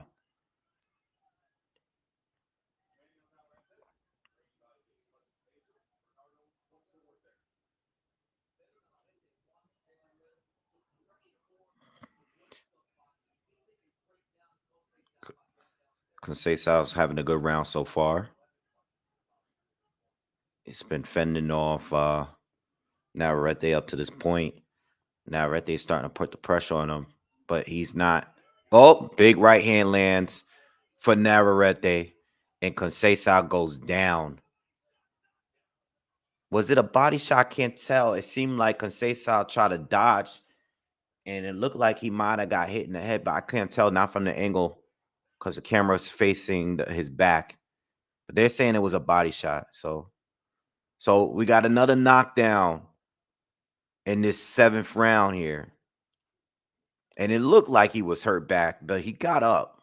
I just got to see the replay, because it's like from that angle, it happened so fast. Like he just kind of crumbled over and went down. He kind of just leaned over and fell off, fell out. I didn't even think he was going to get back up the way he fell. It looked so dramatic. But he's boxing. I mean, listen, he's doing a better work outside of these big shots that Navarrete hit him with. Navarrete is back at him, and Conceição's forced to hold.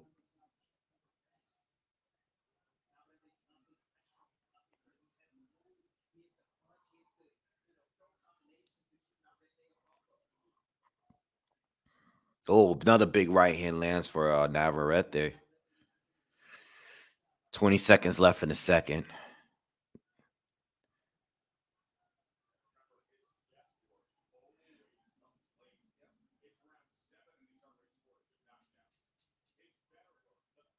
Conceição got to stay off the ropes. That's exactly what caught him before. Conceição got to stop backing up into the corners and the ropes. All right, another big round for Navarrete. So far, based on the 7 rounds we got here, I got it 5-2, but there's 2 knockdowns from Navarrete.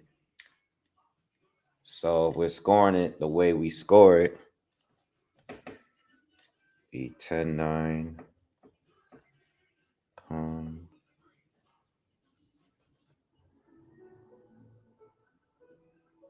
2018. 30. 27.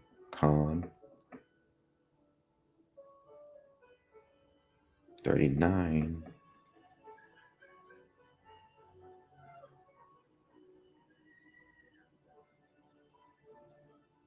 Wait, I'm sorry. I'm scoring this wrong. All right, I'll do this later. I'll do it if it matters. If we get a knockdown, it's no point of scoring it based on boxing scoring.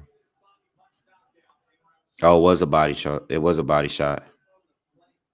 It was a body shot. It's crazy for a body shot. He went down so quickly.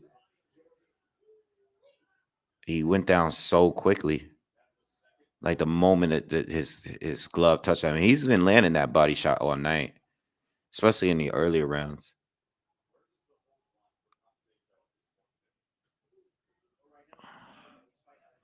Conceição's coming out blazing again. I mean, to be honest, I have to give him a lot of credit because he's still been winning the rounds. He's won all the rounds. He didn't get knocked down in. Even last round, nice combinations. Even last round, right? outside of the knockdown, I still think he won the round. It's just he's just, he's getting hurt. He can't hurt Navarrete. And I think that's another thing. He keeps slipping in there. I think he's having trouble with the sweat. It's making the mat wet.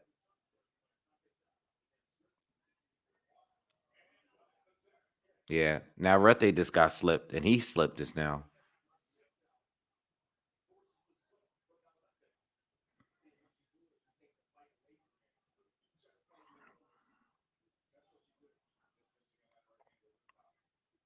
Nice combinations for Conceicao. Oh, good body shot from Conceicao.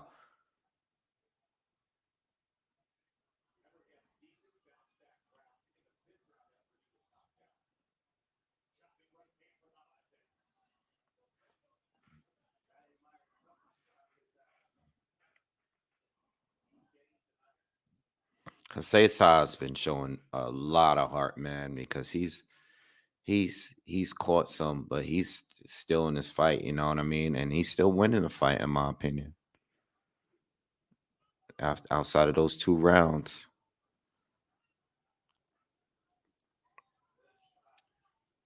Good boxing from him, man. And he's still even though he slowed down, he's doing good enough to secure the rounds when there's not a knockdown. And Navarrete is not doing enough, and he's not landing enough. He just can't consistently hit Conceição. You know what I mean?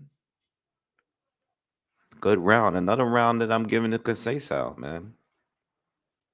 8th round is going to Khan. Nav is down to me. He's down 6 rounds to 2.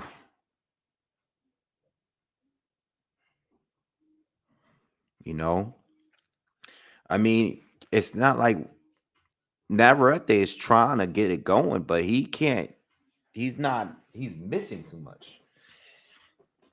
And he's getting countered a lot. And Conceição is countering him with combinations. You know what I mean? Conceição is doing very good, much better than some of the other recent opponents. Obviously he didn't knock him down like that Liam Wilson guy did. But he's doing well compared to a lot of other fighters that's fought Conceição. I mean, that's fought Navarrete up to this point. You know what I mean?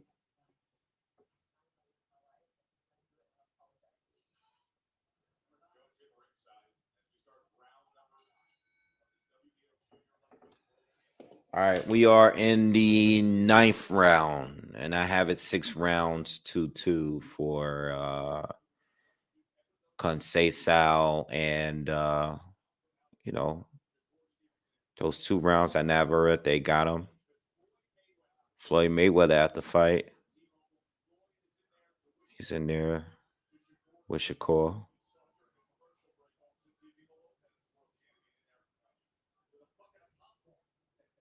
Oh, big left hook from Conceição. I mean, come on. He's starting to get, Navarrete, it seems like he's full of energy, but he just cannot land.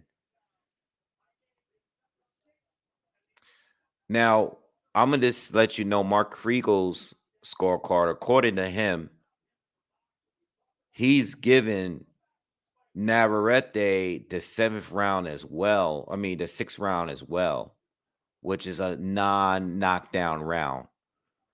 So he has his score 75-75. So I've only given Navarrete the 2 rounds that he scored a knockdown. All right. I don't think Navarrete has won a round that he hasn't scored a knockdown. Navarrete is going at him, but he's just getting countered like crazy, man. I mean, Jesus, his durability is crazy because he's getting knocked around with everything that's Conceição's throwing, but Conceição's doing a good job still getting out of the way for most of his punches. Conceição's starting to get tired, though, man. It's starting to show.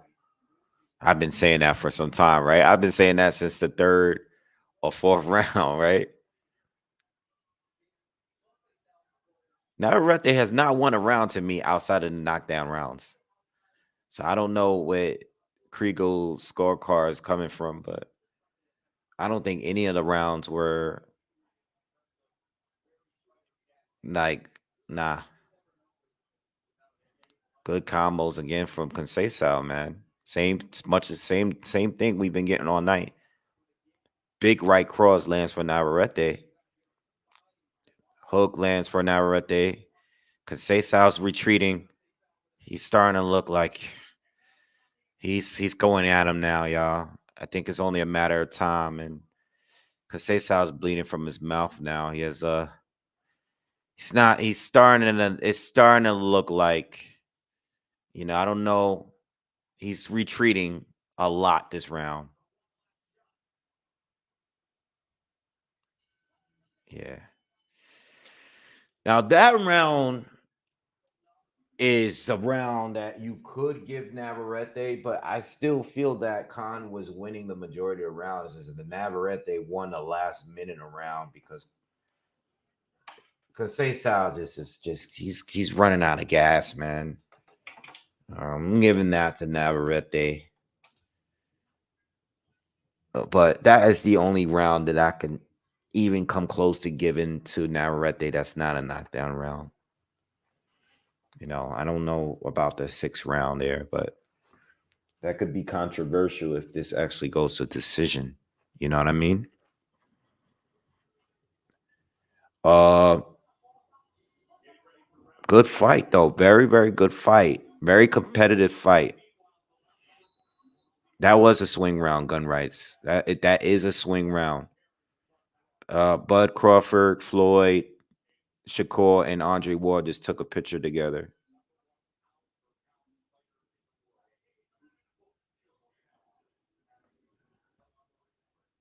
Showing them. That's dope. That's an amazing picture to have, right? If you're Shakur Stevenson, right? That's an amazing picture to have. You get a picture with Floyd, Andre, and Crawford in one photo. Greatness.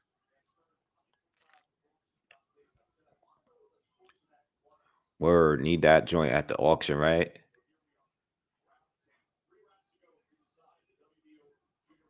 Oh, nice counter again. See, Conceição, this is what's winning him the fight. He's coming out on fire. In between those rounds, he's resting up and he's coming out looking sharp in the beginning of these rounds.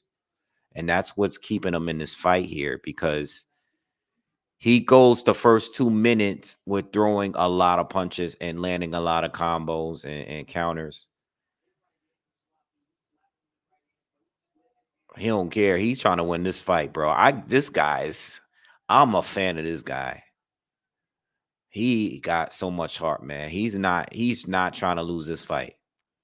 He's not trying to lay down. He's trying to win this fight, man. That's what I wanted to see from Quentin Randall last fight. I don't know what the hell that fight was.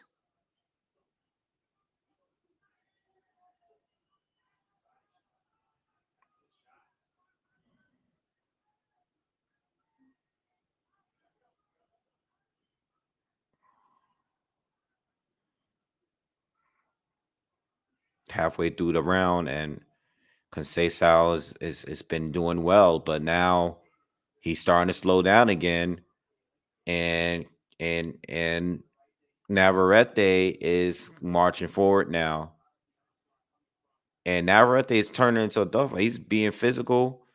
You got Conceição that's trying to push him off, but 1 minute left here. Navarrete is trying to get it going here. He lands an uppercut. 50 seconds left on the clock. Is it going to be enough to steal the round again? We'll see. Conceicao is now on retreat mode again. And now Navarrete is going to work. Caught him with a left hook to the body. Oh, another body shot lands for Navarrete. Now he's starting to punish Conceição. He got him then. He almost went down. Another better shot. Another body shot. Navarrete is trying to get him out of here now. 15 seconds left. I don't think he is going to get him out of here, but it looks like Conceição is about to fall over. See, these are stolen rounds because it's moving like this where you're clearly hurt, you're retreating, and you're just trying to avoid a body shot. And again, Conceição was winning all round. Winning all round. You won the first 2 minutes. You drop your hands. Now you're retreating for the last minute, and this guy is slaughtering you. That's exactly what happened in the last round. But even worse on this one. What's good, Woo? Thank you, man. Make sure you guys subscribe to my guy. Good breakdown channel. It says good fight. They need to use holograms instead of those stickers on the ring canvas. Those stickers can impact the fight. This has been an issue in the past. Yes, you're absolutely right. He says that second knockdown looked questionable too. You mean the body shot one? Or was that, I don't know, was the first one the body shot one or the second one was? I can't remember now. All right, but yeah, see, it's another thing too that is been a little weird. But Navarrete has I'm not sorry. Conceicao keeps stopping and planting his feet and ducking, and I don't know if that has to do with him just trying to avoid the body shots, and I think it has a little bit to do with it being slippery in there. You know what I mean? But I think it has a little bit to do with both. But these rounds where he's giving away the last minute, it's not helpful because these rounds could clearly be going to Navarrete, to the judges. You know what I mean? Conceição is winning the entire round, and then this guy just hurts him or, just overwhelms him in the last minute or 45 seconds ago. All right. We are in the 11th round. Oh, damn.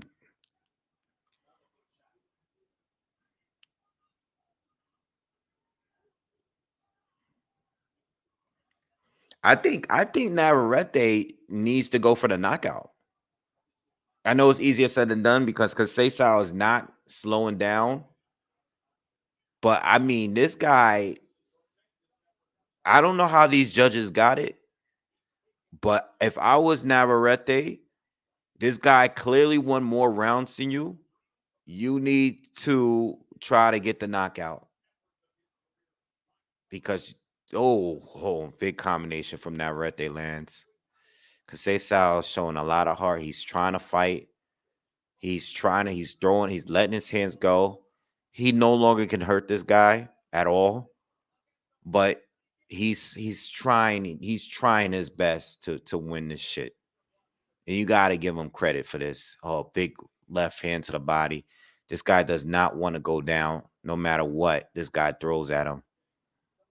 Big punches from Navarrete, and this guy just doesn't want to go down. He's taking too many punches. Watch the ref. The ref may jump in. Just throwing it out there. Even though this guy is still fighting, he's taking a lot of hits this round.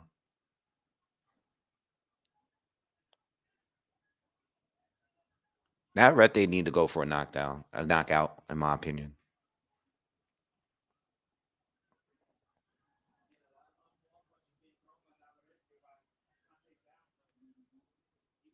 Good right hand from Conceição. Backs up Navarrete. Navarrete is tired too, y'all. I mean, he clearly won this round. This is the first clear Navarrete round that he won to me that wasn't a knockdown round. Because the 10th and 9 were not clear rounds to me. That was the clearest round he had that wasn't a knockdown round. You get what I'm saying? That was the clearest round he had all fight. To me, that wasn't a knockdown round for him.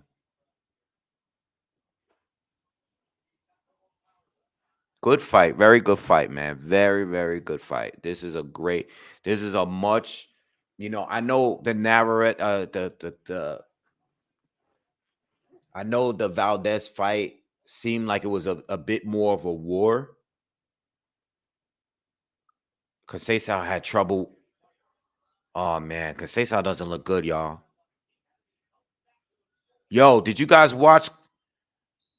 Yo, you see Conceição walk into the? Oh no, man. I've seen that before. He needed help walking back to his corner. Oh man, I don't like that. I don't like that. That's not good. He's got to go to a hospital. Seriously. That he looked exhausted, man. Win or lose, he need to go to the hospital, man, after this fight immediately. I've seen that before.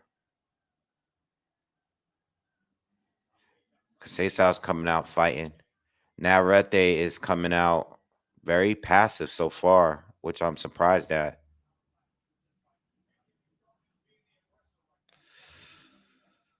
Oh man, I don't like the way Conceição look. I'm a little concerned. But he's fighting right now, man. He's letting his hands go. He's still throwing punches, man. They're not connecting. They're not effective, but he's still throwing. And he's keeping Navarrete from throwing. So that's important. Navarrete has been very relaxed this round so far, as if this fight, it could be it. I don't know. He needs to go. I don't want this guy to get hurt, but Navarrete needs to do something, because I don't think this fight is in the bag for him at all.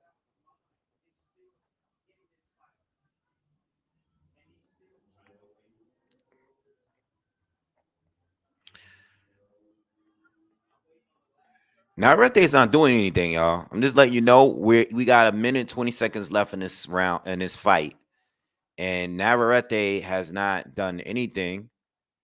And I know Conceição is clash of heads. Ref just stop. Time is going off. Time is going out. Navarrete needs a knockout to me. Oh, there was a headbutt clash. Navarrete needs a knockout to me.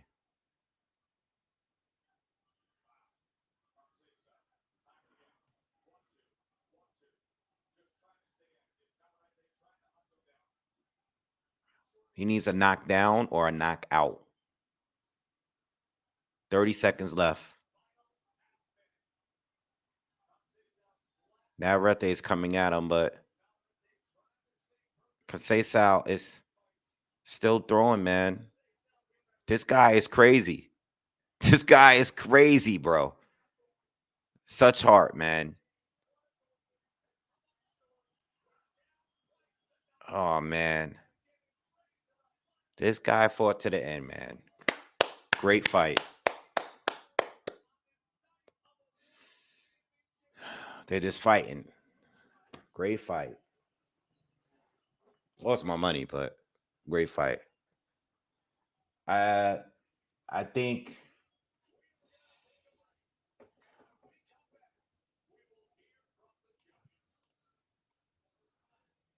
I gave Navarrete 4 rounds.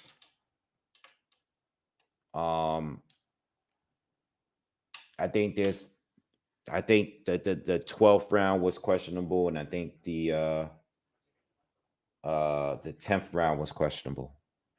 All right, but I think based on score, because I gotta add the knockdown. Scored a knockdown. That should still be enough points for Conceição to win based on my scorecard. You know what I mean? I don't think Navarrete won the fight. All right, but it's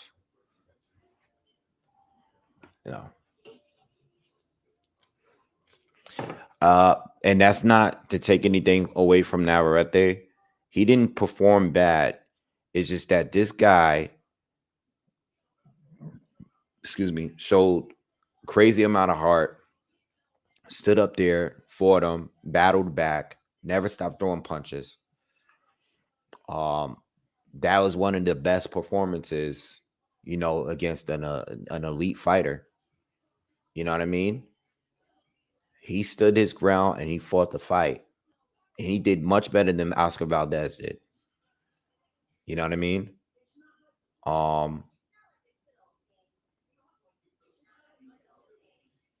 I think Navarrete would need 5 rounds to, it would be 5 rounds to draw and 6 rounds to win, I believe, because of the 2 knockdowns. So I don't know how this is gonna go. I think anything more than 5 rounds is questionable. You know what I mean?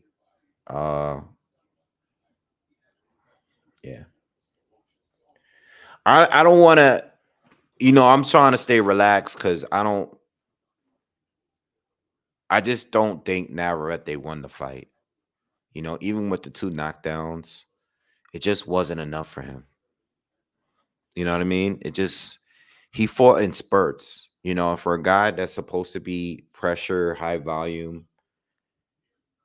He got outworked, he got outboxed. And I just don't think he did enough to win the fight, man. You know what I mean? He just didn't win. He didn't do enough to win. Yes, he's the bigger puncher, and yes, he was able to hurt this guy more. But he just did not do enough in each round. It wasn't enough, man. Even one of those rounds that he got knocked down in, or he knocked down Conceição, I think he still lost the round outside of the knockdown. You know what I mean? I don't think he did enough.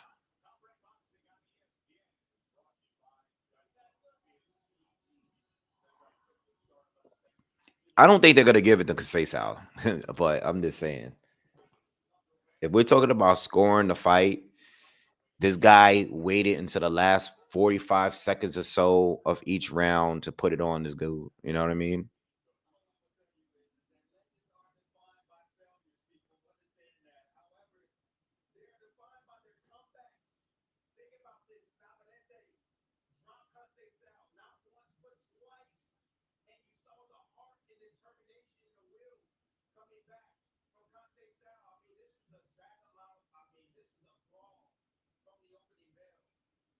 They're not giving it to Conceição, but I don't think Navarrete won.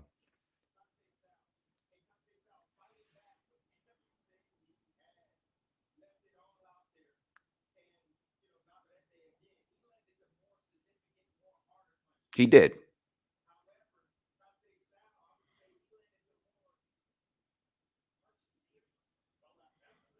Damn, Conceição threw 852 punches, bro. Landed 213. Navarrete threw 487 and landed 116. All right, let's see.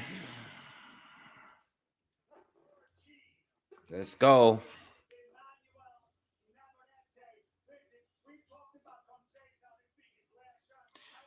Kriegel had it 114, 112 for Navarrete. He gave Navarrete the 9th, 10th, and 11th rounds. He gave him the 5th and 6th rounds, and I think, yeah.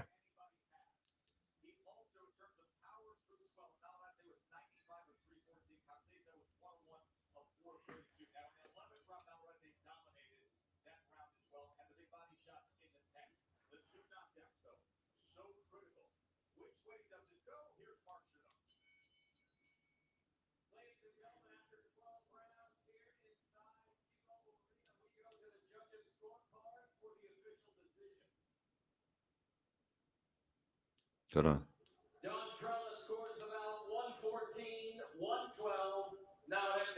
114, 112, Navarrete.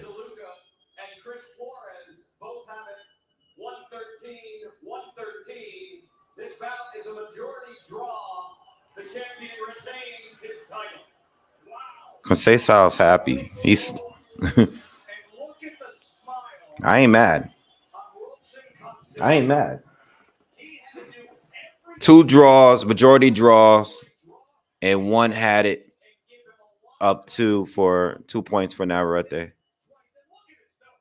I mean, look at the bridge of his nose right there. He absorbed brutal punishment. It's a draw. Worked and worked and worked, and in that final round had a 17-8 connected victory. It's a close. It's a hard fight to score, man. I think 2 of those rounds were swing rounds. I think one of the swing rounds I gave to Nav, and the other one I gave to Conceicao. It's the 2 knockdowns. It's a close fight, man. I'm good with that. I'm good with that. Damn, you bet the draw? The draw was the last thing I expected. And I like betting draws, but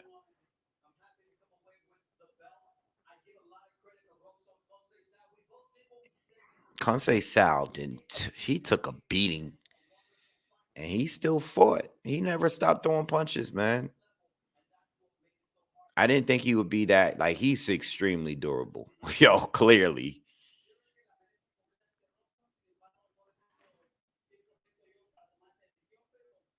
That's what's up, man. Draw was plus 15. Damn. Damn, bro. That's a good, yo.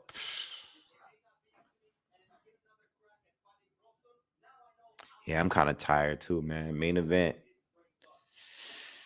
Oh, man.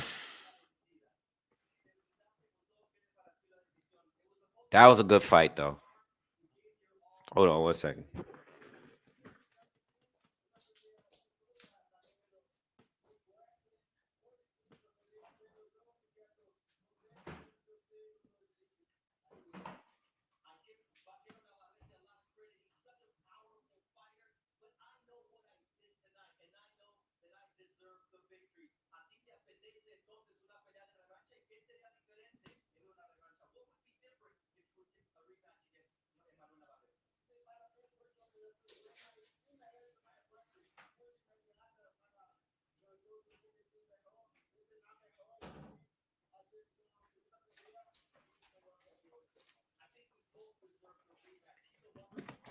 I mean,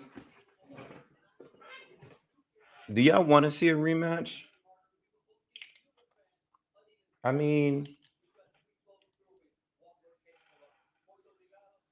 I wouldn't mind to see a rematch. I think that fight takes a lot out of Conceicao, though. You know what I mean?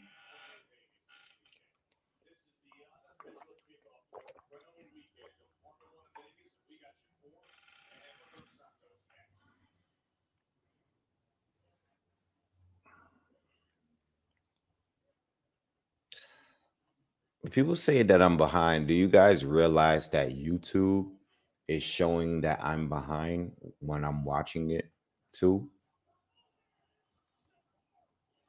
Like, I have my YouTube thing too, and it's behind me in real time.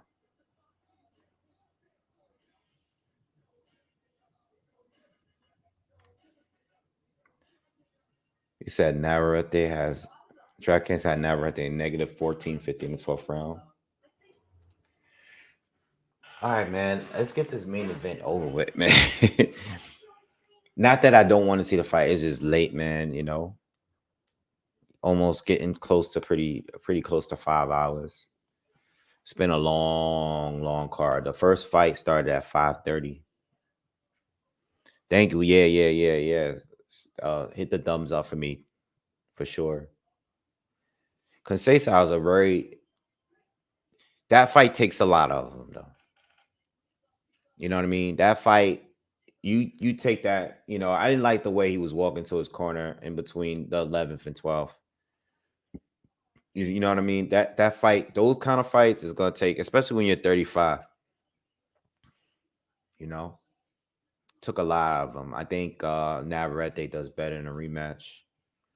You know, but that's just my opinion, man. You know, and it wasn't the worst performance from Navarrete. I guess in a way it was, because you know, I think he just took too many unnecessary punches. You know, he took too many, for real.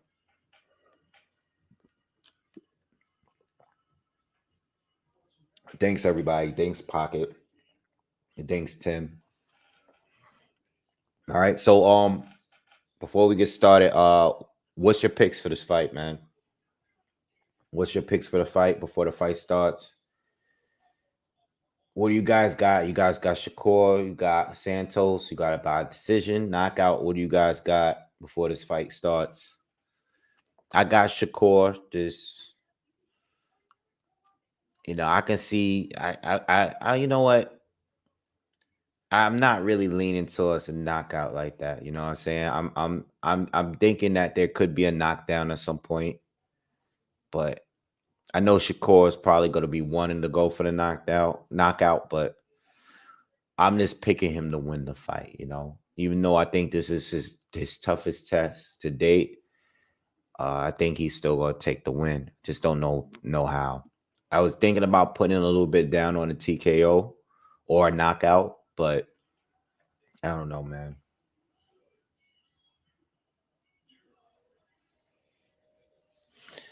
But I'm thinking he's gonna try to make a statement and get it done, you know.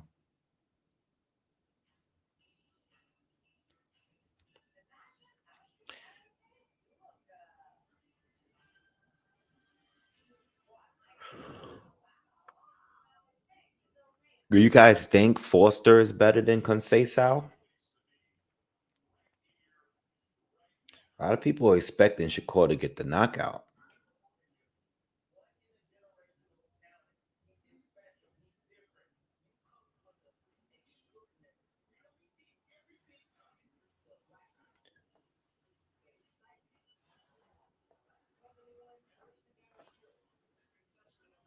I think Oshaki is a slightly better boxer than Conceição.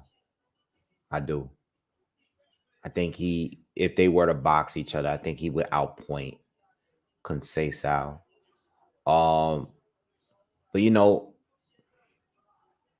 again, Navarrete, when it comes to dealing with him and the way he fights, is not everybody is gonna look good against him. You know what I mean? It really depends on how his opponents deal with him. And when you throw 850 punches against Navarrete, it keeps you in a fight. And that's exactly what kept Conceição in the fight. He outworked him. Shakur Force ain't gonna fight that kind of fight. Shakur Stevenson not gonna fight that kind of fight. He's not throwing that many punches. Shakur doesn't throw that many punches. You know, Hector Garcia don't throw that many punches. Who else champ there? Joe Cordina. You know what I mean? These guys just don't do that. You know what I mean? Shakur will do the best at exposing his defensive flaws without having to deal with, you know, without having to get hit as much. But again, I'm sorry, Navarrete, it's his awkwardness that really is a problem for a lot of these fighters. You know, Conceição just happened to be extremely durable, bro. He should have been stopped. He really should have been stopped. You know what I mean? I'm not gonna just, you know, he had a tough fight, but I'm not gonna sit here and act like he's just some bum now because he went the distance with Conceição. You know what I mean? Some fighters are gonna deal with him better than others.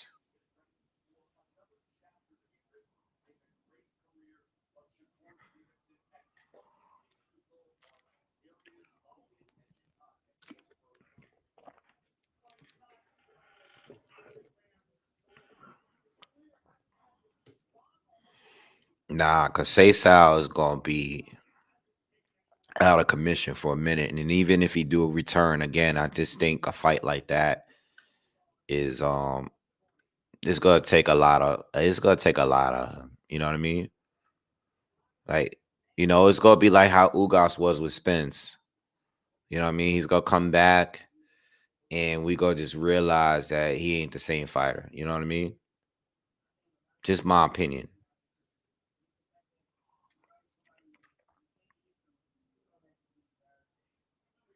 Yep. He gonna be sleeping till Sunday. He need to go to a hospital for real. Not ever like being funny. He need to go to hospital right now. He don't even need to go to sleep right now. He need to go to hospital. Word. All right, Shakur. We waiting for Shakur to come out, man. Shakur Stevenson, Edwin de los Santos.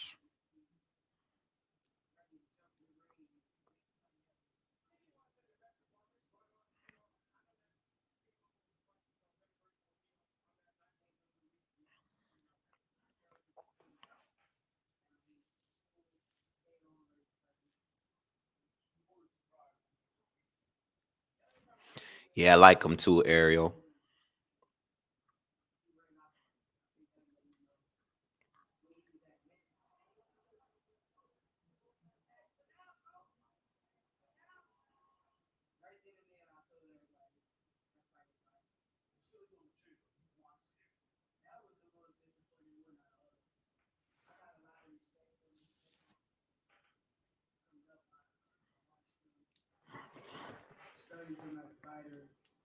I never really seen him say no to the fights. And Frank Martin was a done deal. What happened to that? He said, hey, that's the fight. And then when it came to fruition, now you see posters, you see everybody hyped about the fight. I think that name will catch cold feet because he knew he was dealing with the truth. They're interviewing Shakur right now, asking him about Frank Lomachenko. Me, I told him, I said, you scared. You just don't want to fight him. So why did Edwin de los Santos do this fight? Because he believed he could. I think that he truly, deep down, believed that. What's the best thing he does? He got quick reaction. Where's he most vulnerable? I think that for the first two, This is gonna be a good fight, y'all. At least I think it will be. What does he have? Is anybody where on the stands? Y'all was here earlier. Cause this is now when I asked y'all, it was nothing but Shakur people here. But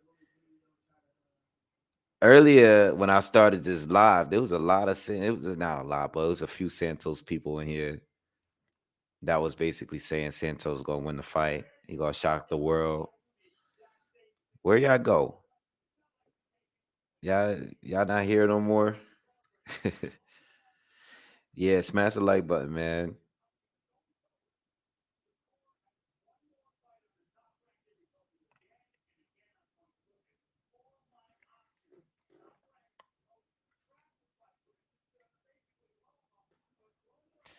Loma and Cambosos is a good fight.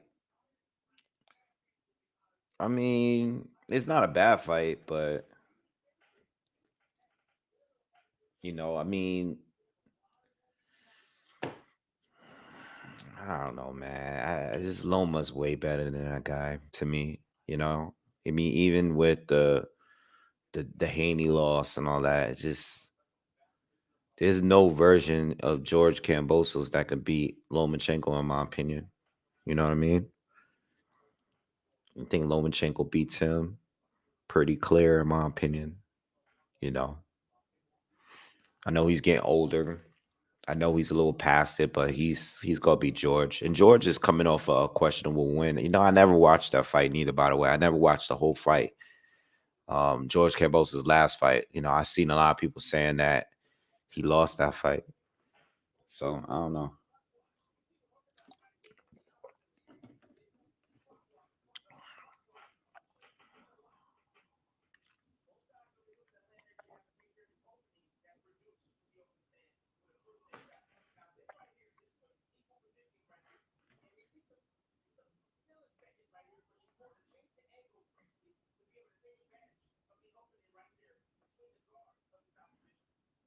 That everybody got Shakur winning by TKO.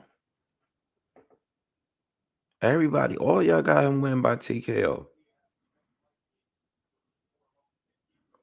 Let me see what it is for TKO.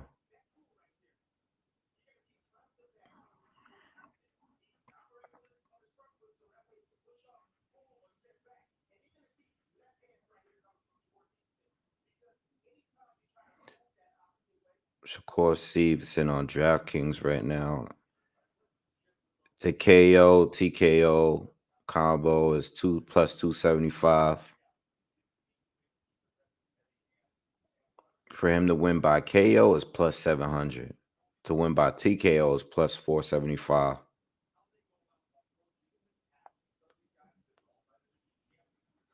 I don't know, man. Like, I think he can do it. But I had expected Navarrete to get the knockout too.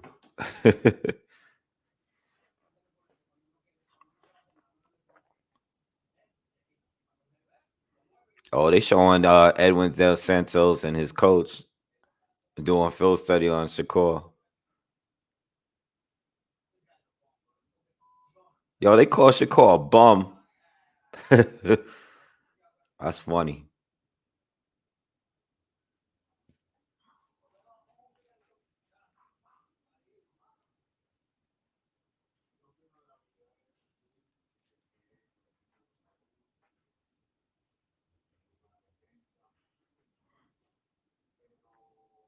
I don't know. Edwin's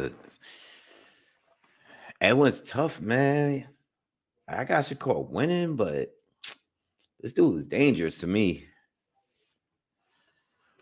I think this dude way dangerous, more dangerous than the rest of these dudes.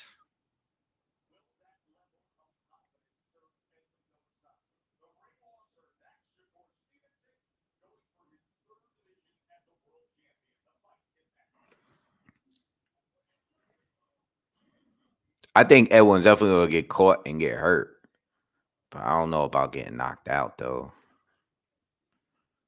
I think he might catch one like the way he did against Ryo. He do be getting kind of wild.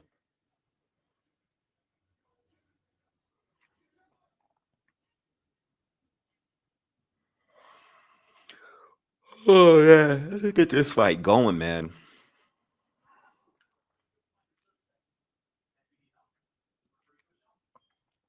I wonder if people even know. I think there's probably a lot of people that don't even know that this fight is on right now. Not like super diehard fans. Probably don't even know there's a fight on right now, being that it's a Thursday. Even though I feel they should have more fights throughout the week and not just on Saturdays.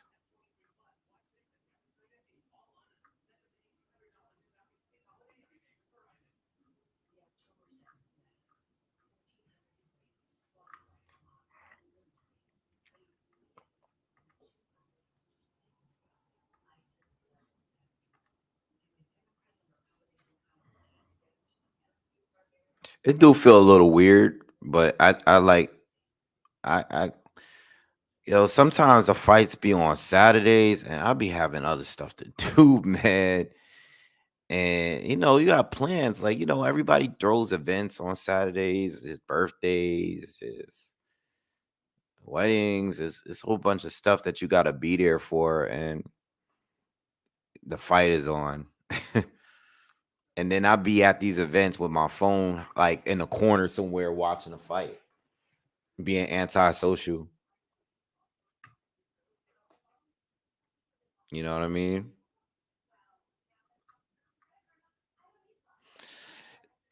What's up, Kev? See you on Saturday. Yeah, he says if ESPN promoted boxing better, they could make so much more money. Yeah, I mean, but it's all about the money. You know what I mean? Like, you gotta pay to get that top slot when you use the app, or when you're watching the channel. They're gonna prioritize the sports that's gonna get the highest viewership. They're not trying to prioritize boxing like that. They always treated boxing like a stepchild. You know what I mean? That's the problem. It's not that many people watching.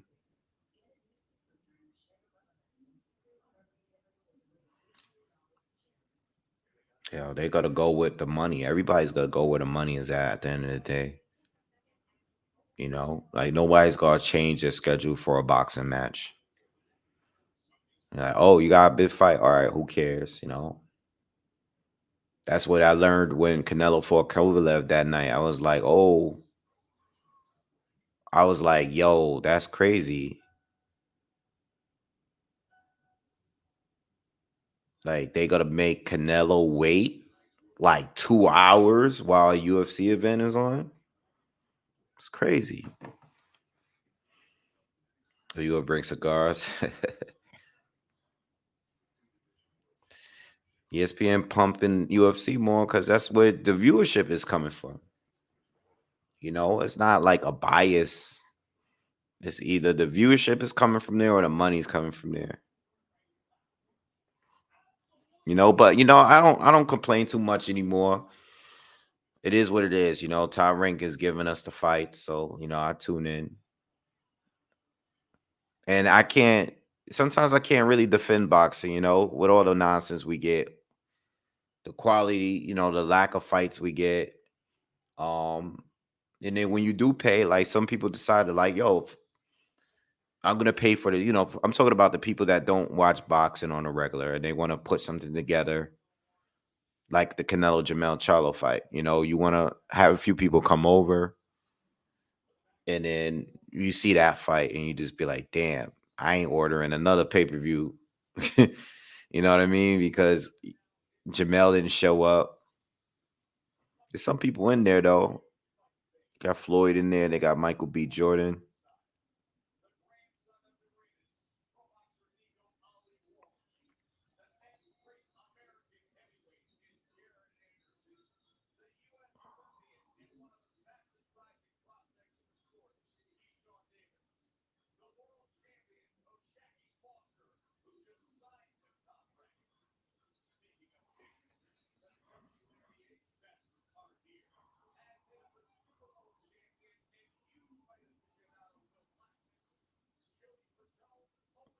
Showing all the celebrities that's in there.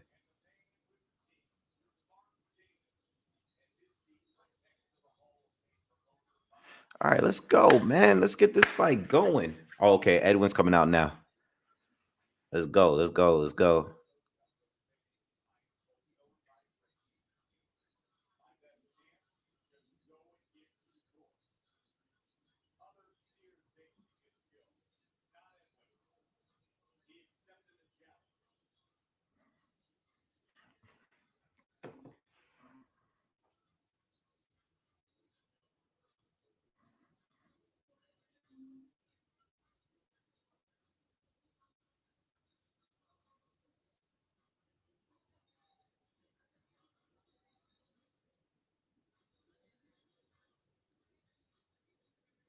Damn, what if Shakur lost? I don't want to say that because I don't want that to happen. But what if he lost? Damn. Never gonna hear the end of it, yo.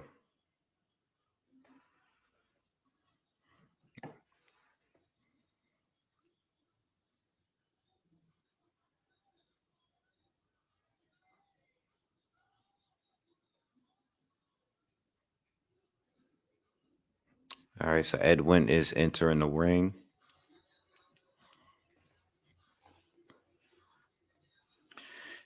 And we waiting for Shakur to come out. Tell you one thing though, I had a great time at that Yoshino fight with Shakur, the one I went to with my dad. That was a good night, man. That was a good time. That was a good time. That was one of my personal favorite events that I went to. We was right up front. It was packed in there, out in Newark. It was loaded. Yeah, all the prospects on the undercard. Keyshawn was there. Jared Anderson was there. Uh, and we saw my dad bet Clarissa Shields. She was sitting near us. Rosie Perez was sitting right behind us. That was a dope night. I had a great night that night out in Jersey. Shakur's walking to the ring with Ward and Terrence Crawford. That's dope. Wearing all black. Nike, Reebok, Everlast, Reebok gloves, and like he got like a fur. Like I don't know if he got like a fur. I don't want to call it a coat, but it looked like a fur coat, black fur, all black, everything black, everything black.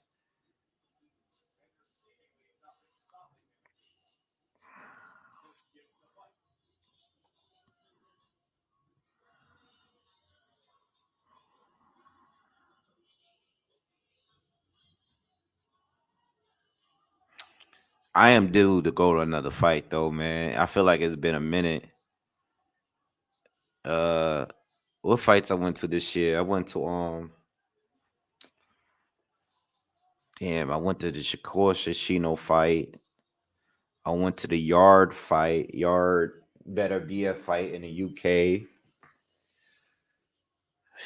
I can't remember. I think I went to one other fight too. I normally go to like I try to go to at least 3 or 4 fights a year.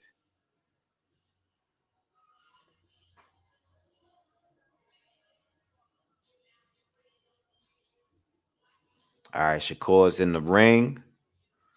Let's get it.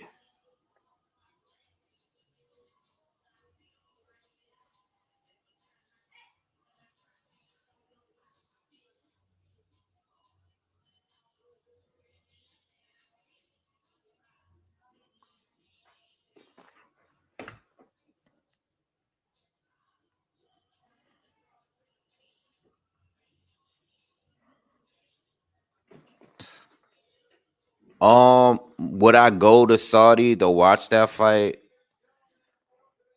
I don't know, man. That would be a really expensive trip. I know my dad hit me up when he saw the other card with Wilder and Joshua and all that. He hit me up like, "Yo, we need to go to that." I was like, "Oh man, like, nah." That's gonna cost so much money going to that fight. The thing about fights is like I like to jump on fights when I can get excellent like tickets. You know what I mean? I want to sit close. If I have to pay like a down payment for a house to go, I ain't doing it. You know what I mean? And then that trip there, I don't know, man. I do want to make it to Saudi Arabia to watch a fight, but I don't know if it's gonna be that one. Like, I don't want to see that fight bad enough, especially after like what Fury did with that bullshit with Ngannou. I think I'm gonna be that. I'm gonna do that live. I'll go to Saudi Arabia. It gotta be a fight that absolutely like really like like somebody I really like. You know what I mean? And I know it's undisputed heavyweight and everything, but I'm not going out there for that.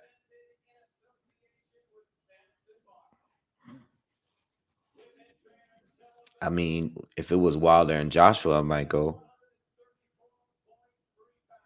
I hope Usyk wins that fight. By the way, I really hope Usyk wins. I like Usyk, man. Always a class act, even when all the bullshit is going on.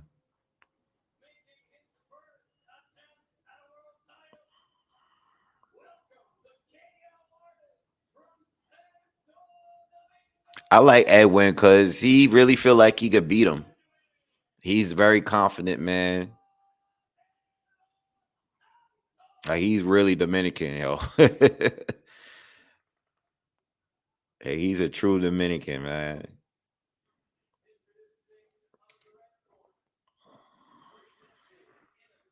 A lot of half of my close friends are Dominican, so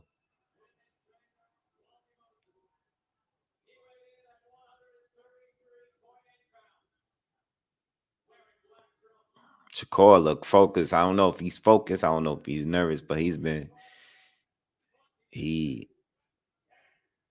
he's definitely in his zone right now.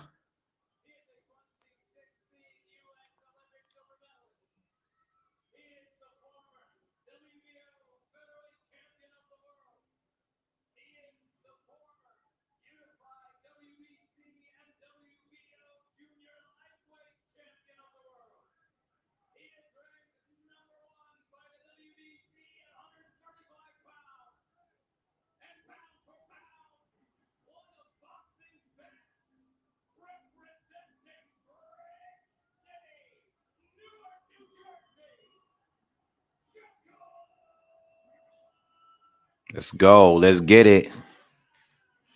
Yeah, Shakur's half Puerto Rican.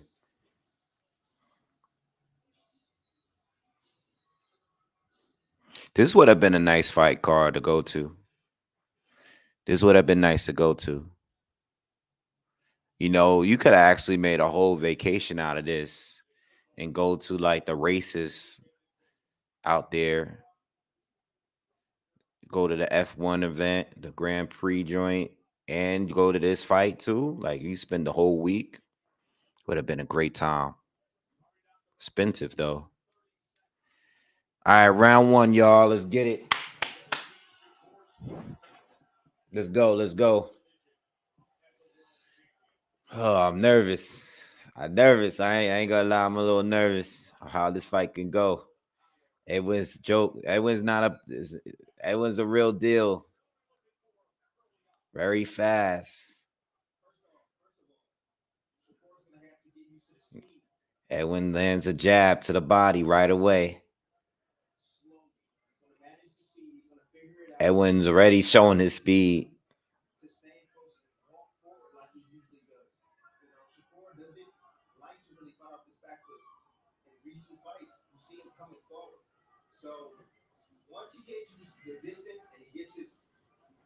Edwin lunges in, throws a combination. Did connect with a jab in that little flurry, but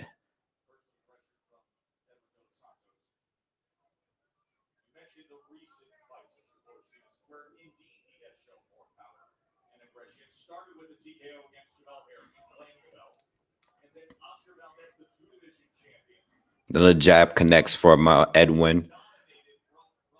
Haven't gotten anything from Shakur yet.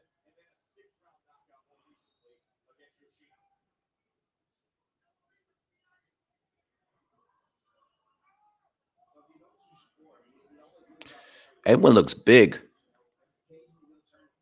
Like I know, I know Shakur is slightly taller than him, but he looks a lot muscular, a lot heavier than Shakur. At least from certain angles, he do.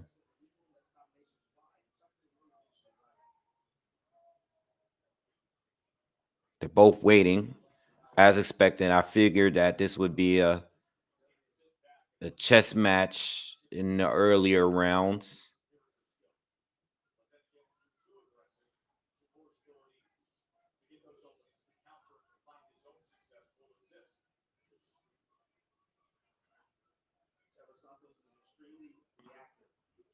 Good jab from De Los Santos lands, and Shakur catches him with a sweeping right hook.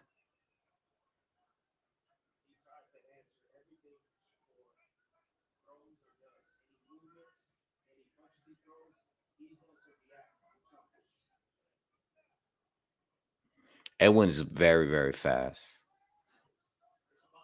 Good body shot from Shakur. Straight left, right to the body. 30 seconds left in the first round. Shakur lands a jab up top. Santos lands one to the body.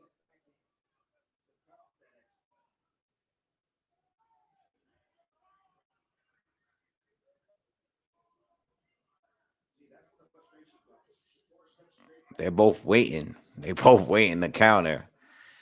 It's like it's a filling out round.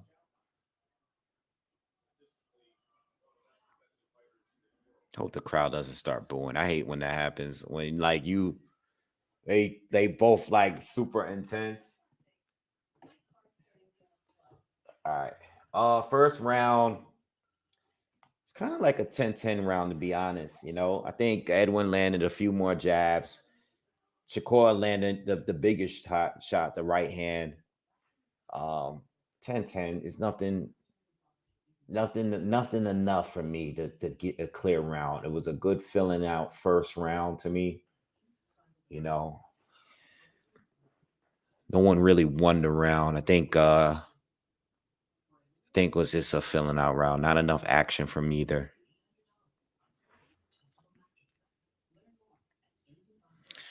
Struggle says Edwin been agitating him. Normally Shakur be all smiles and giggles, but I think he's generally doesn't like Edwin fireworks.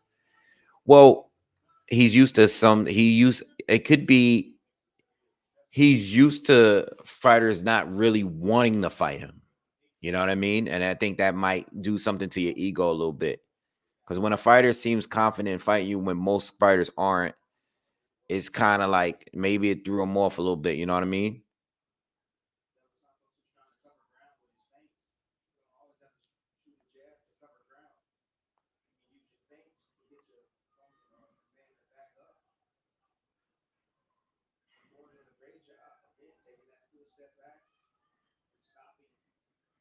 I like the feints from both. You know, De Los Santos is being patient. Shakur is using a ring a lot more, not being as flat-footed. Oh, watch. De Los Santos is very quick though, and you can tell that. I mean, in comparison to everybody else that Shakur has faced up to this point, there's a different levels of speed there. You know what I mean? But Shakur he's very light on his feet, and he's been able to step in and back out and stay out of range. But it's just a like a little jab war right now. Pity pat punches, nothing heavy's been landed from neither guy yet.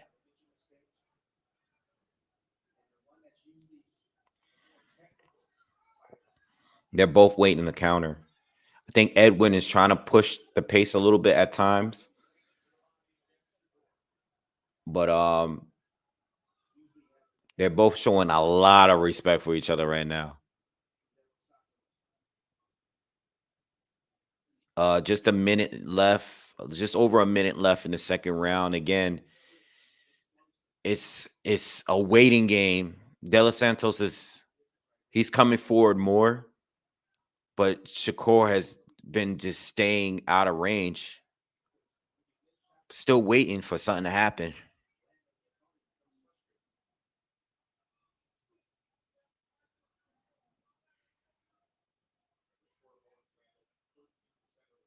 I knew this was going to be a tough fight for Shakur.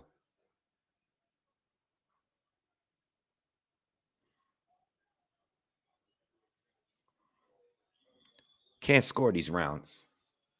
There's nothing happening. The crowd is starting to boo now.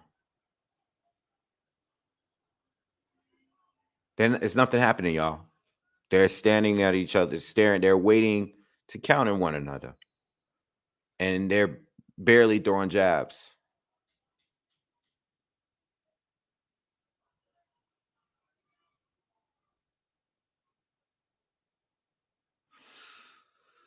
All right. I need something to happen here. I mean, I guess Santos probably landed maybe one or two jabs more than Shakur that second round. So maybe you could give him the round.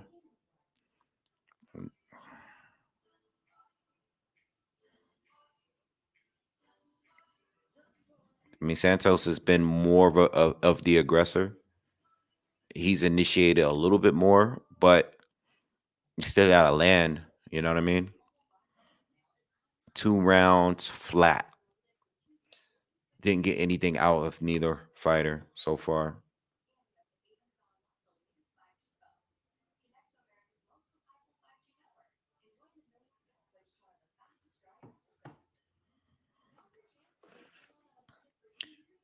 Think something's gonna happen this round.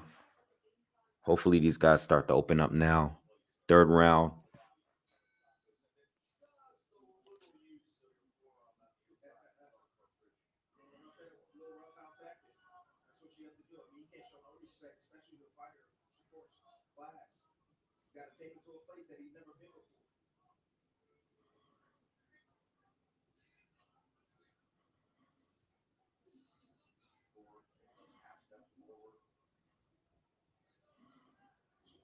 And we're in the third round now. Still waiting for some action. Um, they're both extremely cautious. They're both waiting the counter. They'll throw a jab here and there, but we're still waiting for something to happen. And neither one of them are really connected. It's like a mirror match so far. You're not getting any No one's getting over in any way so far in this third round. It's like a mirror. There's two guys just staring at each other, you know? I get it one round, maybe two, but we're in the third round waiting for something to happen. They're both waiting to counter.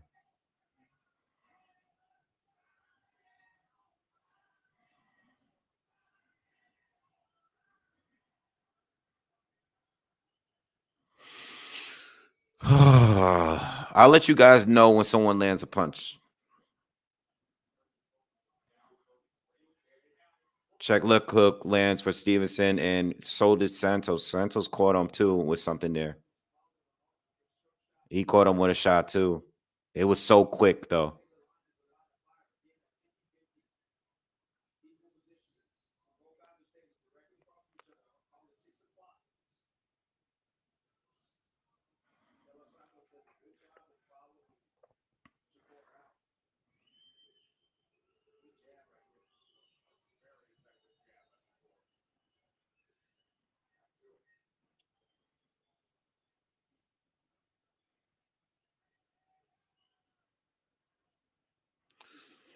Oh man. I think this is the way the pace this fight is going is making me anxious right now. Leave right hook for Edwin. Couldn't tell if it landed or not. Looked like Shakur might have blocked it, but Edwin is engaging a little bit more, but he's still being very cautious too.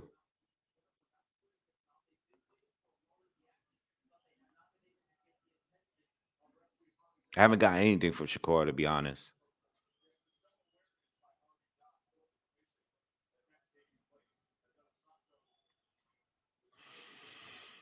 All right. Edwin gets the round to me. Edwin is. I mean, he's being more aggressive, so Edwin gets the round. 10-10 first round. Edwin landed like two more shots than Shakur in the second. And again in the third. Shakur needs to. Edwin is making. He's gonna have to. He's actually. It actually works for Edwin because if he just does a little bit more than him around, and he forces Shakur to come after him, that might work in Edwin's favor. You know what I mean?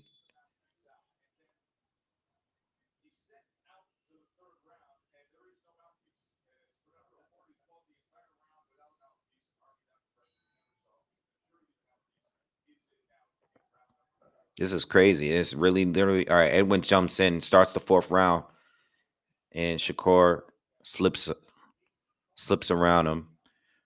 Uh, the total punches on the punch stat is showing that Stevenson is a lot more active. I mean, I don't really see it, but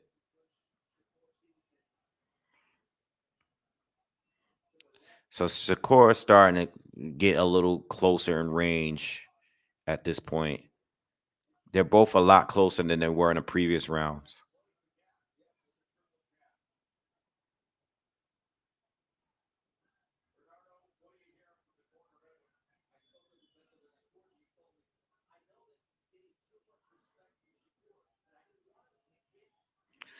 So right now they're still waiting. We're getting more jabs from Edwin, but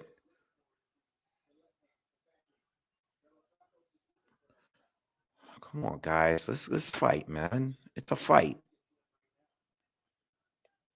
The crowd was booing because nothing's happening.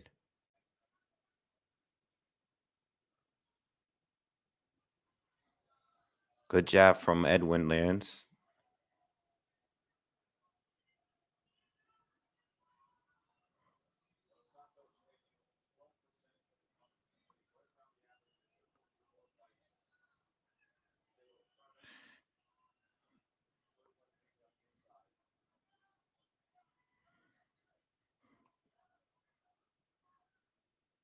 See, I don't want to start pointing out like little things that is not really landing, you know, like just a second ago, Shakur was able to turn him and land like a hook, but it looked like it was blocked. It didn't even look like it landed, but it's just we're not getting any connecting like clean punching from either. You know what I mean?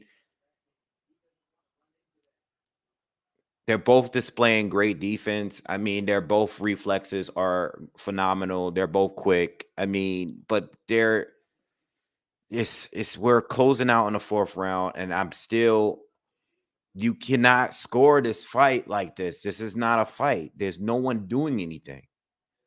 We need some clean punches. It's been no clean punches yet. Outside of a few jabs, Dela Santos just landed one to the body of Shakur. Shakur just landed a straight left to his body. Oh man, I'm having a hard time with this, man. I'm really having a hard time scoring this because none of them, neither one of them is really doing anything. Something needs to happen, man, and I don't know. You know, I don't know what, but something needs to happen.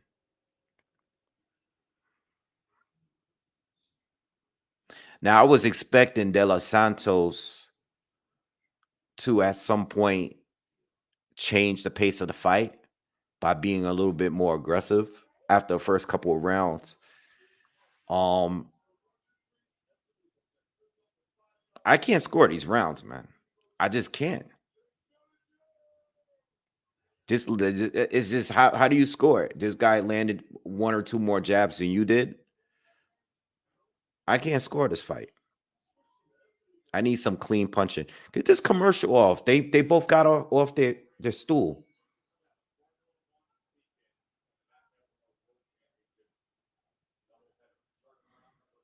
Come on, man. You guys got to give us a fight, man. We've been waiting. I've been waiting for the last couple of months for this. Good job from Stevenson. Mark Kriegel unofficially has it all 4 rounds for Shakur. Unofficially.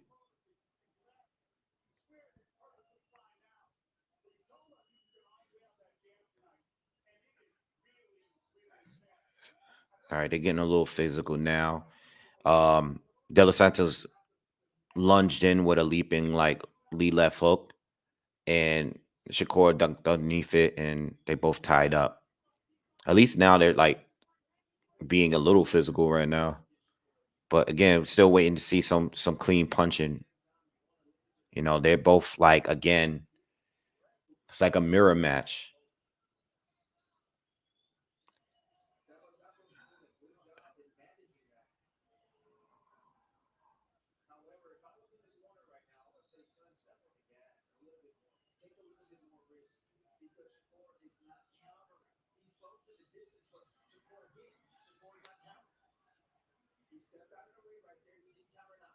Yeah, Shakur is encountering. You know what I mean? He's getting out of the way.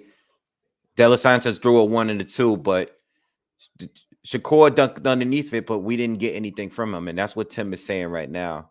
He's basically getting out of the way of all of this guy's shots, but he's not countering with anything. You know what I mean? Like, we know you have great defense. The both of you do. I mean, De Los Santos got good defense too, but we got to land some shots. Shakur landed a jab to the body. That's it.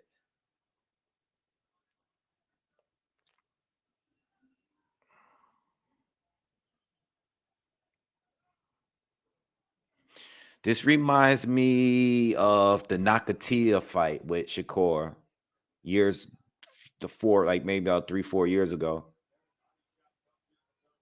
That fight was like one of this fight where we just didn't get nothing from Shakur. He was just kind of like just playing it safe. This fight kind of reminds me of the same thing. 30 seconds left in the 5th round still. You know, De Los Santos stepped in. He did land a shot to the body. But he lands a jab to the body. Come on, man. Give us something. Y'all can't go this whole fight like this, man. This is too much. 10 seconds left in the fifth.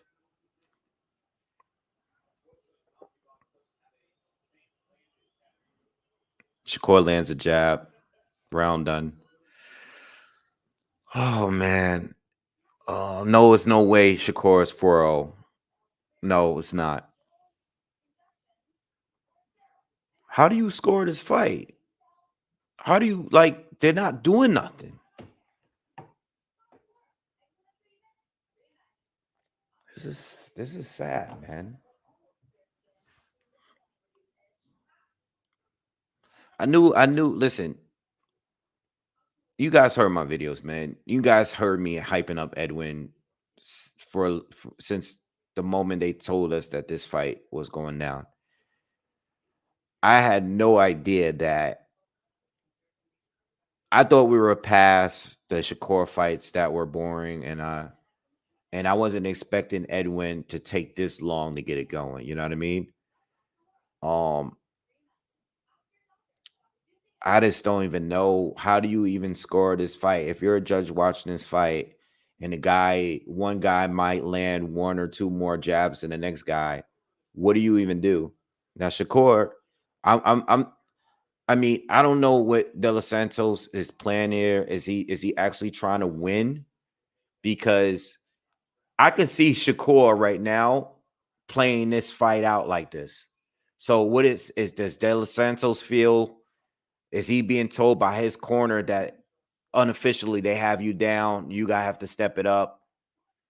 Is that going to make him want to be more aggressive? Because that could be a good and bad thing. You be more aggressive, but then you start getting clipped. But then again, Shakur hasn't been countering. Tim has already said it, and I agree. Tim, this guy's been moving and not countering with nothing. He's just been landing jabs, mainly. He landed a little quick hook just now, and a jab, but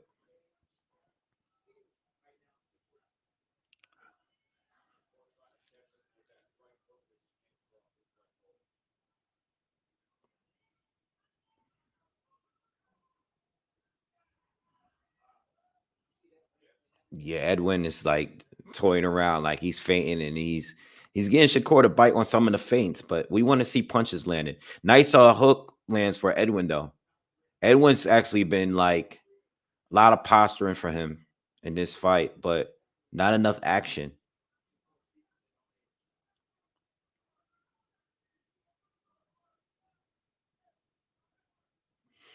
It's not a good look for Shakur, I'll tell you that much.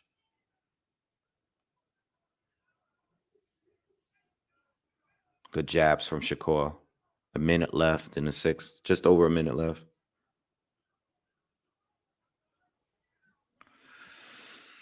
Oh boy. Another jab from Shakur. A couple jabs landed.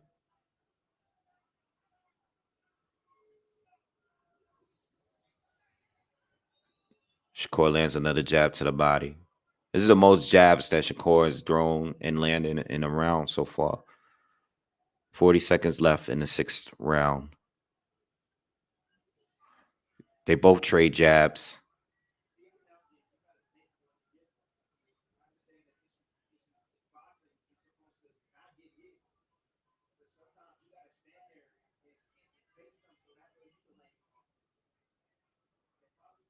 I think at some point, De Los Santos is going to try to land.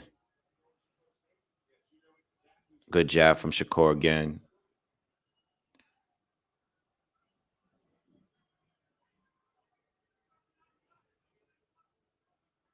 Round done. That's the first clear round for either one of them. And it was just a round full of jabs. This is that Shakur landed a lot of jabs in that round. That was the sixth round was the first clear round that I can actually score and say that, okay, he won that round. You know what I mean? That's the first one.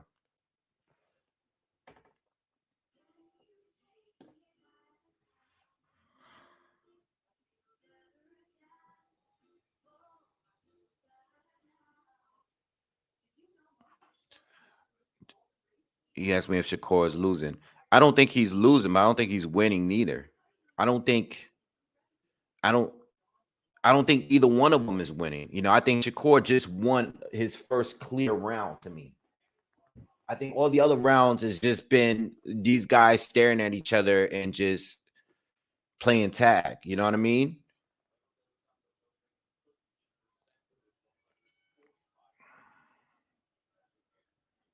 All right, round 7.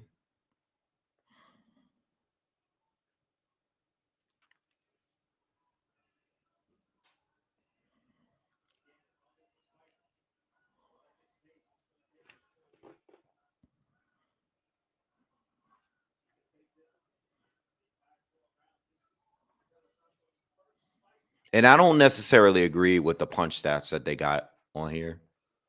I don't think like some of these rounds, some of them I don't necessarily agree, but you know, I don't think there's rounds where some rounds there wasn't 5 punches landing from neither one of them. You know what I mean? Good right hook lands for Stevenson. De La Santos charged at him, throws a flurry, but Stevenson managed to get out of the way of all of them just now. Santos is trying to push the fight. I'm still waiting for Shakur to really like counter, you know? I mean, he's letting his hands go a little bit more. Stevenson lands a jab.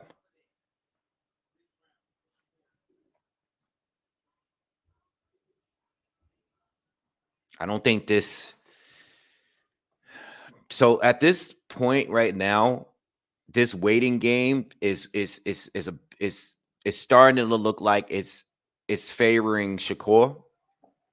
So I do think that at this point, Edwin has to do something a little different because one thing with Shakur is that he's starting to consistently like land the jabs, you know what I mean, and time them with those and like little short, quick hooks, like hooks, not nothing with power, but like slapping hooks, not anything. He caught him with another jab. He's been beating Edwin to the punch since the 6th round.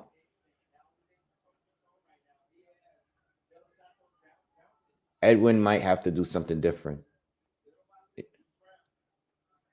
Good right hook. It kind of cuffed that one, but good hook from Santos. 30 seconds left in the second. 7th, I'm sorry. Couple jabs landed from Shakur. Crowd is very pissed off. You know, the crowd is really, really upset, man. All I hear is boos. Shakur is coming forward now.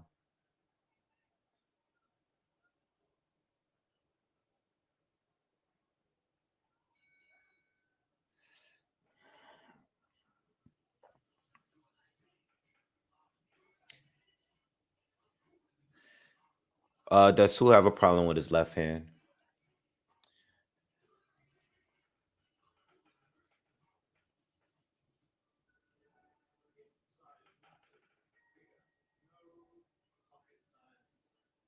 Yeah, I called this wrong, man. I said that.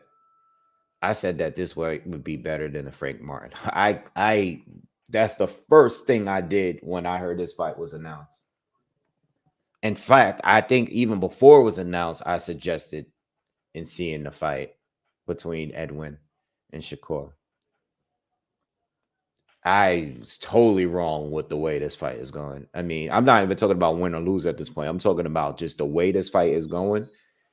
Oh my God. Like, I'm about to delete those videos. I thought this was gonna be. I thought Shakur at this point in his career was past this. You know, I know he's had his foreign fights, but I thought he was past this stage. You know what I mean? Good jab from Santos. I'm only calling jabs. It's crazy because I'm sitting here calling jabs like, oh, it's a jab. It's no action. He lands a jab. Oh, he lands a big jab.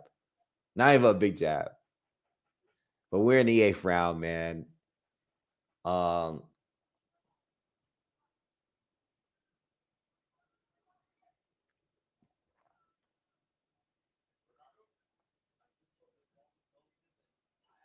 I just thought the matchups would be better. You know what I mean? All right. Getting a little physical on the side, a little wrestling between the two. I just thought the matchup would be better, man.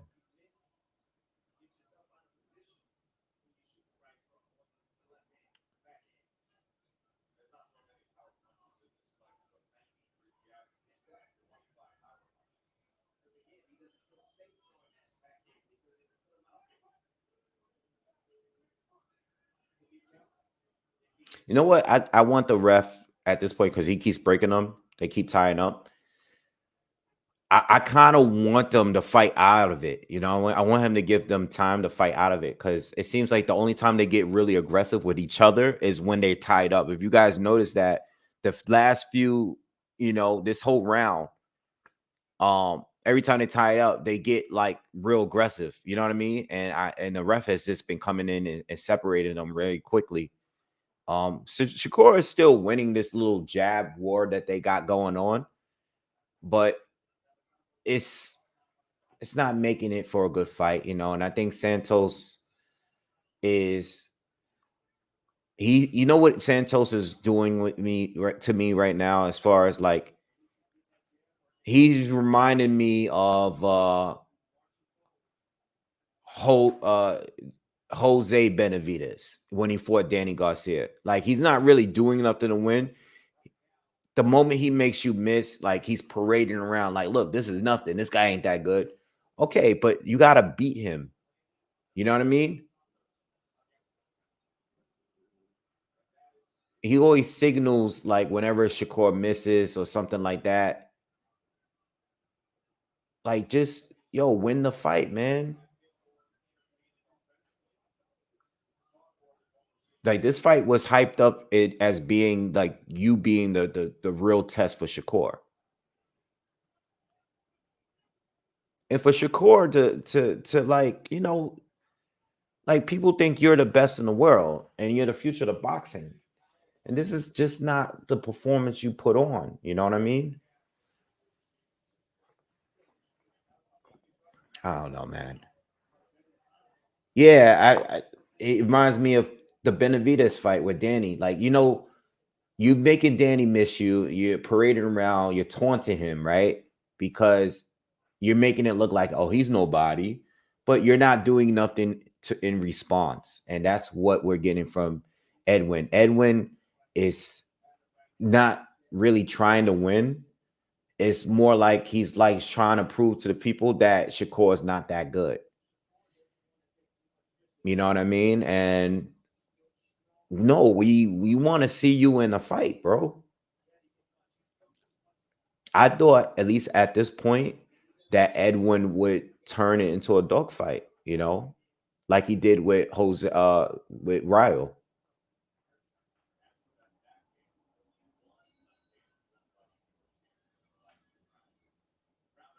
But maybe I just got it wrong with the matchup, thinking that the matchup was going to be good because Edwin had the speed and the reflexes and stuff to be able to throw Shakur off. And all he did was make Shakur fight even more cautious because of his ability and fight less.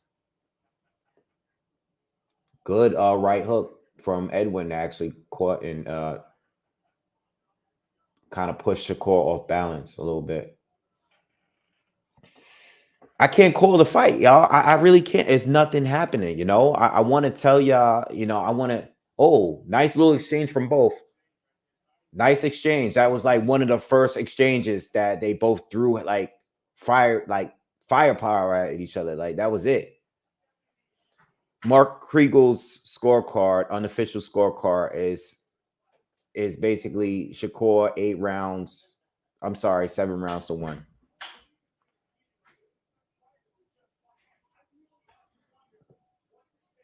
We're in the 9th round, y'all, and Edwin's not winning the fight.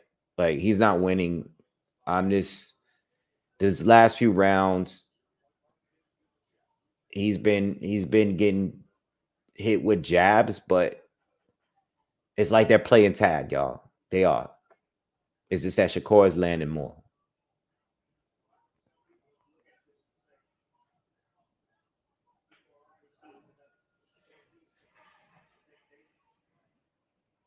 Good jab from Edwin.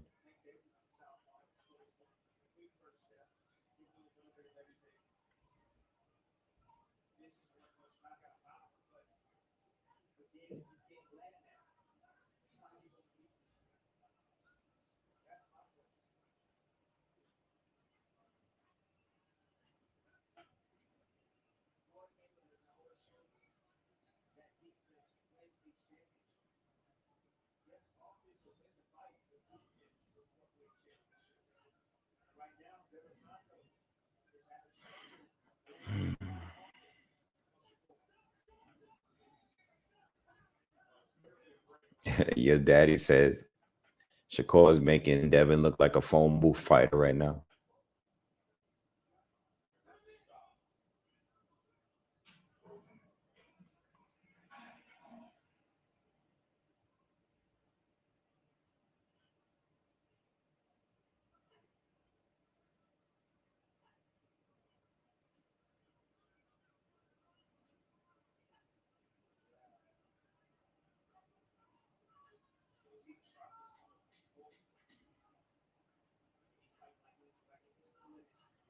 Shakur is coming after him. I mean, Shakur is actually coming after him at this point.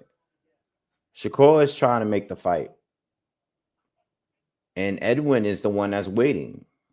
So like I said before in the last round, I don't think Edwin is here to win. I think Edwin is here to show the world that he can compete at this level, and that Shakur is maybe overrated. You know what I mean? More so than win, because he's not trying to win the fight. You can't sit here and tell me he's trying to win. You know?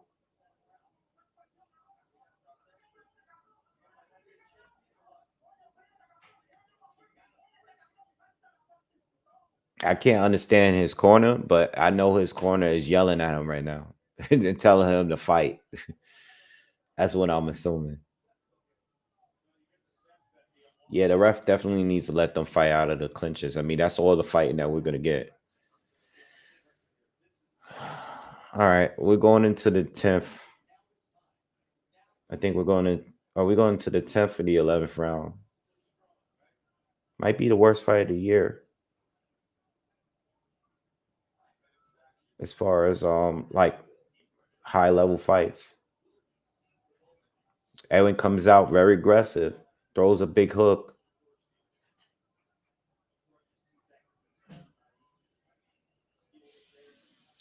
Edwin swings with a wild right hook. Shakur steps around it.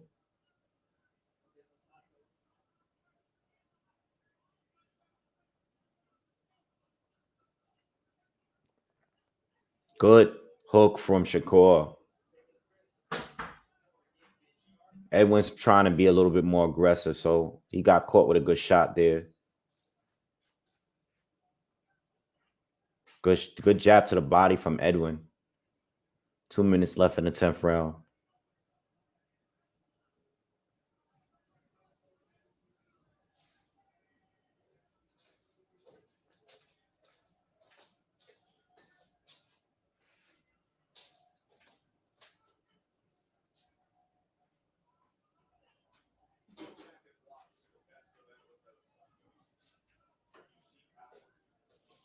Shakur landed a couple jabs. Shakur caught him with a left cross.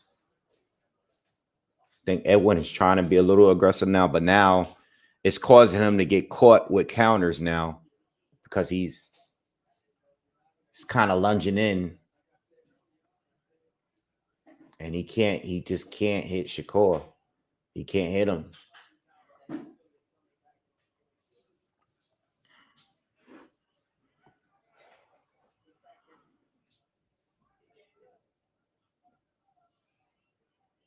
Yeah, he can't hit him, but I wish Shakur did a little bit more to counter off the mistakes this guy's made. a little bit more. You know what I mean? Good jab.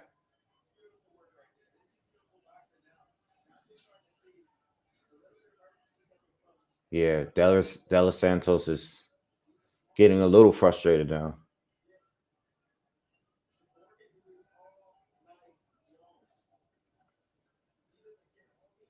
$30 seconds to go in the 10th.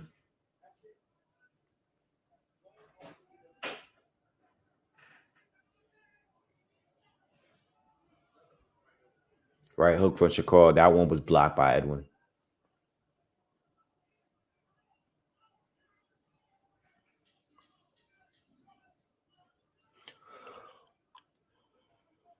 Oh, man.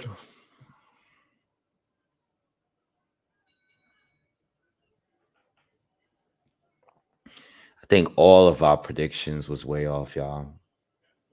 I know mine was because I definitely hyped this shit up. Definitely hyped it up, man. I think many of us was off. I think even if you are, even for the people that thought Santos was gonna win was off. Like this ended up being a terrible matchup, man.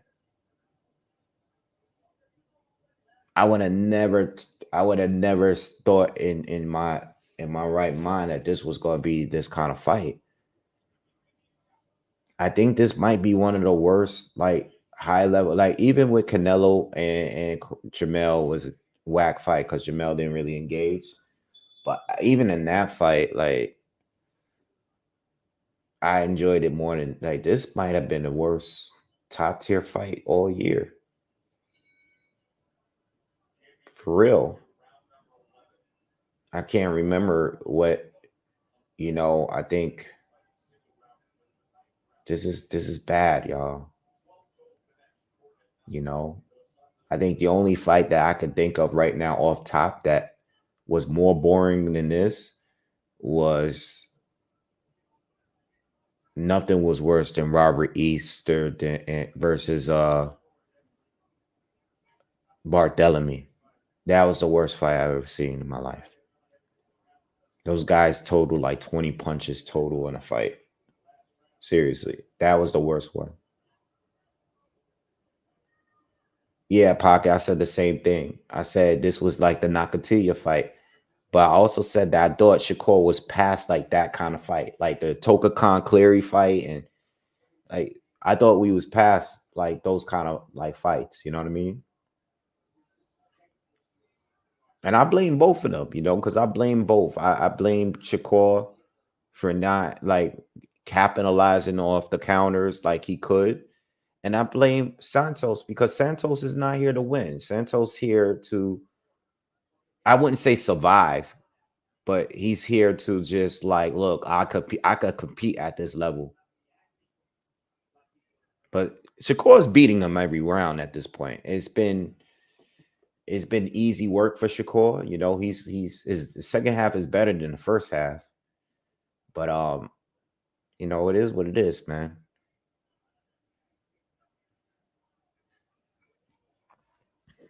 But this is one of the worst ones for sure for the year. This is one of the worst. This is one of the worst ones, man. Can't believe I stayed 6 hours waiting for this fight to go down.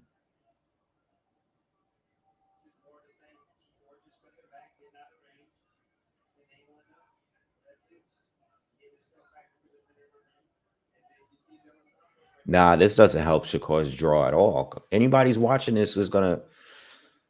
No one can watch this and actually believe that. Like no one's gonna like. If you're a first time watching Shakur, you're not gonna become a fan. And if you've been watching him, you probably he's gonna lose fans for this performance. And Edwin, the little hype that he just got, he's gonna have to redeem himself by knocking out some dude the next fight. You know what I mean? All right. We're going into the 12th.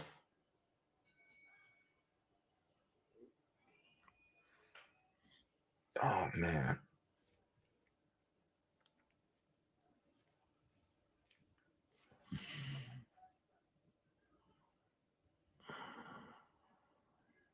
Yeah, I can tell the commentators about. Like I listen to them every now and then, and Tim don't even know what to say. Same old this, same old that.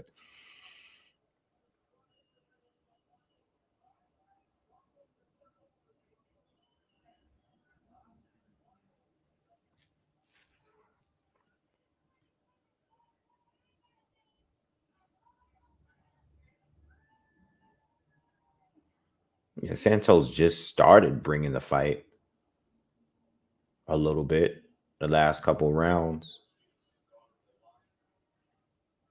but there was a long period where he wasn't doing anything either. Man, that's rough, man. Let's see what happens if anything happens in this 12th round.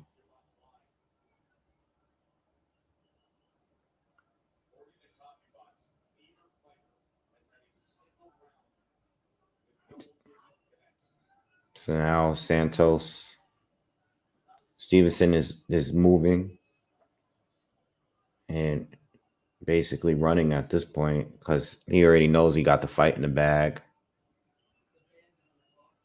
Yeah, this is bad.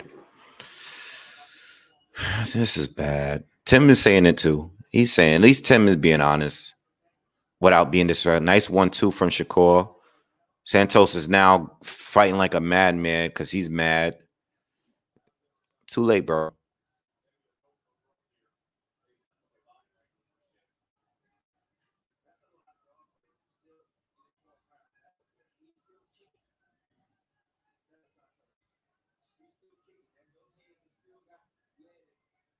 Yeah, because he didn't throw 9 all fight long. Good 1-2 again from Shakur. Santos stopped. He just slowed down. He was like, you know what?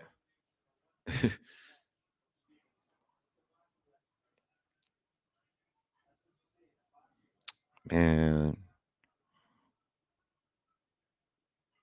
Well, another 1-2 from Shakur. That's the third one this round. That was blocked. Shakur tied up. Santos lunged at him, try to be really aggressive, but Shakur ties up. You either tie it up, hit him with a quick 1-2 and move, or it'll tie up.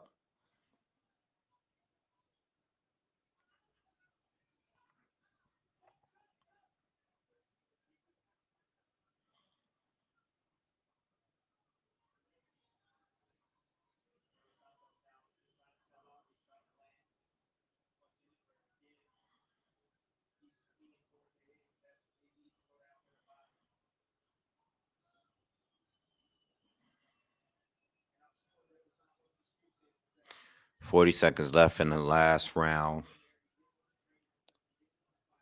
I won't be doing no review of this fight, man. I'm turning this off. And I'm taking a nap.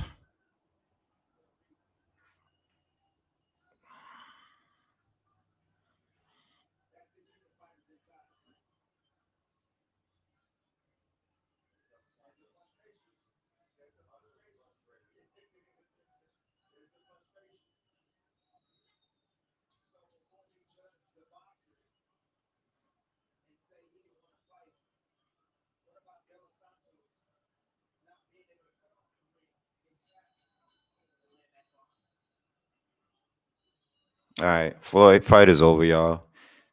I'm gonna just let them say what they want to say. I ain't doing no follow up. I mean, I will, like, but not tonight. They ain't even worth my time.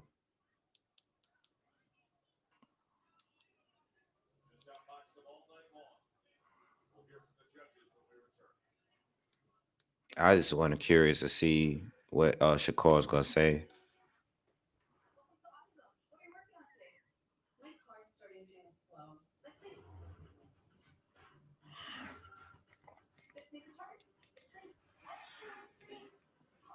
I'll tell you one thing. I'm glad I didn't touch that bet. I know a lot of you guys picked Shakur to win by knockout.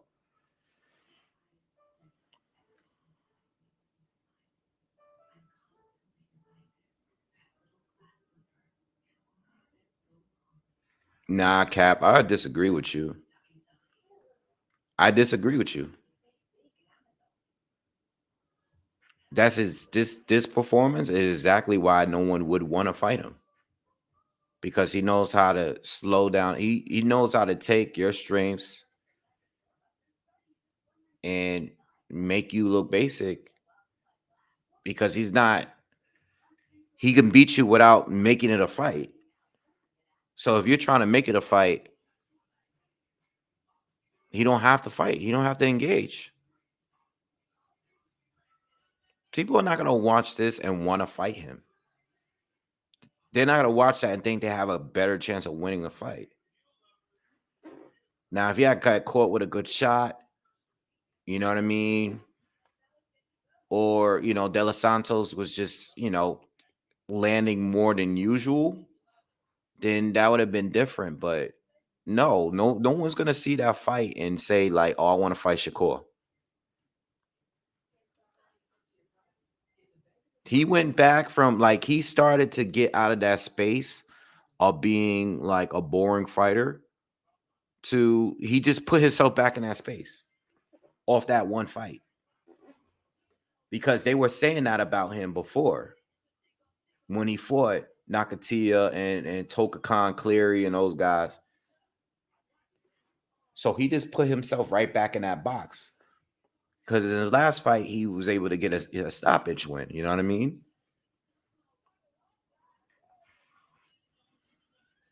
I don't know. Who do I think could be his last fight on Top Rank?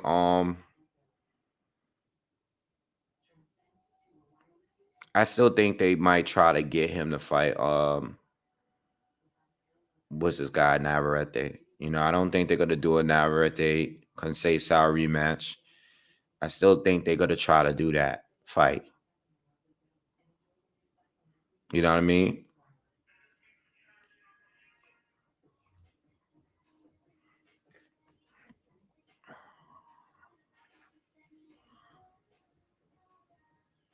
I don't think Shakur Stevenson fights like Andre Ward. I don't think they fight alike.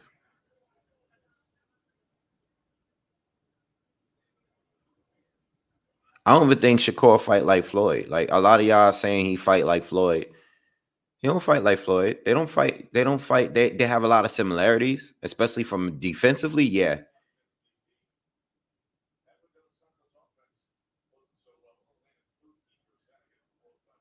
Well, let me say this.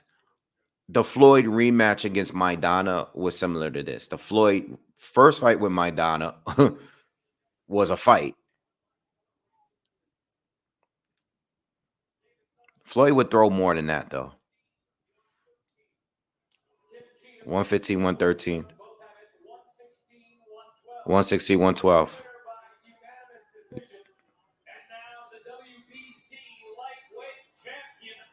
Why is Edwin looking shocked?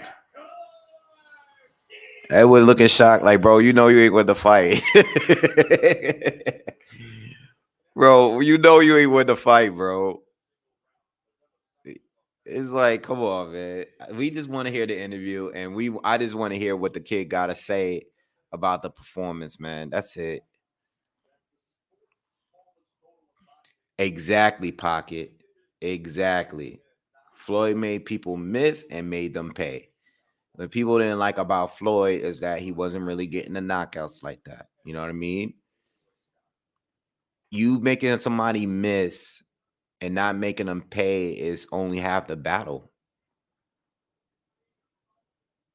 You not really. What's the point of you? Yo, they good. They went how many rounds? They went like a good 5 or 6 rounds without nothing really happening. You know what I mean? So don't even. Yeah, Shakur was Rigo tonight. Exactly. This fight was the fight with. I'm sorry, I said that was the last worst fight I've seen.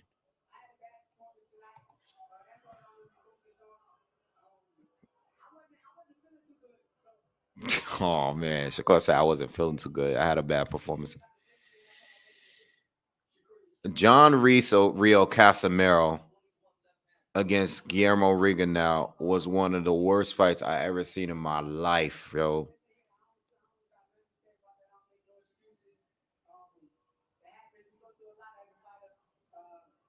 That was one of the worst fights I ever seen in my life, yo. Shakur said he said he didn't feel good. If I'm feeling like this in the ring, and if it's not going well, I'm gonna make sure I box and get the victory. So it was purposeful to go the full 10 rounds just to make it the distance. Talk to me about what Edwin De Los Santos brought to the ring. You seemed a little bit cautious at times. Did he hit hard? He shouldn't have said he wasn't feeling good. He got a good little defense. He shouldn't have said that. He grabbed a lot on the inside. When you get on the inside, he grabbed it and stopped you from punching. But he's a good fighter. All right, now we know that there's a lot. Even if he wasn't, he shouldn't have said that. 135 pounds. Who does Shakur Stevenson want next? Let me take a step back and assess myself. I can't give you no names right now. I felt bad in this performance. I got to go back to the drawing board and work on the. He's gonna go back to the drawing board. He can't give you no names of who's next. He has to assess himself. I got to take some breaks. I got to stop being in the gym all the time. That's how you cause injuries. That's how you your body gets a little fatigued. Oh, come on, man. All right, enjoy Thanksgiving and Christmas with your daughter. I will now speak to Edwin De Los Santos. Thank you, E-Class, man. I appreciate the donation, man. For real.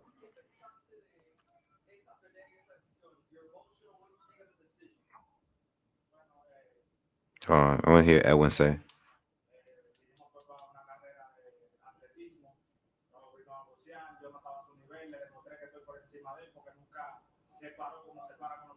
Yeah, the drawing board.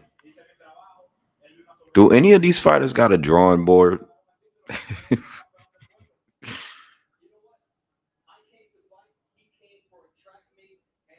Nah, son. Edwin said he came to fight, and Shakur wanted to run. No, you're not the champion of the people, bro. Yo, y'all both was ass tonight, straight up.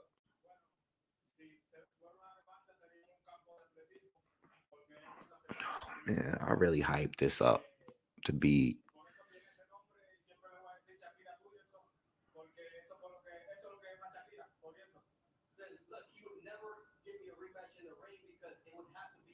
We not. We're not seeing a rematch, yo. We good.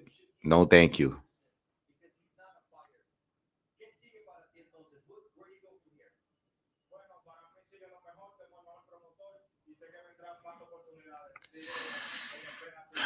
Josh, thank you for donating. He says can't criticize Shakur for this. It's sweet science, like it or not. Nah, you could criticize him. He just criticized himself. Said he wasn't feeling well. I think my issue is make him miss, make him pay. You know what I mean? We've seen it from you, Shakur Stevenson, and we've seen it from a lot of other defensive fighters like yourself. You know what I mean? Like, you want to make them miss, you want to make them pay. You know, you don't wait it out to a point where the guy gets frustrated in a later rounds, damn near the championship rounds, before you start throwing a counter here or there. You know what I mean? He played it. It's a such thing as playing it too cautious. You know, I don't want to call that the sweet science. It is the sweet science, but it's just a little too extreme. You know what I mean? And there's been plenty of fighters that's had that performances, and Rigondeaux was one of them. That's not the sweet science when you're just like, all right, we know you're a defensive master, cool. When the guy misses you, what are you gonna do about it? You know what I mean?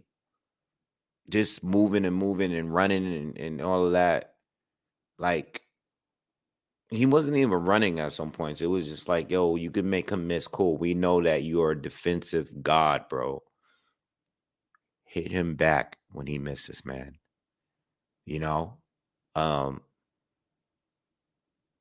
Where are the counters? You know, I thought in the beginning they were waiting for the counter. They were waiting. No, they were waiting to just avoid each other, the both of them. You know, and just because Santos got frustrated at certain points and just would lunge at him, he's not getting credit for trying to make the fight. You know what I mean? It's just, you got outboxed. You did get outboxed, but I don't know, man. Both of them took really long time to get it going. I'm just disappointed from both, man. Edwin, he let me down too, because I told you guys that this guy was going to be the guy that's going to finally really test Shakur. I don't know. All right, but this is definitely up there. Probably the worst I've seen since Rigo and Casemiro. You know, this is the worst one since that fight. That's the last fight. I think that fight was even worse, because I don't think Rigo threw any punches, and he had the nerve to be shocked that he lost the fight. It was crazy. I don't know what to really say. You know, I think I still like Shakur. I still like him a lot. You know what I mean? It's not going to change my views on him. You know what I mean? I just think the matchup just ended up not being the matchup I thought it was going to be. You know, I don't think this is going to be him for every single fight he's in, because it's not for every single fight he's in. And same thing with Edwin. I think Edwin, these two, when you got two extremely cautious fighters with great reflexes and stuff, it just ended up not being the matchup I thought it was going to be. You know what I mean? I knew it was going to be a chess match. I knew they both were really fast. I knew they both have great reflexes and stuff, but I just thought it was going to be more than what it was. You know what I mean? This fight ended up being like, let's say Richardson Hitchens went on to fight Sandor Martin. You know, where like Sandor is never going to turn it up a different gear, and Richardson Hitchens is never going to turn a different gear. Like, Hitchens just fought Cepeda, right? And he just was clearly winning the fight, but he refused to turn into a different gear. You know what I mean? It's just like, you know what? I'm gonna win the fight because it's what's working for me is gonna win, and that's it. I think he had the ability to actually hurt Cepeda, but he just chose not to.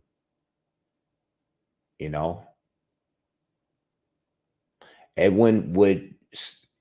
The matchup was just bad, man. I think we're all wrong as far as calling the fight for what we thought it was going to be. I think we all got that part wrong. I think everybody that was excited for this fight, we all got that wrong. The matchup ended up being a stylistic disaster. And I read plenty of comments, not even just my videos, but other videos. And I don't think I read a comment of anyone that said that this fight was going to be boring or a bad style matchup. You know, and it's crazy because the Conceicao fight with Navarrete, I mean, Navarrete is always going to bring a good fight, but Conceicao went to war with this dude and gave us a great, great fight. You know what I mean? And he's not even a guy that fights those kind of fights. You know what I mean? Anyway, it is what it is, man. I'm gonna get on out of here, man. It's been 6 hours. You know, I'll definitely address this some more this week. But I don't want to get too much into it. We do have Andrade and Benavidez, and there's no way that fight could be whack. I don't want to jinx it, but I don't feel like that fight could be whack at all. All right. Yeah. So anyway, I'm out of here, man. Y'all have a good night. Thanks for tuning in. Please subscribe if you haven't already. Thank you for all the people that left donations tonight too, by the way. And I'll see you guys on the next one. Peace.